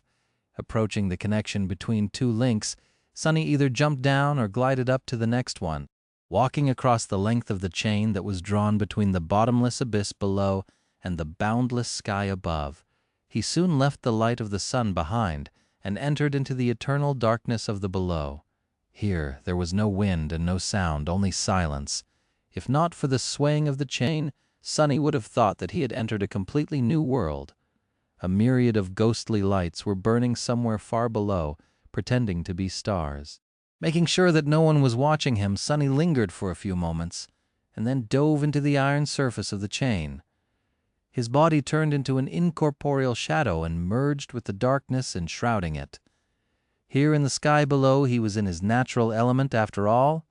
Sunny couldn't travel through the empty darkness itself, but the chains were covered by an impenetrable veil of shadows. He could swim through them for as long as he had essence to spare, safe from the terrible creatures that lived on the dark side of the Chained Isles. Rushing forward with terrible speed, Sunny slid over the surface of the chain and flew through the darkness like a ghost. He went faster and then faster still, circling around the chain several times and leaving the forest island far behind. Covering the distance to the next isle in mere minutes, he escaped from the shadows the moment the sunlight touched the iron chain once again and shot upward in a spin. The dark wing turned into a blur, pushing him even further up. Sunny soared above the floating island and then glided smoothly to its surface, landing on solid ground with a light step. This one was much different from the one where he had fought the monstrous wolves. Instead of a forest of twisted trees, the isle was covered by jagged rocks, with an ancient ruin standing lonesomely in its center. Sunny had explored the massive structure already and wasn't interested in visiting it again. Jumping from one shadow to another, he avoided the nightmare creatures populating the island and soon approached its other edge. Technically, from here, he only needed to cross 2 more isles to reach the sanctuary. However, one of those isles was home to a dreadful and utterly terrifying corrupted monster, so he was going to have to make a big detour. Sunny looked at the sun and then jumped off the edge once again. Just like that, he traveled from one island to another for a few hours. When possible, Sunny turned into a shadow and rushed along the lengths of heavenly chains, then emerged from the darkness and traversed the islands themselves on foot. Each island was different from another. Some were desolate and bleak, some covered by grass and vegetation. One was full of beautiful white flowers, while another hid a clear, tranquil lake. A few were covered by ash and flames, while several were covered by the ruins that some ancient civilization had left behind. If there was one thing that united all of them, it was that each was dangerous in its own way. The desolate islands were home to swarms of monstrous, gluttonous ants. The grass covered the maws of giant abominations that hid beneath, waiting for prey to step into their trap. The vegetation was predatory and deadly if one wasn't careful to not get too close. The beautiful white flowers could put a person to sleep from which they would never wake up. The tranquil lake was home to a creature so terrifying that Sunny did not even dare to approach its clear waters, and these ones were on the safer side as far as the chained isles went. Due to their proximity to the sanctuary, they were well explored, and anything dangerous enough to pose threat to the citadel had long been destroyed by Saint Tyrus herself. Sunny had been to these islands already too, so he knew his way around them. Each was either descending or ascending. The former were easier to cross, while the latter forced him to walk while suffering from the early stages of the crushing. If an island he wanted to use was too high, Sunny had to change his plan and seek out another way. After a while, his reserve of shadow essence became dangerously low. Knowing that he will have to make a stop, Sunny chose a relatively safe island and headed toward it. Gliding to the surface, Sunny tiredly dismissed the dark wing tiredly and looked around. The island he was currently standing on was rather close to the sanctuary and usually empty of any nightmare creatures. However, it was wise to make sure. Sending his shadows in different directions to scout for potential danger, Sunny sat on the ground and summoned the endless spring. When his thirst was satiated, he crossed his legs, put his hands on his knees, and closed his eyes, concentrating on the coils of the soul serpent. With a part of his mind observing the world through the shadows and another concentrated on hastening the accumulation of shadow essence, he meditated for a while, and then suddenly opened his eyes. One of the shadows had noticed something interesting. Chapter 385, Lorn Hand, Elseland. Chapter 385, Lorn Hand, Elseland. The island Sunny was resting on was a strange one. It was rather large and covered in soft grass, with ancient stone columns protruding from the ground here and there. Most of them had long toppled and been shattered to pieces by some unknown disaster. The ground itself was full of depressions and generally uneven, as if it had served as a battlefield for giants once. The reason why Sunny had come up with such a metaphor was not coincidental. The main feature of the island was situated at its center and appeared to be a giant, rusty metal hand. Hence the isle was unimaginatively called the Iron Hand Island.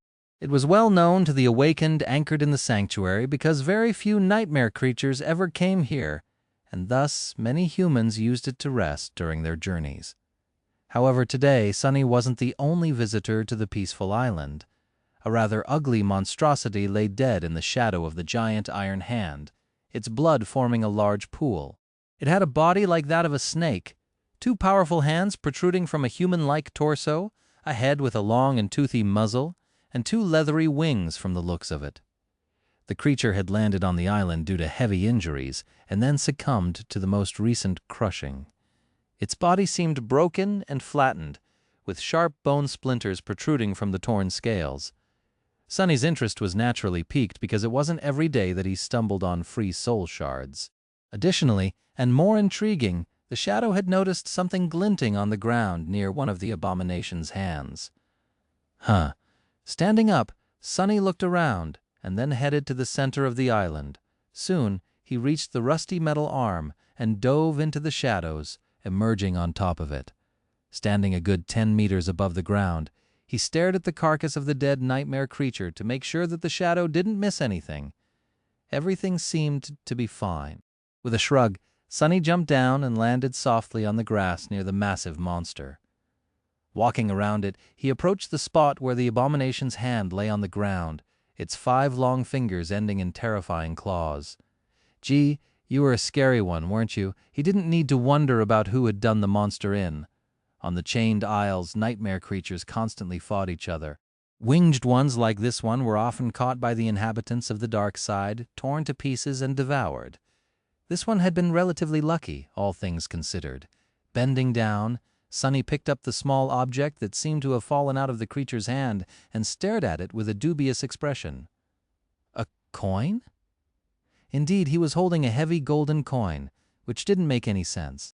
Nightmare creatures were not exactly known for participating in commerce, and humans did not use coins. If they needed to trade, they either bartered with suitable items or used credits. Of course, credits didn't exist in the dream realm, but the transaction would be honored when both parties returned to the real world. So where could a gold coin come from? Sonny stared at the coin for a while, then turned it around. There was a depiction of an archaic ship on one of its sides, with a tall mast that had an actual tree growing around it. A beautiful human face stared at him from the other side, a carefree smile on its lips. The person had high cheekbones, long hair, and exquisite features. Sonny couldn't say if they were a man or a woman, just that they seemed rather charming. There was a crescent moon drawn on their forehead, and, well, that was about it. Sonny studied the coin some more and then thought despondently, "That thing is definitely cursed, right? It just had to be. What else was he supposed to think after finding a mysterious coin near the corpse of a monster that had died a violent death? But it didn't seem to be cursed." Sonny had a rather good intuition about these things. He also had the sight of a person who had inherited a part of Weaver's forbidden lineage. Looking under the surface of the coin, Sonny expected to see a malevolent spell weave, or at least something strange, but there was nothing.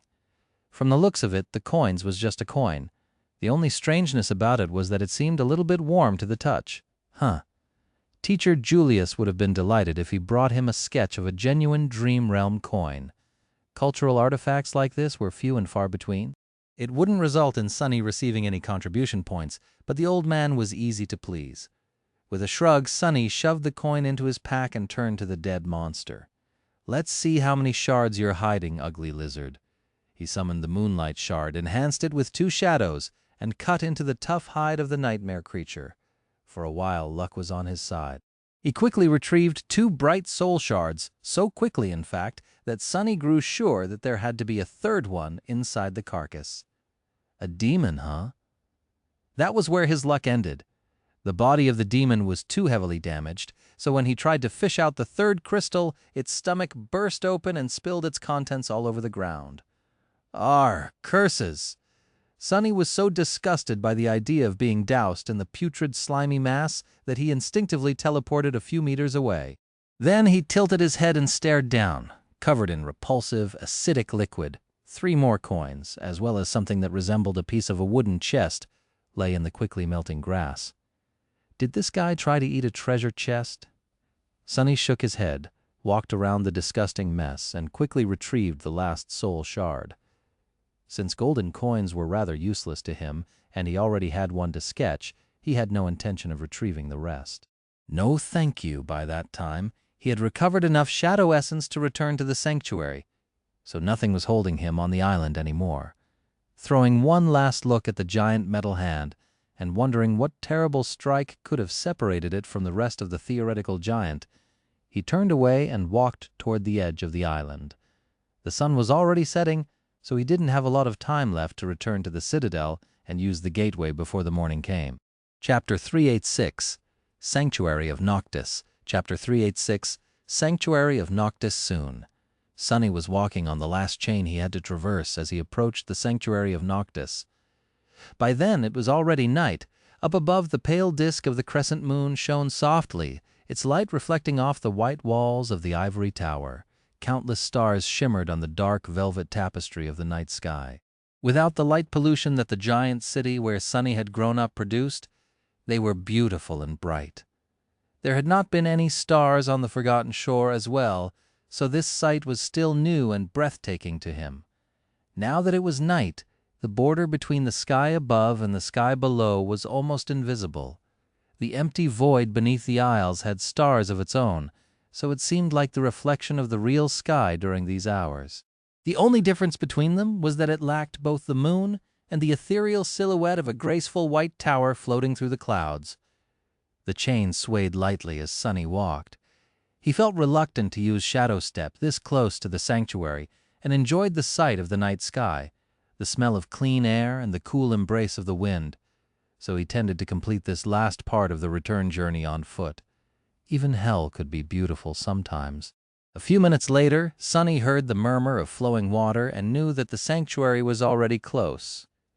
The citadel that served most awakened of the chained isles as the home was situated on a tiny island of its own. That island, however, was rather anomalous. Unlike all others, it never rose and never fell, always remaining at a stable height away from the torturous pressure of the crushing. There was a grass field, and in its center, massive menhirs stood in a perfect circle, which encompassed another, smaller one. This larger circle formed the outer wall of the citadel, while the smaller one formed the inner. Inside the circle there was a tranquil park with a pool of clear water in its middle. A path of stones led to a small island at the center of the pool where, in the shade of an ancient tree, an altar cut from a solid piece of white marble stood. The altar had three special things about it. The first one was an obsidian knife that lay on its surface. The knife did not seem very special, with the exception of the fact that no one, not even saints, was able to lift it even by a centimeter from the altar's surface. The second special thing about the altar was that it appeared to be, itself, the gateway. One simply had to touch it to be transported back to the real world. Once anchored to it, the awakened would appear near the altar when they fell asleep in reality. The third thing was that a seemingly endless stream of water flowed from the altar, feeding the pool that surrounded it. No one knew where the water came from or why the altar produced it, just that it was cold, sweet, and safe to drink. 7 streams flowed out of the pool and eventually fell over the edges of the small island, turning into water dust in the wind. On a bright day, the whole sanctuary was surrounded by rainbows. It was the murmur of these waterfalls that Sonny had heard as he approached the citadel, using the dark wing to glide upward and land on the soft grass of the island. He walked over to a stone post that stood nearby and rang the bronze bell that hung on it. This was to let the watchman know that he was a human and not a nightmare creature that needed to be destroyed. Soon, a whistle came out of the darkness, and Sonny walked forward on a path that led to the towering menhirs. A few minutes later, he had walked between 2 massive stones and entered the sanctuary of Noctis. No one really knew who Noctis was, and why this place was called in their honor, if that name even belonged to a living creature. It was just what the spell called this place. In any case, the space between the 2 rings of menhirs had been made into a place for the awakened to rest and recuperate between their ventures into the wild expanse of the chained isles. The White Feather clan had built walls to close the spaces between the standing stones and recruited several people with useful utility aspects to make living conditions better for those who chose to come here or were sent to this region by the spell. Currently, there were about 200 awakened populating the sanctuary, which was enough to keep it functioning and safe. This late at night, most people were either sleeping, resting, or had already returned to the real world, so Sonny did not meet anyone as he headed toward his assigned living quarters. Like everybody else here, he was assigned a small room after becoming anchored to the sanctuary. It was situated near one of two entrances, so he didn't have to walk for a long time. Entering the room, Sonny quickly took off his pack and placed his trophies, a scattering of soul shards, a few weird-looking fruits, and the golden coin into a chest standing near the bed. Then he threw the pack on the floor, lingered for a few moments, and left. Usually he would have stayed until the morning and went to either the kitchens or the improvised marketplace at the park to trade the shards for memories or credits, chat with other awakened to learn the latest news and important information about the Isles, or simply relax. But today he had to hurry to the real world. Entering the park, Sonny approached the deep pool of clear water and stepped onto the first stone of the path that led to the altar island. Soon he was standing in front of the white altar, surrounded by the tranquil sound of rustling leaves and running water. Glancing at the obsidian dagger, Sonny resisted the urge to try and lift it. He had already done so many times before, all with no result whatsoever. Maybe one day. With a sigh, he took a step forward and placed his hand on the altar. The marble felt cool to the touch. In the next moment, the darkness of the night was momentarily illuminated by a flash of ethereal blue light. When it dissipated, there was no one standing under the branches of the ancient tree. Sonny had left the dream realm and returned to the real world. Chapter 387, Withered Flowers. Sonny opened his eyes in the cool cradle of the sleeping pod. The lid was already sliding away, and the lights in the room were gradually turning brighter. The panoramic wall in front of him opened to a view of one of the academy parks. The eastern horizon was already painted lilac by the rising sun, but the world was still shrouded in darkness. Made it. With a sigh, he rose from the pod and lowered his feet to the cold floor. These first moments after leaving the dream realm were still strange to him. It just seemed weird to be able to escape it so easily without having to fight through a sea of monsters and struggle against terror, desperation, and pain. How could something so meaningful be so simple? And yet it was. In the past 2 months, coming and going from the dream realm had almost become a routine for him. Not that he had done it as often as most awakened did. Standing up, Sonny grimaced, then massaged his shoulders and glanced at the sleeping pod darkly. Now that he was an awakened, the academy had granted him a personal living space in one of the dormitories. These quarters were much the same as the room he had lived in during his preparations to enter the dream realm for the first time, but with one significant difference: there was a smaller room adjacent to the main one, housing a humble meditation space and an individual sleeping pod. The problem was that pod was not at all as advanced and state-of-the-art as the ones used for the sleepers. It did its job fine as long as an awakened remained in the dream realm for about 8 to 12 hours, as most of them did. However, Sonny was in the habit of spending much more time there. His recent adventure, for example, had lasted 3 whole days. He had to work hard to not fall behind after all. As a result, his muscles felt sore and heavy, circulating essence through his body to chase away the remnants of sleep. Sonny walked to the bathroom and got into the shower. As streams of water caressed his skin and flowed down the scales of the black serpent coiling around his lithe body, he sighed and closed his eyes for a moment. At least his mind felt refreshed. Visiting the dream realm was not exactly equal to good sleep, but it was somewhat similar. Mental fatigue still accumulated little by little, but it was easy to remove by meditating or actually sleeping on the other side of the gateway. Few awakened ever did, however, since no place there was really completely safe, exiting the shower sometime later. Sonny finally felt wide awake and full of energy. He dressed himself, sat at the table, and quickly compiled a report about his recent exploration. Then he picked up the communicator and checked its log. No missed calls. A few messages from Effie with photos of all the delicious food she was eating, and several mimetic jokes of questionable nature, and a few more from Kai, describing his experiences in Bastion.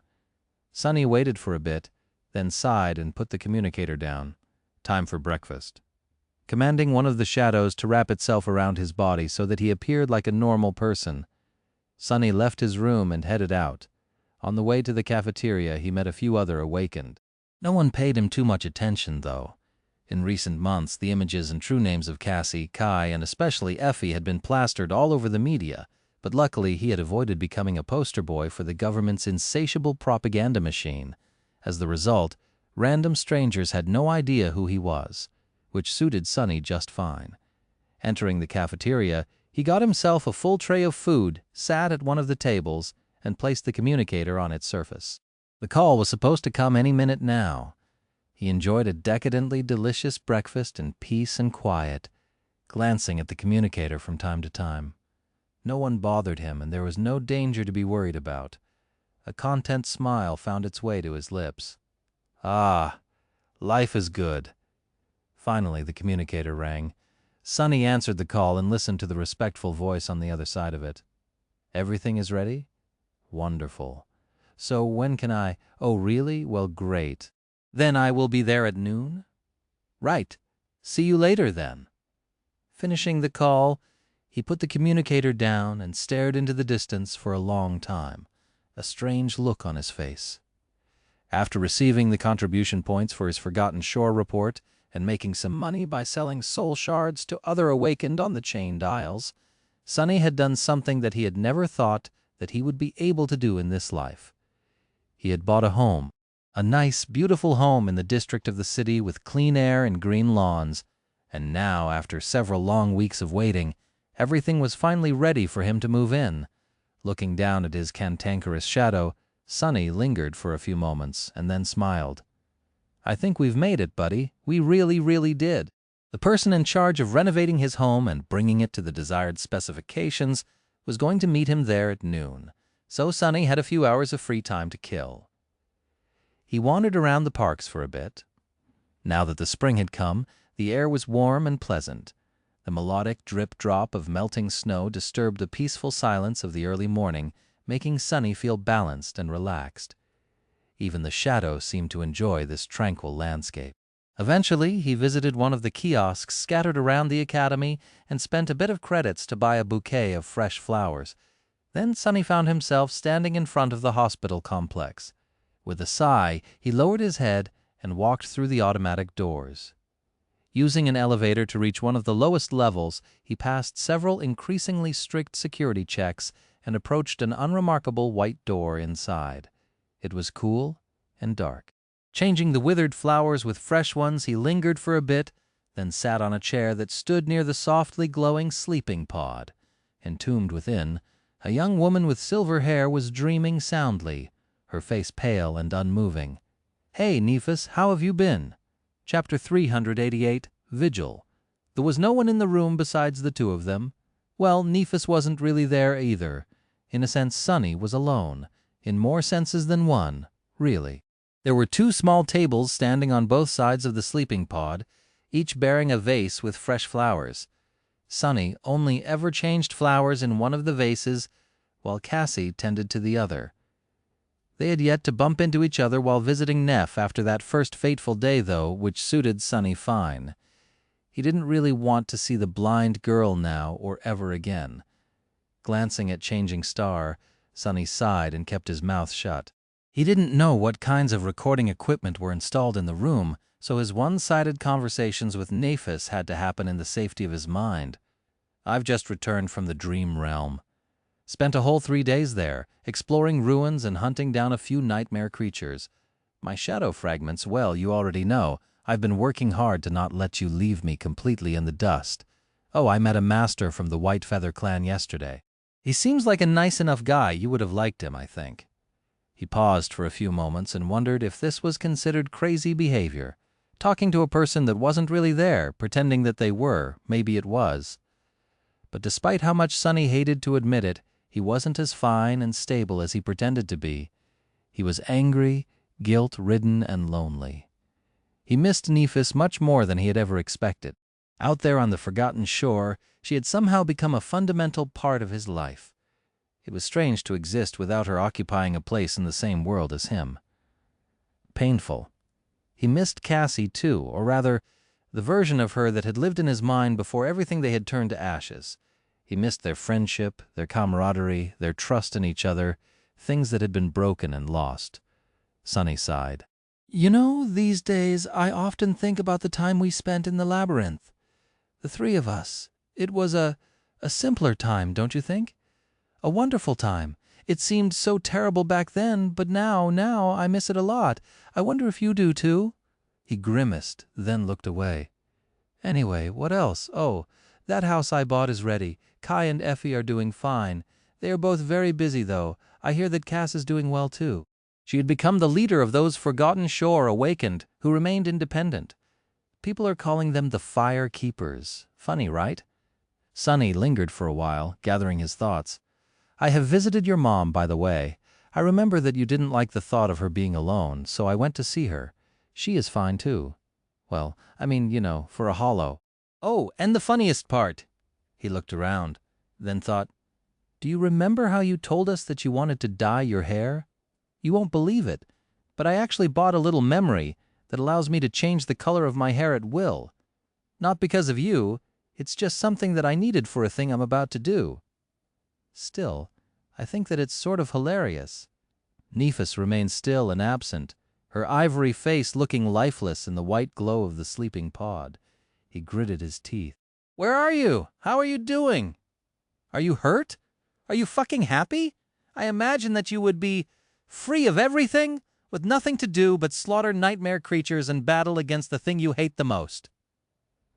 Sonny looked down and clenched his fists, then remained still for a long time. "Are you coming back?" There was no answer. He sat by Changing Star's side for a while, staring at her still face. Then he nodded heavily and stood up. "All right, figures. I'll see you later, then." With that, Sonny turned around and left. Exiting the academy, Sonny lingered for a bit, then turned around and looked back. The massive red gates looked very different from how they used to back when he and Nephis walked through them 16 months ago. The space in front of them had been empty then, but now it was filled with tens of thousands of burning candles. These candles were an altar to Changing Star. After the survivors of the Forgotten Shore had returned to the real world, their story spread like wildfire and captured humanity's attention for a few weeks. Both the independent media and the government propaganda machine added fuel to the fire, spinning it as an inspirational epic of human resilience, heroism, and sacrifice. And Nephis, of course, was the protagonist of that epic. Most of the Forgotten Shore awakened were her willing apostles after all. In their hearts, she was their savior. They were also under the impression that Changing Star had become trapped in the dream realm in order to give them a chance to escape. Their voices fell into fertile soil. Nephis already had the established mythos of the immortal Flame Clan to raise her into the spotlight of glory, and with her extraordinary accomplishments on the Forgotten Shore, it only grew brighter. The thing that really elevated and exalted her, however, was something else. It was martyrdom. People loved nothing more than a martyr. Just like Sonny had said, a person had to die to become a true hero. Changing Star, however, had done something strange. She was now, somehow, neither dead nor alive, which only made the whole thing more gripping and emotional. Nephis had become a martyr without actually dying, which was, coincidentally, very fitting considering her clan's name. All of humanity was now entranced by the story of the last daughter of the legendary Immortal Flame Clan, the heiress to two most prominent warriors in human history who had been thrust into hell, stormed the citadel of a fallen terror that ruled it, and fought the creature off long enough for 100 sleepers to escape back to the real world, staying behind to ensure their survival. From the outside, she seemed like a paragon of humanity. Sonny didn't know who came up with the idea of placing candles near the gates of the academy, but it was rather ingenious. People seemed to believe that the immortal flame would not be extinguished as long as at least one candle continued to burn for Changing Star. So the academy had unexpectedly become a place of pilgrimage for thousands of humans who wished for her to do the impossible once again and return alive. The idea was so poignant that even Sonny himself had felt compelled to light a candle a couple of times. Zealots, with a dismissive shake of his head, he turned around and walked away, leaving the sea of candles behind. None of them really knew Nephis. Only he did. She didn't need their candles to escape the dream realm. Perhaps it was the dream realm that needed help escaping from her. Chapter 389, A Place to Call His Own. Sonny spent some time in a crowded carriage of a public train. Since personal transport vehicles were rare, expensive, and demanded a special government license to purchase, most people in the city used public transportation to move around. Magnetic trains, usually simply called trams, were the cheapest and most popular form of it. During his time in the outskirts, Sonny rarely had a reason to use one, but when he did, people didn't pay him any attention. Sometimes they even went out of their way to not notice him, but now things seemed to have changed. Sonny had his eyes closed, observing the carriage through the shadow in case there was danger. There wasn't, however. He was surprised to notice that people, especially young women, threw curious glances at him from time to time. Huh? Is the soul serpent showing? But no, his sleeves hid the coils of the shadow completely. Strange. Must be the clothes, then. Sonny had not ventured out of the academy a lot during the past 2 months, but on one of those expeditions he had bought himself some unassuming but pricey civilian clothes. According to Kai, they were understated and stylish, whatever that meant. Sonny basically just went for the only comfortable thing the store had in dark colors. He sighed. That just shows how shallow people are. A simple change of wardrobe and suddenly I'm at the center of attention. Why are girls so materialistic? To be fair, many guys stared at him too. By the time Sonny reached his stop, he was a bit flustered. Leaving the crowded train behind, he sighed with relief, hid his hands in his pockets, and walked out of the familiar tram terminal. The part of town he came to was somewhat near its center, as far removed from the outskirts as one could imagine. It was peaceful, quiet, and green. The air was almost as fresh as that of the dream realm. The houses in this district were also the opposite of the human hives Sonny was accustomed to. Weirdly, they were all very low, no more than 2 or 3 stories high. The ground itself rose and fell in artificial tiers, each street existing on its own wide terrace. Out here the snow was already gone, revealing beautiful lawns and greenery. The whole district looked like a garden. Obviously, not everyone could allow themselves to live here. Most of the locals were either reasonably wealthy or worked for the government, however, as far as citizens went. They were not of the highest ranks. There were other, much more affluent districts in the city, and the real elites, as well as most awakened, lived there.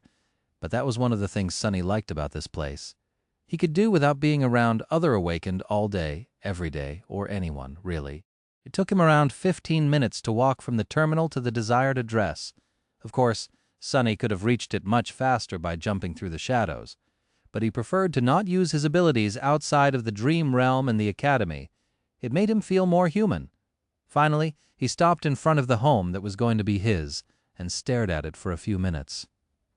The house in front of him was 2 stories high, with gray walls and a slanting tile roof. It had a synthwood porch, a lawn, and a big window opening to the view of a spacious living room. There was even a garage for a PTV and a hedge fence to separate it from the neighboring homes. It was like something out of a fairy tale. Extravagant? Awakened sunless, sir? Sonny was aware, of course, that a PTV had just parked nearby and that a man got out of it, approaching him from behind. He was just too consumed by the weight of the moment to show it. Turning around, he glanced at the person who called out for him. It was a short, overweight man wearing a very expensive, tailored suit and an antique luxury watch. Despite his outward appearance, the man was full of confidence and had a wide, polished, professional smile plastered to his face.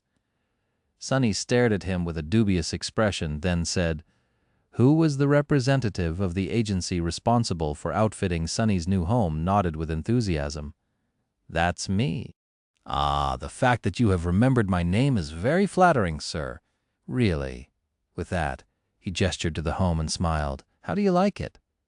Sonny hesitated, then feigned indifference and shrugged. "It's fine, I guess."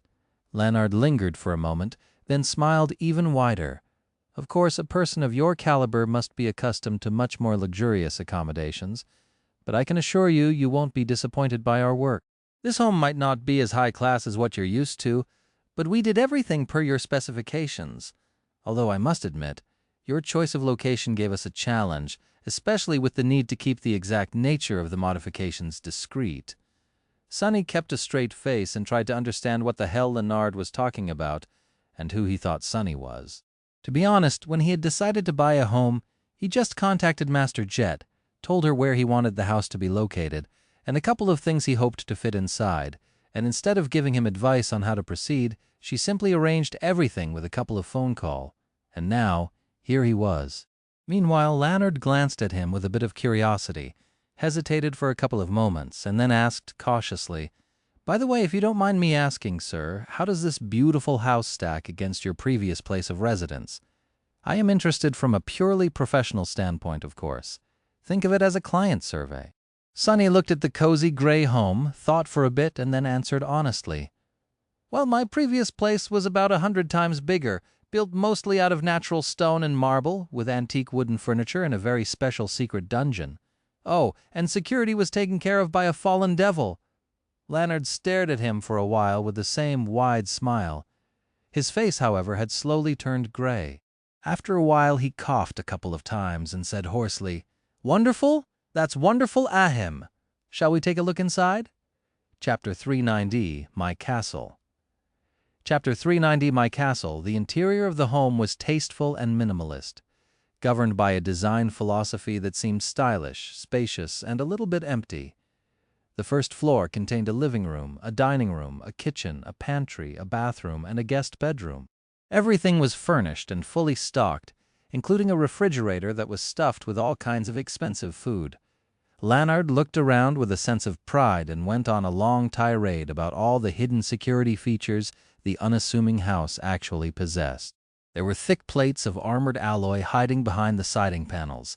The wide windows were outfitted with titanium shutters that could come down at a moment's notice, and both air and water filters could withstand not only the usual environmental toxins, but also most known forms of biochemical threats. Such extensive security measures might have seemed like overkill, but in fact even mundane humans strived to turn their homes into compact fortresses. No one knew when the next gate would open, and how close to them it would be. Even though most homeowners were never going to use these protective features, having them made for a big quality of life difference. Leonard spent a weirdly long amount of time describing all the lighting fixtures his agency had installed, his voice bursting with enthusiasm. It seemed that the man had a thing about designer lamps. Sonny didn't have the heart to tell him that he would not be using any of them most of the time. He could see perfectly well in the dark, after all. The house is connected to the city electrical grid, but there's obviously an autonomous energy source for emergencies. Spelltech, of course. Power units are easily accessible for purchase and last for a very long time. By Spelltech, he meant that the autonomous generator was built by combining modern technology with awakened powers. The power units it required had to be either recharged or created by someone with a suitable utility aspect. Devices such as this were considered to be a luxury for the commoners, but in fact, a very large part of the city's infrastructure functioned on Spelltech. Not everything in the world was created by the awakened, but almost all industries required their participation in one way or another. Even the air filtration systems Sonny's mother used to assemble in an underground factory on the outskirts contained fiber grown by one of the nightmare spell carriers. That was why, while utility aspects were often useless in a fight, people who possessed them were so valued by society.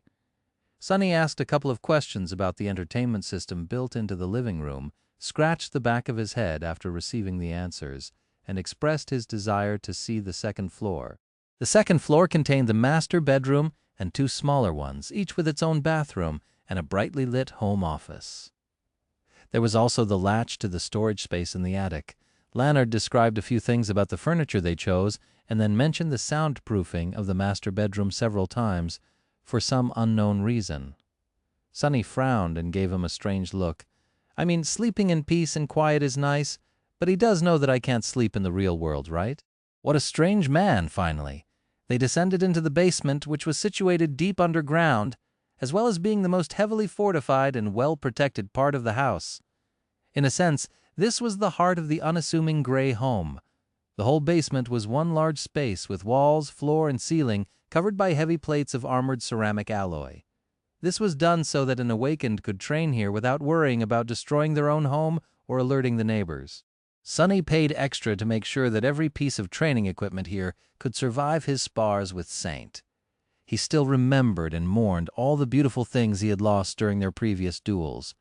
Like his favorite table or his comfortable chair or his pride, the basement could be isolated from the rest of the house and from the outside world, turning into a heavily fortified, impenetrable alloy box. The reason for this level of additional security stood in a small alcove at the far end of it. It was a state-of-the-art, beautiful, incredibly expensive sleeping pod, the best money could buy.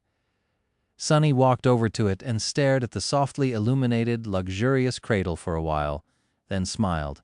No more sore muscles in its closed state, the pod looked like a steel monolith. As far as high-tech coffins went, this armored one was a real beauty. Sonny couldn't even call it a coffin, really. That thing was a whole sarcophagus with its help. He would be able to spend entire months in the dream realm without subjecting his physical body to any damage. He wasn't planning on getting lost in the spell for so long, of course, but it was better to be safe than sorry. Leonard chuckled. I'm not going to lie, every time I find myself in such an environment, I can't help but feel a little scared. Have you ever heard about Dracula, sir? Sonny glanced at him, then shrugged. Not really. What is that? The short man shivered. Just a legend, thankfully. Dracula was a fiend that fed on human blood and slept in a coffin underground. Hence the Sonny smiled. Oh, a vampire? Yes, I've met one or two. Leonard grew pale, remained silent for a while, then squeaked, Met, not paying him any attention? Sonny turned to the second pod that stood near the first one. This device looked similar enough to a sleeping pod to be mistaken for one, but had nothing to do with sleeping. Well, not technically. It also had a cradle and a heavy lid, but unlike Sonny's new sarcophagus, it wasn't designed to accommodate a human body for long periods of time. In fact, there was a plaque on the inside of the lid advising people against overusing the equipment and asking them to behave responsibly. It was the best available dreamscape pod, allowing one to enter the advanced virtual reality simulation that existed on the edge between technology and magic. Sonny had big plans for that thing. Chapter 391, Dreamscape, Chapter 391, Dreamscape. Dreamscape was a place that was neither real nor a part of the dream realm, but instead existed somewhere in between. It was created and maintained by a combination of advanced modern technology and a very special aspect ability that a certain master now already a saint possessed. Their power had to do with illusions, and so that was what Dreamscape was. A massive illusion that countless people could share. However, that illusion was not entirely malleable and functioned according to a set of absolute rules. It reflected reality instead of being a complete replacement for it. As the result, a person entering it was bound by the same laws that existed in the real world. And since one of those laws was the nightmare spell, a person's aspect, abilities, memories, and echoes would function in the illusion the same way they functioned outside of it, with one important difference. One couldn't be hurt, wounded, or killed in the dreamscape. Neither memories nor echoes could be destroyed, which meant that awakened were able to battle each other there without having to risk their lives and keep the destructive force of their duels out of the real world. This application was the primary use of the dreamscape well, in a sense. At the dawn of it, the dreamscape was mostly used by the legacy clans and the government to train elite awakened that served them, but it was quickly deemed as only being marginally useful. While such training could facilitate safe duels between the human carriers of the spell, its simulation of the nightmare creatures was not that close to reality. The illusory monsters lacked the will and mind of actual abominations, after all, so the dreamscape had failed to become a successful training tool and was thus largely abandoned. It had, however, unexpectedly found incredible success in the entertainment segment. Those awakened that were not part of elite strike forces deemed it to be very engaging, useful, and fun. The duels in the dreamscape became very popular, and that popularity simply exploded once the company behind it came up with the idea to integrate a broadcast function into the simulation pods, thus making these duels available to a much broader audience than mundane humans. Today, Dreamscape was a whole industry with both amateur and professional leagues, famous celebrities, and passionate fan clubs. There was even a version of it for non-awakened, with its own set of environments and adventures that allowed people to experience a facsimile of what it meant to travel across the dream realm while battling nightmare creatures. Sonny, however, wasn't interested in the fame, glory, and money that becoming a renowned dreamscape champion could bring him. No matter how lucrative, it was just a toy at the end of the day. He was, nevertheless, extremely interested in that toy for 3 very important reasons. The first reason was the anonymity that Dreamscape offered. It was all but impossible to track a person entering the illusion if they didn't wish to be tracked, which was very much to his liking. The second reason was Shadow Dance. Sonny needed to fight against a multitude of opponents skilled in wielding different weapons and using various styles to sharpen his battle art and make it as well as the Soul Serpent stronger. In a sense, he needed to create a library of mirrored styles to enrich his own. Was there a better place to find thousands upon thousands of awakened who were willing and ready to cross blades with him, all without having to risk his life to boot? The third reason was rather unexpected. In fact, Sonny had stumbled upon it by pure accident. Back when he had just arrived on the Chained Isles, he secretly tested the mantle of the underworld in battles against several nightmare creatures. The onyx armor had turned out to be even more remarkable than he had anticipated, so he easily hunted down several abominations. And yet one creature had managed to escape from him after being thoroughly defeated, mostly because of the approaching crushing. That was when he discovered how the Prince of the Underworld enchantment really worked. Its description said that the onyx armor grew stronger according to the number of opponents its wielder defeated, and it did exactly that. The enchantment didn't care whether the opponent lived or died.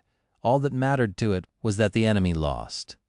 After the nightmare creature Sonny had beaten escaped, the counter of the enchantment still changed from 1215-6000 to 1000-6000-6000. He tested it in a battle with another abomination, bringing it to the door of death, and then walking away without delivering the last blow. The counter went to 1217-6000, so Sonny hoped to kill 2 birds with 1 stone in the dreamscape to both elevate his technique and satiate the requirements of the Prince of the Underworld with a constant stream of victories. Now that he had finally bought his own home and gained access to a sufficiently secure simulation pod, the chance to do so was finally in his grasp. But first, he needed to send Leonard away. The 2 of them returned to the ground floor. The short man looked around and asked with a somewhat forced smile, I hope that everything was to your liking, sir?" Trying not to show how weird it was for him to be addressed as Sir still, Sonny gave him a curt nod and answered evenly, "Yes, it will do." Leonard hesitated for a few moments, then said, "Good, great. Ahem, would you like to subscribe to our active security service? Many awakened find it beneficial to have a dedicated security team guarding, The short man started to give him an obviously practiced sales pitch, but under Sonny's indifferent gaze, his voice grew quieter and quieter until eventually disappearing completely. Sonny smiled slightly. "I would not, Leonard. Do you really presume to be able to guard me?" Leonard gulped, then shook his head. "Ha, ha, ha! No, of course not. What I was thinking about, even. Please forgive me, sir." He looked away, then hurried to change the subject. "In any case, as you can see, the interior is rather empty. We left space for you to fit your ahem things. If you don't mind me asking, when are the movers arriving?" Sonny stared at him, then shrugged. "They're not. I don't own a lot of things," by which he meant that the clothes on his back and the stuff in his pockets were the total sum of his worldly possessions. Leonard sighed, then nodded. How profound indeed. People these days are too preoccupied with material possessions. They define themselves through the ownership of things, not noticing that those things actually own them. I envy your wisdom, sir. What on earth is that guy going on about? Sonny stared at Leonard's tailored suit and antique watch with hidden envy. Those had to be expensive. The short man caught the direction of his gaze and blushed with embarrassment. "Anyway, if no one is coming, then we can conclude the deal right here and now. I wouldn't want to take too much of your precious time." They signed a few documents. All payments had been made in advance, so this was just a formality, but despite that, completing this meaningless ritual made Sonny feel a deep and powerful emotion. In a few minutes, Leonard was gone, leaving him alone in his new home. the first home he had in many, many years. Chapter 392, Birth of a Legend. Chapter 392, Birth of a Legend. For a while, Sonny stood motionlessly in the living room. Then he slowly wandered around the house, looking at its walls and tastefully furnished rooms. Finally, he found himself near the refrigerator and took out a glass bottle full of clear, pure water. With it in hand, Sonny walked outside and sat down on the porch. The terrace district was quiet and peaceful. The air was still cold, but the sunlight was already full of warmth, promising a vibrant spring. The wind rustled the leaves gently, and streams of meltwater murmured softly as they ran down the pavement. Sonny stared at the piece of land that he now owned and opened the glass bottle. He spent quite a while there, sipping water and looking at nothing in particular. As hours passed, several PTVs drove by. He saw a few people in clean and warm clothes. A bit later, droves of children and teenagers in school uniforms walked past, on their way home from their studies. After that, he sighed, retrieved his shadows, and went back inside. Bringing the empty bottle back to the refrigerator, he stared at it for a few moments. Inside there was food, so much food, enough food to last him for a month, all easily accessible, delicious, and well within his means. Before Sonny knew it, his fist slammed into the door of the refrigerator, easily piercing the thin metal sheets and turning the vegetables stored on the other side into vapor. Pieces of metal and plastic flew in the air, and the whole house trembled slightly. The refrigerator itself cracked and deformed, nearly bursting apart from the force of the impact. Sonny stared at his hand in shock, then awkwardly retrieved it from inside the devastating device and looked at the broken thing with dismay. Crap! Now he was going to have to buy a new one, and replace all the food, and clean up all the mess. What the hell is wrong with me? Shaking his head, he put the empty glass bottle on the counter, sighed, and went to find a mop. Some time later, Sonny returned to the basement and approached the Dreamscape pod. He looked at it for a while, then turned around and paced around the armored dojo, frowning. Come on now, you've been preparing for this for a long, long time. As he paced, his whole presence slowly changed. The way Sonny walked, the way he held himself, the way his hands moved all became slightly different. There are 6 gods: the war god, also known as the god of life, the beast god, also known as the goddess of the moon, the sun god. As he recited the names of the gods and their various aspects, the manner in which he spoke also changed. The difference was subtle, but noticeable. One after another, Sonny changed every little bit of behavioral traits that could be traced back to him. He had spent a lot of time training for this moment, using the physical malleability of a shadow dance practitioner to make himself unrecognizable. Surprisingly, the task had turned out much easier than he had thought. It was basically his specialty, anyway. Weaver's mask could protect his identity from all who would wish to learn it through magic, but he had to deal with mundane forms of identification on his own. After a while, when he was ready, Sonny undressed, approached the simulation pod, and climbed into its cradle. As the polished mask of black wood appeared on his face, the lid closed. A string of shimmering letters appeared in front of him. Enter Dreamscape? Yes. No. He sighed, then concentrated on the yes. A few moments later, his vision darkened. Sonny found himself standing in all around him. Countless stars burned with ethereal light, an inconceivably complex weave of strings connecting them together. There was, however, no logic or sense in the pattern. He didn't feel any meaning hidden in the beautiful weave of the strings of light. It was just a pretty backdrop and nothing more. A fake, other than that, though the simulation was pretty realistic. He looked down and saw his naked body, the soul serpent coiling around his arms and torso. The Dreamscape recreated his appearance to the SMA, in great detail, huh? Shaking his head in bewilderment, Sonny summoned the mantle of the underworld. It weaved itself from black threads and covered his body. As soon as it did, a pleasant voice resounded in the darkness. "Challenger, welcome to the Dreamscape." Sonny summoned the autumn leaf, a small charm that allowed him to change the color of his hair. After a short hesitation, he made them appear white. "What next? How do I fight people?" The pleasant voice promptly responded before proceeding further. Please choose an alias." He blinked a couple of times, then scratched the back of his head.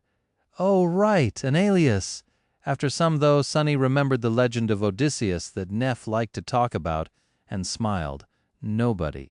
That would be a good alias. He could already imagine how funny it would be to hear something like, "Nobody has defeated the enemy," or "Nobody has won." His thoughts, however, were interrupted by the voice of the dreamscape. "Alias, nobody is taken. Please choose another." He did not expect that. What would be a better alias? Is taken. Please choose another. What? No, wait. Alias, what? No, wait. Is taken. Please choose another. Sonny shut his mouth, then thought for a while. His alias had to not only sound nice, but also be the opposite of what he would ever call himself in real life. Just like his movement and speech patterns, it had to be a part of the disguise. That's why coming up with one was not that easy in the next few minutes. He tried a dozen different aliases, all to the same result. The level of coolness of the aliases he could come up with rapidly dropped, while the level of his irritation quickly rose. He felt as if the damned simulation was mocking him. Finally, Sonny growled in frustration and said the first word that came to his mind. "Mongrel!" The dreamscape was silent for a while. Then it said, "Welcome, Mongrel. Please choose a dream of your liking." "Really, Mongrel? Well, mission accomplished, I guess. This is indeed the last thing I would want to be known as." Oh, the irony! As Sonny huffed and puffed from frustration, several images appeared in front of him. All contained depictions of different environments, although most looked like an arena of some sorts. From his research, Sonny knew that the choice of an arena decided what type of opponents he would get to fight against. Some were available to everyone. Some required a certain number of victories to be accessed. Professional duelists all spent their time in those elite dreams. Dreams, what a stupid name. If I was dreaming, I would be on the Chained Islands right now, wouldn't I? His body was, indeed, awake right now. It's just that his mind was inside of an illusion. Regardless, what he needed was a place where he could fight sufficiently skilled amateurs without drawing too much attention. He knew just the place. Pointing at one of the images, Sonny said, "There." A moment later, the black void disappeared, and he was suddenly somewhere else. A loud voice thundered from somewhere above, "Challenger Mongrel has entered the Colosseum." Chapter 393, Mongrel. Chapter 393, Mongrel. Sonny was standing on the floor of a vast oval arena. It was covered by sand, which had long ago turned red from all the blood spilled between these ancient walls.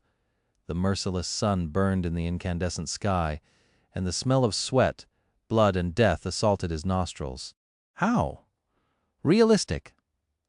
A little disturbed, Sonny looked around and saw tall amphitheater stands rising high above the blood-soaked arena. Those were the spectator seats. A crowd was cheering from them, their voices full of macabre fascination, cruelty, and glee. Both men and women were dressed in archaic robes that left their arms and shoulders bare. With bloodthirsty smiles contorting their features, they looked like a horde of lustful demons. Well, not all of them. Here and there a strangely clothed person could be seen, observing the fights with a less barbaric expression.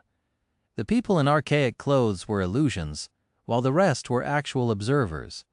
One didn't have to be connected to the dreamscape to spectate the duels, but some quirky fans preferred to be there in person to achieve the feeling of maximum immersion.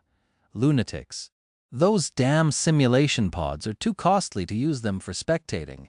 Even though Sonny wasn't poor anymore, seeing such extravagance still pained him. Shaking his head, he finally turned his attention to the arena itself. Obviously, this illusory environment wasn't very original, but on the other hand, it was a classic. More advanced dreams had vastly different decorations, ranging from realistic to completely fantastical, but for this low-level one, the company running Dreamscape chose a pretty basic narrative. It was an ancient Colosseum, a place where slaves had once fought to entertain their masters, often to the death. Sonny didn't like it one bit. The Colosseum was based on a historical structure, but was much larger. Hundreds upon hundreds of warriors roamed the sand of the battle arena, some engaged in fights, some searching for an opponent. Out here in the Colosseum, Most of the participants were awakened of high enough skill to be considered the elite among the amateurs, but not skillful enough to enter the professional leagues, just what Sonny was looking for. Maybe, overall, while many of the duelists in the dreamscape were talented fighters, at the end of the day, there were very few true masters among them. Real elites spilled blood in the dream realm, not in an illusion that had been conjured for the purpose of entertainment, so the level of competency of these people remained to be seen. Commanding the soul serpent to assume the form of the fearsome Odachi, Sonny put the blade of the great sword on his shoulder and waited to be challenged. Due to his menacing black armor and fearsome mask, however, people seemed to be reluctant to approach, at least for a while. Soon, a young swordsman in a striking blood-red armor approached, a long and graceful espadon resting on his shoulder. With a smile, he looked at Sonny and said, "Haven't seen you around before, mongrel? Are you new to the Colosseum?" Sonny tilted his head and studied the letters that appeared around the swordsman. Paradise in red. Victories, 157. Defeats, 103. Good enough, lowering the Odachi, he answered in an even tone. "I was born in the Colosseum." The swordsman smiled, then stepped forward. "Let me welcome you back, then." The voice of the dreamscape immediately spoke, announcing the start of the fight. Paradise in red has challenged Mongrel. They clashed on the bloodied sand, moving with enough speed to cause the wind to howl through their armor. Sonny had left one of his shadows on the ground and wrapped another one around the autumn leaf where it could do him no good. He didn't want to be too strong, so that his opponents were not completely outmatched and could properly showcase their styles. As for himself, he had completely abandoned both the flowing style that Nephis had taught him and the grounded technique that he had learned from Saint, relying only on his ability to shadow the enemy's movements. Paradise in red was not a master of swordsmanship, but his skill level was not bad. Still, the young man wasn't a match for Sonny, even though he had to forego his practiced techniques and wasn't used to wielding the great blade of the Odachi. The material form of the shadow serpent was truly formidable, but due to its size and nature, using it required a lot of adjustment. It was potentially far more devastating than any shorter blade could ever hope to be, but at the same time demanded much more skill and strategy to be wielded efficiently. Any strike it delivered was potentially deadly, but so was every mistake made in the process. Sonny prolonged the fight for as long as he could, learning as much as possible from how his opponent moved and wielded the sword. In the end, however, the strain of the duel turned out to be too much for the other fighter. He wasn't very strategic at how he spent his soul essence, so after 5 minutes or so, his speed and strength decreased sharply. Sonny sighed and ended the duel with one precise slash of the soul serpent. The great sword flashed across the enemy's neck, sending his head flying into the air. The beheaded corpse fell to the ground in a rain of blood, then disappeared in a stream of sparks. The voice of the dreamscape thundered from above. Mongrel has won. Too bad. 5 minutes was not enough to truly learn the essence of a battle style. However, Sonny was certain that he would face another practitioner of this battle art eventually. There were not that many popular styles among the amateurs, after all. A few days or weeks later, he was bound to fight against someone with a similar technique again. Attracted by his flashy victory, a few more challengers approached. Sonny flourished the soul serpent, then stopped it abruptly midair.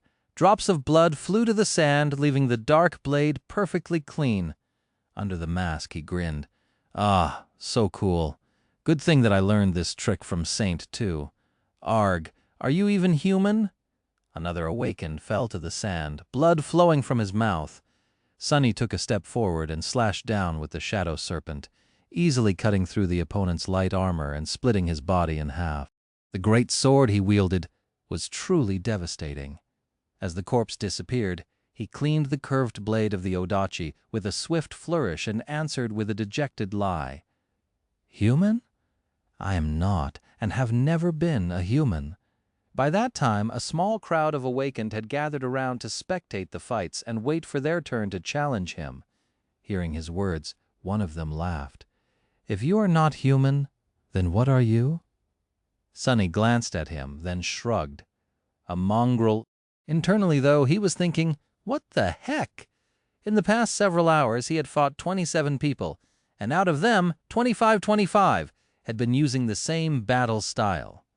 It was a practical but rather simplistic art that relied on straightforward, efficient movements and attacks that were optimal in terms of lethality and energy expenditure, but for the same reason, very predictable. In the hands of a master, the style could have been a real menace. But with these talented amateurs, it was useless against anyone with a tiny bit of clarity. Several of the aspects the challengers possessed had thrown him for a loop, but in the end, he had defeated them all one after another, gaining a solid grasp of the essence of their style by the 20th practitioner he fought. These people were not exactly untalented, but Sonny felt the difference between them and himself sharply. He had to remind himself that, unlike him, they had not spent a whole year fighting for their lives in the hell of the Forgotten Shore. Most of these young men and women had probably only experienced a handful of real battles in their entire lives, a few in the first nightmare, and a few on their way to the gateway. After that, they lived in well-protected citadels and only ventured outside the walls in large cohorts, if ever. Disappointing. Although the counter of the Prince of the Underworld had grown by 27 victories, Sonny was slightly irritated. This was not what he had hoped for. Variety. He needed variety. He needed to create a truly versatile library of styles to allow shadow dance to be more efficient in the future. The more basic styles he learned, the easier it would be for him to shadow a truly unique technique if he needed to. As he was thinking that today was a complete bust, a sudden wave of whispers ran both through the crowd of the awakened fighters and the human spectators observing them from the stands. A dozen or so meters behind Sonny, a tall figure suddenly appeared out of thin air. When people saw the new arrival, their eyes widened. Chapter 394, One Strike. Chapter 394, One Strike. Leo Stryker appeared on the Colosseum and looked around with a bit of nostalgia. A few years ago, at the very start of his career, he had been a frequent visitor of this arena. This was where it all had started for him. Times had changed, of course.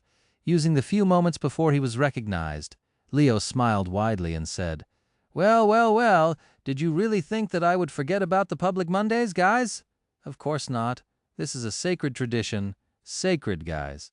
Some of the Strike Force veterans might remember how I started in the amateur arenas, and now that I am a brilliant, famous, and incredibly handsome celebrity, I have to return here from time to time to, stay humble.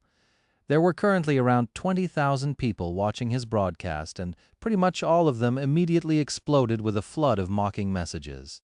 Glancing at the broadcaster interface that Dreamscape provided to popular duelists like him, he grinned and winked, humored by some of the good-natured jabs thrown his way. Leo Stryker was not the most extraordinary fighter in the Dreamscape, but over these past few years he had gathered a rather large following thanks to his skill, flair, and boisterous personality. He was so popular, in fact, that thousands of younger awakened became enamored with the battle style he and a few of his duelist buddies practiced. As the result, the Roaring Lion Strike style had become all the rage among the amateur duelists, and his old mentor was now flooded by a deluge of new pupils. That fact really warmed Leo's heart. He was glad to be able to repay the old man for all his patience. Leo spent most of his days participating in top-level duels on the professional league arenas, but on Mondays, he liked to visit a public dream or two, chat with fans, fight a few amateurs, and provide them with pointers as a way to give back to the community. Today was one such Monday. Looking around the Colosseum, Leo noticed a small gathering a dozen or so meters away from him and headed over. As he walked, he heard excited voices. "Hey, isn't that Leo Stryker? No way, wait, it's him. I can recognize that gorgeous armor with my eyes closed." "Leo, love you, man. Keeping it real like always." Strike Force roar. "I've been watching your broadcasts for 2 years, Leo." A friendly smile appeared on his face. Waving at several fans, he approached the crowd of challengers and glanced at the lone figure standing in the empty space in the middle. Whoa, this dude has style. The man in the middle of the crowd wore a beautiful onyx armor that radiated a sense of solemn, dark menace. His face was hidden behind a fearsome black mask, with 3 twisting horns rising from it like a jagged crown. His hair was stark white, and there were two pools of impenetrable darkness in the place where his eyes were supposed to be. His weapon of choice was a long, curved odachi forged of lusterless black steel. It rested on his shoulder, seemingly devouring the bright light of the illusory sun. The stranger looked more like a demon than a human being. Leo let out an approving whistle. Is he also a broadcaster? Huh. I don't recognize those memories. He checked the stats of the demonic warrior. Mongrel, victories, 27. Defeats, 0. A newbie but a talented one, a perfect KDA. What a rarity. In any case, that guy was incredibly photogenic. A duel with him was not going to be interesting due to the gap in their skill, but it would definitely look stunning. Leo felt a little ashamed to break Mongrel's perfect streak, but this talented amateur would receive useful advice in return, which was far more useful.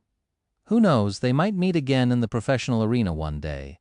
Looking at the invisible camera, Leo raised an eyebrow and asked, "What do you say, Strike Force?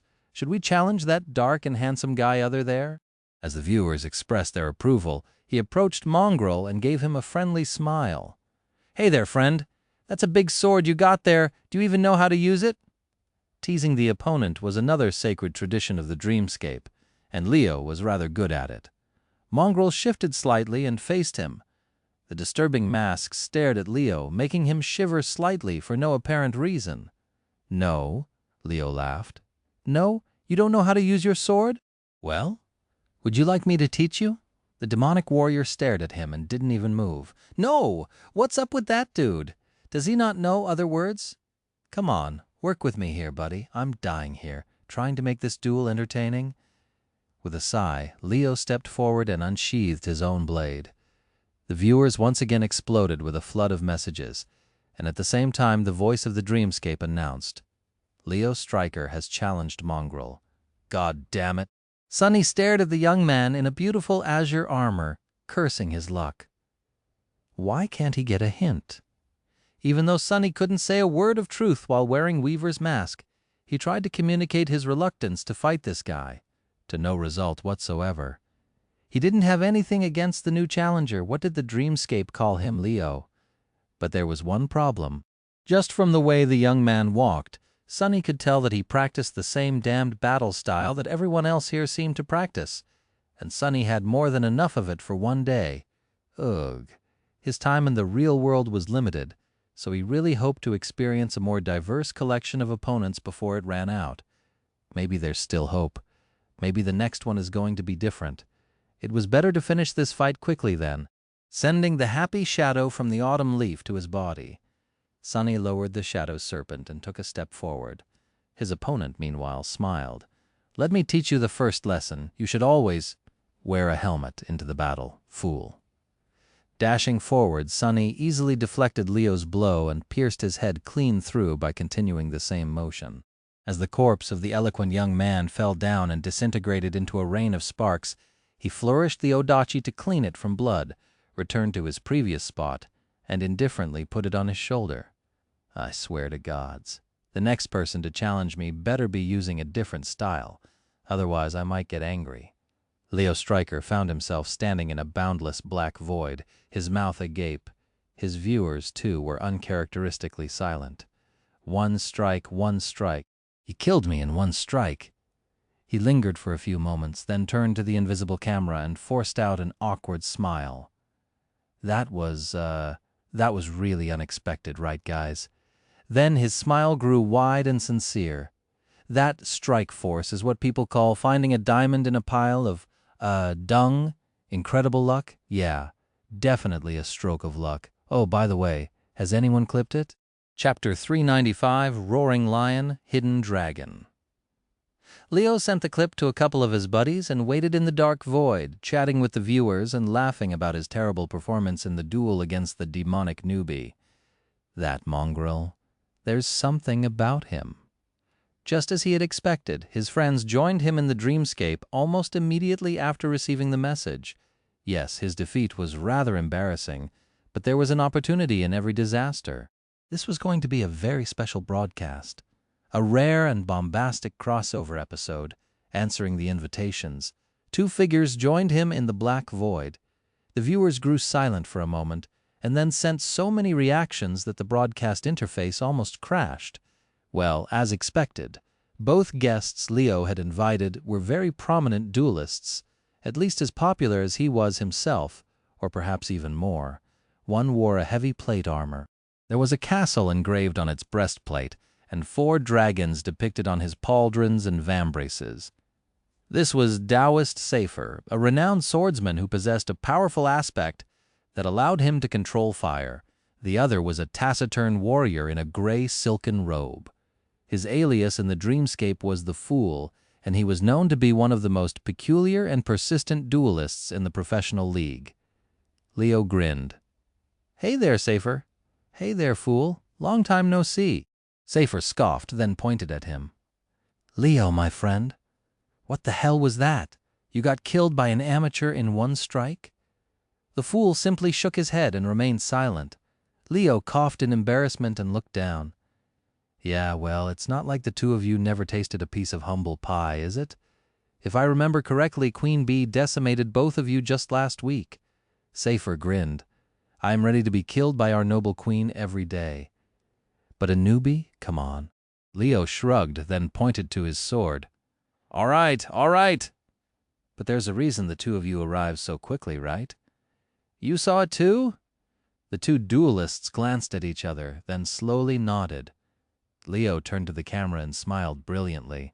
"What? None of you battle geniuses have noticed it?"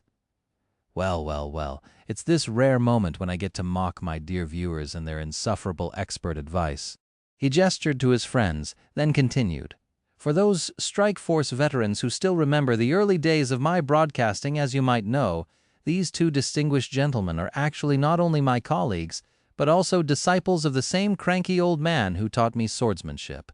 Basically, the 3 of us are childhood friends, and we practice the same ingenious battle style, the Roaring Lion strike style." He paused and then sighed mysteriously. "And while it hurts my pride a little to have been defeated by an unknown novice, the real reason why I was so shocked by our duel is you won't believe it? Oh yeah, before we do this, I should mention the sponsor of today's Safer rolled his eyes and interrupted him. "Cut it, Leo. What he was going to say is that the masked guy used the Roaring Lion strike style to defeat that dolt. And while there are many, lots and lots, really, people who can beat that loud nuisance in a heartbeat, the fact that someone done so while using our own style is very interesting." Leo glanced at his friend with vitriol, but then gave up on the ad break and nodded. "Indeed. So the 3 of us are going to go and see who that mongrel really is, and what is he really capable of?" Sonny felt that something weird was going on in the Colosseum after he dispatched the young man in azure armor. The other awakened seemed to stare at him with a bit of confusion, shock even. The same went for the human spectators in the amphitheater. Many had changed seats to get closer to him. What's the matter with all these people? Did I go overboard and move too fast? But no, he had measured his dash to not appear too powerful. Maybe they just liked the spectacle? Sonny was, indeed, giving them a good show. Not that doing so was his intention. Anyway, why is no one challenging me? Stop wasting my time, people. I'm on a tight schedule.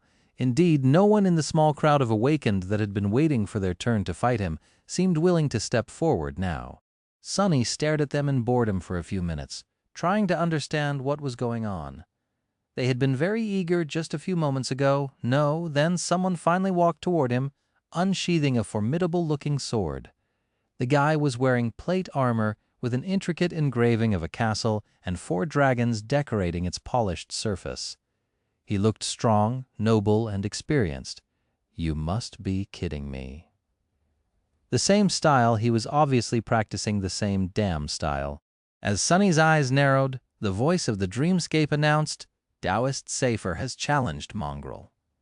Before the guy in plate armor could even attack, Sonny unceremoniously bashed him in the face with the pommel of the odachi, swiped his foot, and then viciously thrust the tip of the great sword into the narrow crack of his visor.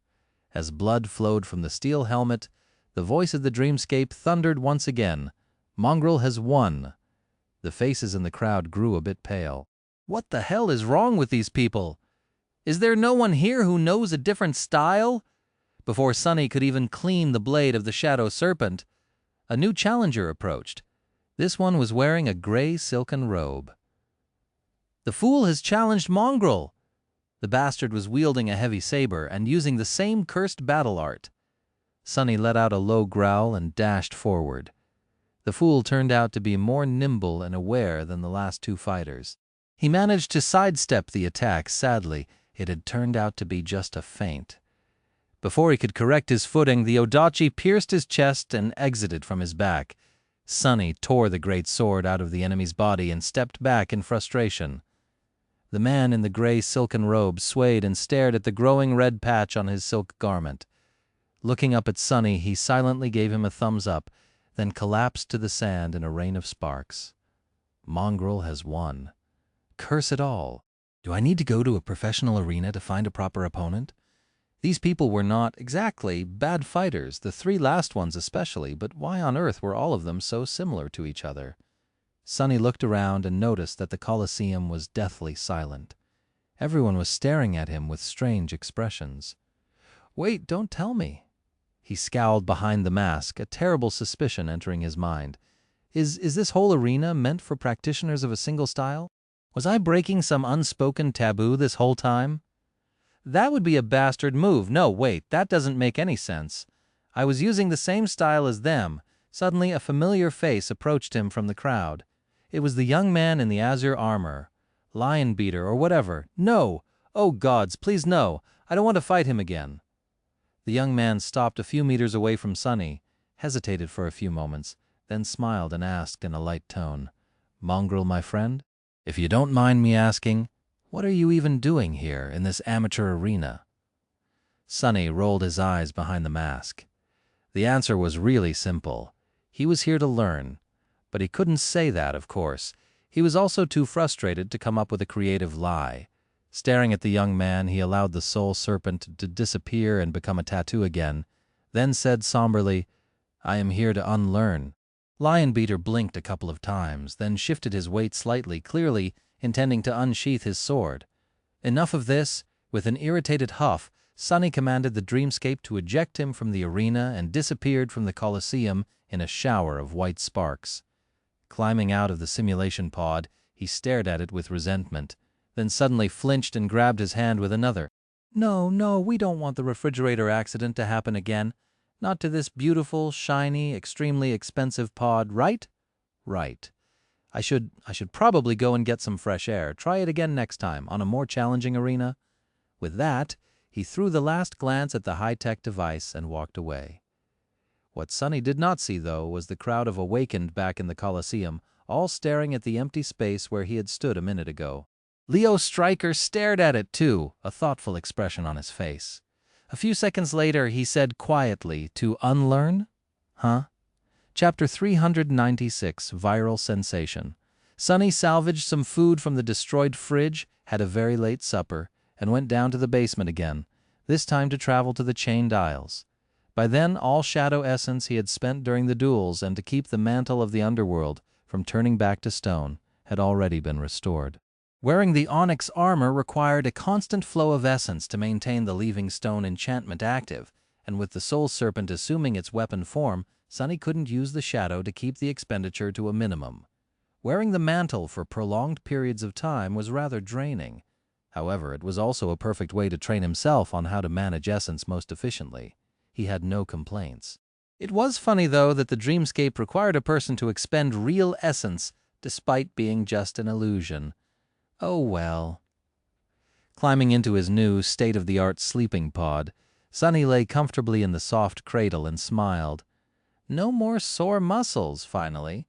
With that, he closed his eyes and very quickly fell asleep, while his soul wandered the dream realm and his body slept, locked in an underground bunker behind multiple layers of protection, though.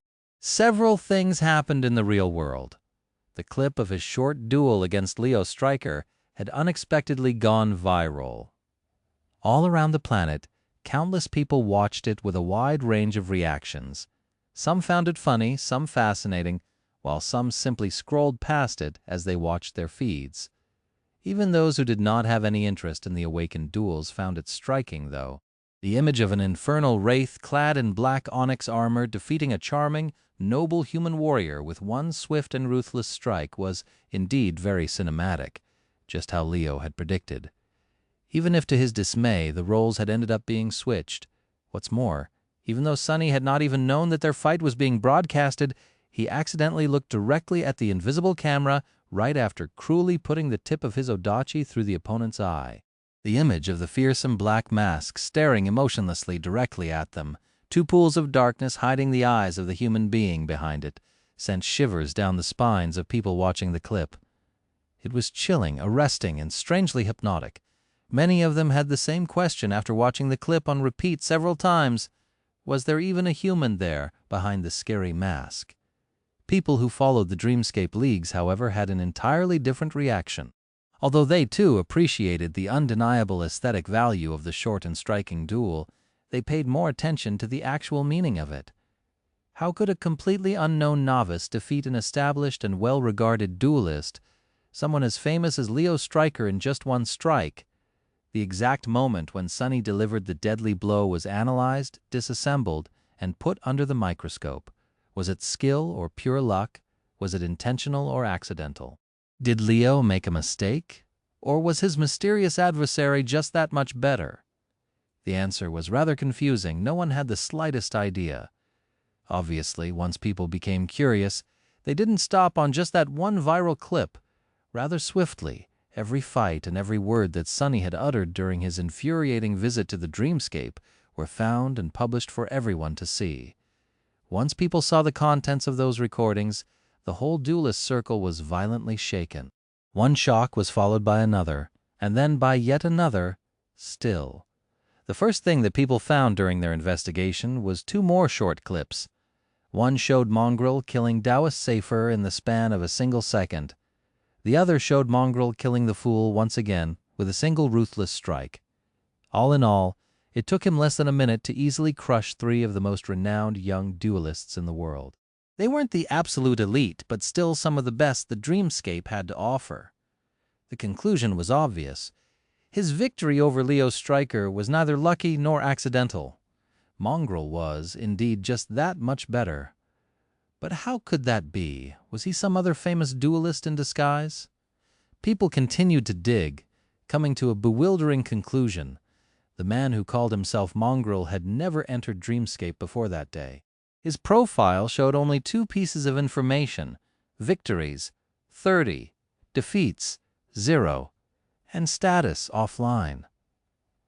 After that, many theories appeared postulating that Mongrel was, in fact, a master who had visited the Dreamscape to have fun. There weren't that many masters in the world, and all of them had much more crucial things to do than spend their time having illusory duels.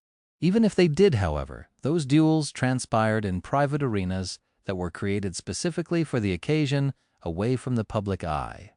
Still, if Mongrel was a master, that would explain it all. He was just much stronger. But he wasn't. That theory was debunked when the recordings of his other 27 duels were unearthed. After watching them, the investigating enthusiasts became truly shaken, and for a very strange reason. It was because those recordings showed Mongrel actually struggling against much weaker opponents. Now wait a minute, what the hell did that mean? How could a man struggle against novices, fighting them for an average of 5 to 10 minutes, and then kill 3 experienced professionals in 3 seconds? The answer was simply mind-boggling. While people who did not know much about combat techniques assumed that Mongrel had been just pretending to be weak, more knowledgeable experts came to a stunning conclusion. Mongrel only used the styles of his opponents to fight against them. He came into the Colosseum not knowing anything about the popular roaring lion strike style and mastered it in the span of a single evening to such degree that even the Fool, Taoist Safer, and Leo Stryker himself, the 3 fighters who had popularized the style in the first place, couldn't resist him even for a couple of seconds. Now it was the experts' turn to shiver. Ironically, after understanding what exactly had transpired, they were left with the same question that the people who knew knowing about awakened duels had after watching the viral clip. Was the being wearing the black wooden mask even human? And all of them, regardless of their interests and level of knowledge about battle arts, were now wondering the same. Who the hell is Mongrel? Chapter 397. Mongrel's wisdom at his every action and every word, trying to find some hint to his identity, background, and standing. Although there was not much to learn, they gradually came to perceive his sayings as rather meaningful. In fact, people ended up finding too much meaning in them, even though there was none. It was all just awkward lies Sonny had come up with on the spot to fulfill the requirements of the simple trick. He had never, ever intended to say something profound. But when had good intentions ever stopped people from overcomplicating things? Without Sonny knowing anything about it, Mongrel had gained a philosophy. Are you new to the Colosseum? I was born in the Colosseum. Sitting in a school cafeteria, two students stared at a cheap communicator, their eyes burning with enthusiasm. One of the boys frowned, then asked in confusion, "I don't get it. What does he mean?" "Isn't the Colosseum just a dreamscape arena? How could a person be born there?" His friend shook his head with disdain. "Idiot, don't you get it? Mongrel doesn't mean that he was born in the dreamscape. He means that he was born in battle. Those ancient gladiators were slaves forced to fight to the death against their will. Aren't awakened the same? They are infected by the spell and have no choice but to battle nightmare creatures to survive. In a sense, all awakened were born in the Colosseum. Somewhere in the outskirts, several workers had gathered together during their short break. Are you even human? What is a human? I am not, and have never been a human. One of the workers shivered. Scary, do you think that Mongrel is actually a nightmare creature that infiltrated the real world? Another shook his head. No, of course not, the first sighed. Then why would he say that he's not human? The second worker looked at the dirty tunnel of the industrial air filter exhaust they were cleaning, then at his own calloused hands. What the hell does it even mean to be a human? Do you think that you and I are really humans? No, you fool. That Mongrel has more brains than you, I swear. He at least understands that just having 2 legs and 2 hands does not make you a human. He gets how it is. The third listened to their conversation and grimaced. So what? Yeah, he gets it, but I don't see him complaining. That guy took the hand he was dealt and turned himself into a damned sword demon. What have you done? That's the lesson he is trying to teach us, I think. No one will treat you as a human unless you behave like one far away. In the sleeper compound of the academy, a group of young men and women were looking at a screen. That's a big sword you got there. Do you even know how to use it? No. No, you don't know how to use your sword? Well, would you like me to teach you? No. One of the sleepers scratched the back of his head, then asked, I don't get it. Why did Mongrel lie about not knowing how to use a sword? He is obviously a very experienced fighter, maybe even a legacy. Was he trying to trick Leo into underestimating him? A girl standing near him chuckled. He didn't lie. Why would Mongrel need to trick Leo? He would win against him fair and square regardless. No, there's a deeper meaning in his words. The other sleeper raised an eyebrow. What meaning? The girl smiled knowingly. Only a boastful duelist like Leo Stryker would claim to know his way around a sword. A true master, one who battles nightmare creatures in the dream realm, instead of playing games with pampered, awakened in the dreamscape, would know that they have infinitely more yet to learn than they already know. That's what Mongrel meant. No matter how good he is, he understands that in the grand scheme of things, his skill and power are like that of an infant. Her friend was quiet for a while, then asked, If that's the case, then why did he say that he doesn't want to learn more? The girl shook her head. Leo to teach him. The true enemy of an awakened is the spell, not other humans. That's why Mongrel doesn't want to be taught by battling humans, even if he has to. And also, if someone is strong like Mongrel, they can end a fight with one strike. But true strength is not needing to strike at all. Maybe that's what Mongrel wants, to become powerful enough so that he never has to bear his sword again. And just a few hundred meters away from them, on her way to the Academy Hospital complex, a young woman in a wheelchair was staring at her communicator with an amused expression on her face. What are you doing here in this amateur arena? I am here to unlearn. This quote especially had become a topic of heated discussion across the network. Among the duelists, it caused a whole philosophical storm. Countless awakened were passionately debating its meaning. No one knew what exactly mongrel meant. But everyone had at least a theory. The only thing everyone agreed on was that his short statement hid profound, fundamental wisdom about the nature of combat and ways to become a master of it. Not Effie, though. Looking at her communicator, she shook her head and said, "To unlearn, huh? That guy must have hit his head one too many times. What a dimwit." Then she looked at the image once again and added, "And also, what's up with that armor? It looks so familiar. For a moment I thought that Sonny's echo has run wild." Ha! What a fun idea. The look on his face would have been priceless. With that, she shook her head, deactivated the communicator, and continued on her way. Effie had more important things to do than waste her time thinking about mongrels. The rest of the world, though, apparently did not. Chapter 398, Master of his Trade. Chapter 398, Master of his trade, blissfully oblivious to the storm his visit to the dreamscape was causing back in the real world, Sonny opened his eyes on the altar island of the sanctuary. Because of how much time he had spent fruitlessly searching for worthy opponents on the Colosseum, he arrived on the chained isles much later than he usually would. The sunset was still a few hours away and the sky was clear and bright. He was welcomed by the familiar murmur of flowing water, the rustling of leaves, and a cool breeze. Sonny flinched slightly and threw a resentful glance at the deep pool of clean water surrounding the small piece of land on which the altar and the ancient tree stood. During his first visit to the sanctuary, St. Tyrus herself had brought him here from the real world. Both of them had appeared near the altar. There had been a small problem, though. Sonny had materialized a bit further than people usually did, and as the result plunged straight into the pool instead of landing on solid ground. Not a big setback, however. In a moment of disorientation, he almost had a heart attack. Falling into water reminded him of his first minutes on the forgotten shore just too much. For a second, he had thought that he was back in that godforsaken place ever since that day. Sonny never ended up in the water instead of on the soil of the altar island again, but the scare that first time had given him was still fresh in his memory. Not today. With a triumphant smirk, he left the white altar behind and headed toward the ring of tall menhirs. Now that it was day, the sanctuary looked more populated. Groups of awakened rested on the grass of the park, some discussing upcoming ventures into the wilderness, some simply killing time until they were able to return to the real world. One couldn't just enter the gateway immediately after appearing in the dream realm. Perhaps because the soul wasn't able to withstand traveling between worlds too often, perhaps because the spell did not wish for them to return too quickly, or perhaps for some another unknown reason. Awakened had to wait several hours before being allowed to use a gateway again.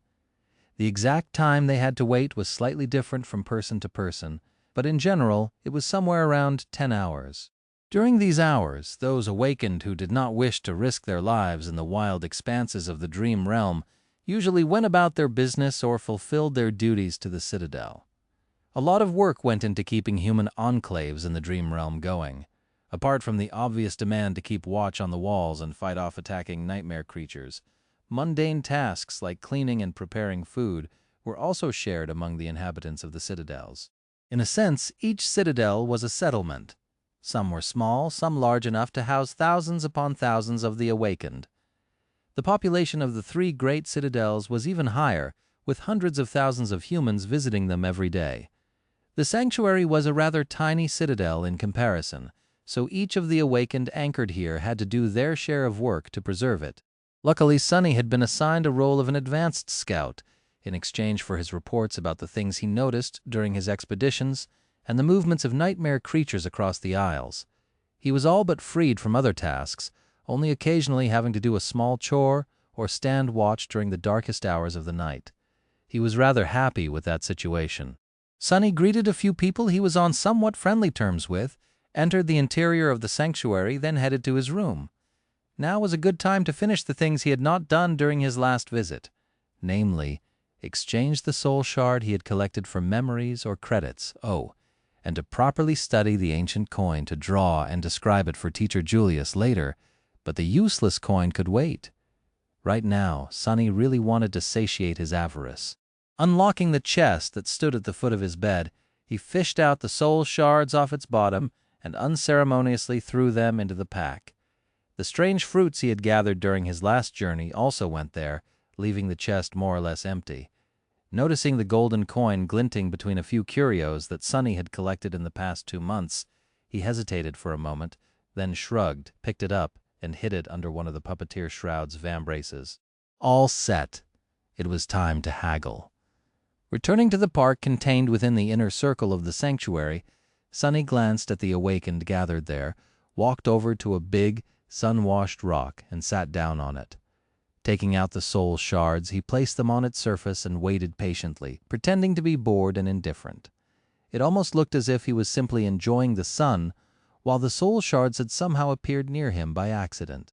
In the beginning, Sonny had to walk around and initiate trades, but by now the inhabitants of the sanctuary had already caught wind of the fact that he often had soul shards to trade. Sonny just had to keep his trading operations seemingly humble, at least on the surface.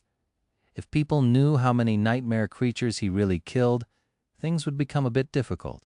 He was known to be from the Forgotten Shore, which gave him a bit of leeway of how deadly of a hunter he could appear to be, but it was still wise to keep the full extent of his competency to himself. Of all the people on the chained island, only St. Tyrus and her trusted aides knew about his SS evaluation. So whatever soul shards Sonny didn't sell to the local awakened, he sold directly to the White Feather Clan, leaving all parties satisfied by the arrangement. Soon the first customer approached, looking at the gleaming crystals with burning eyes. Sonny smiled brightly. "Oh hey, Sonny's Brilliant Emporium is currently open for business.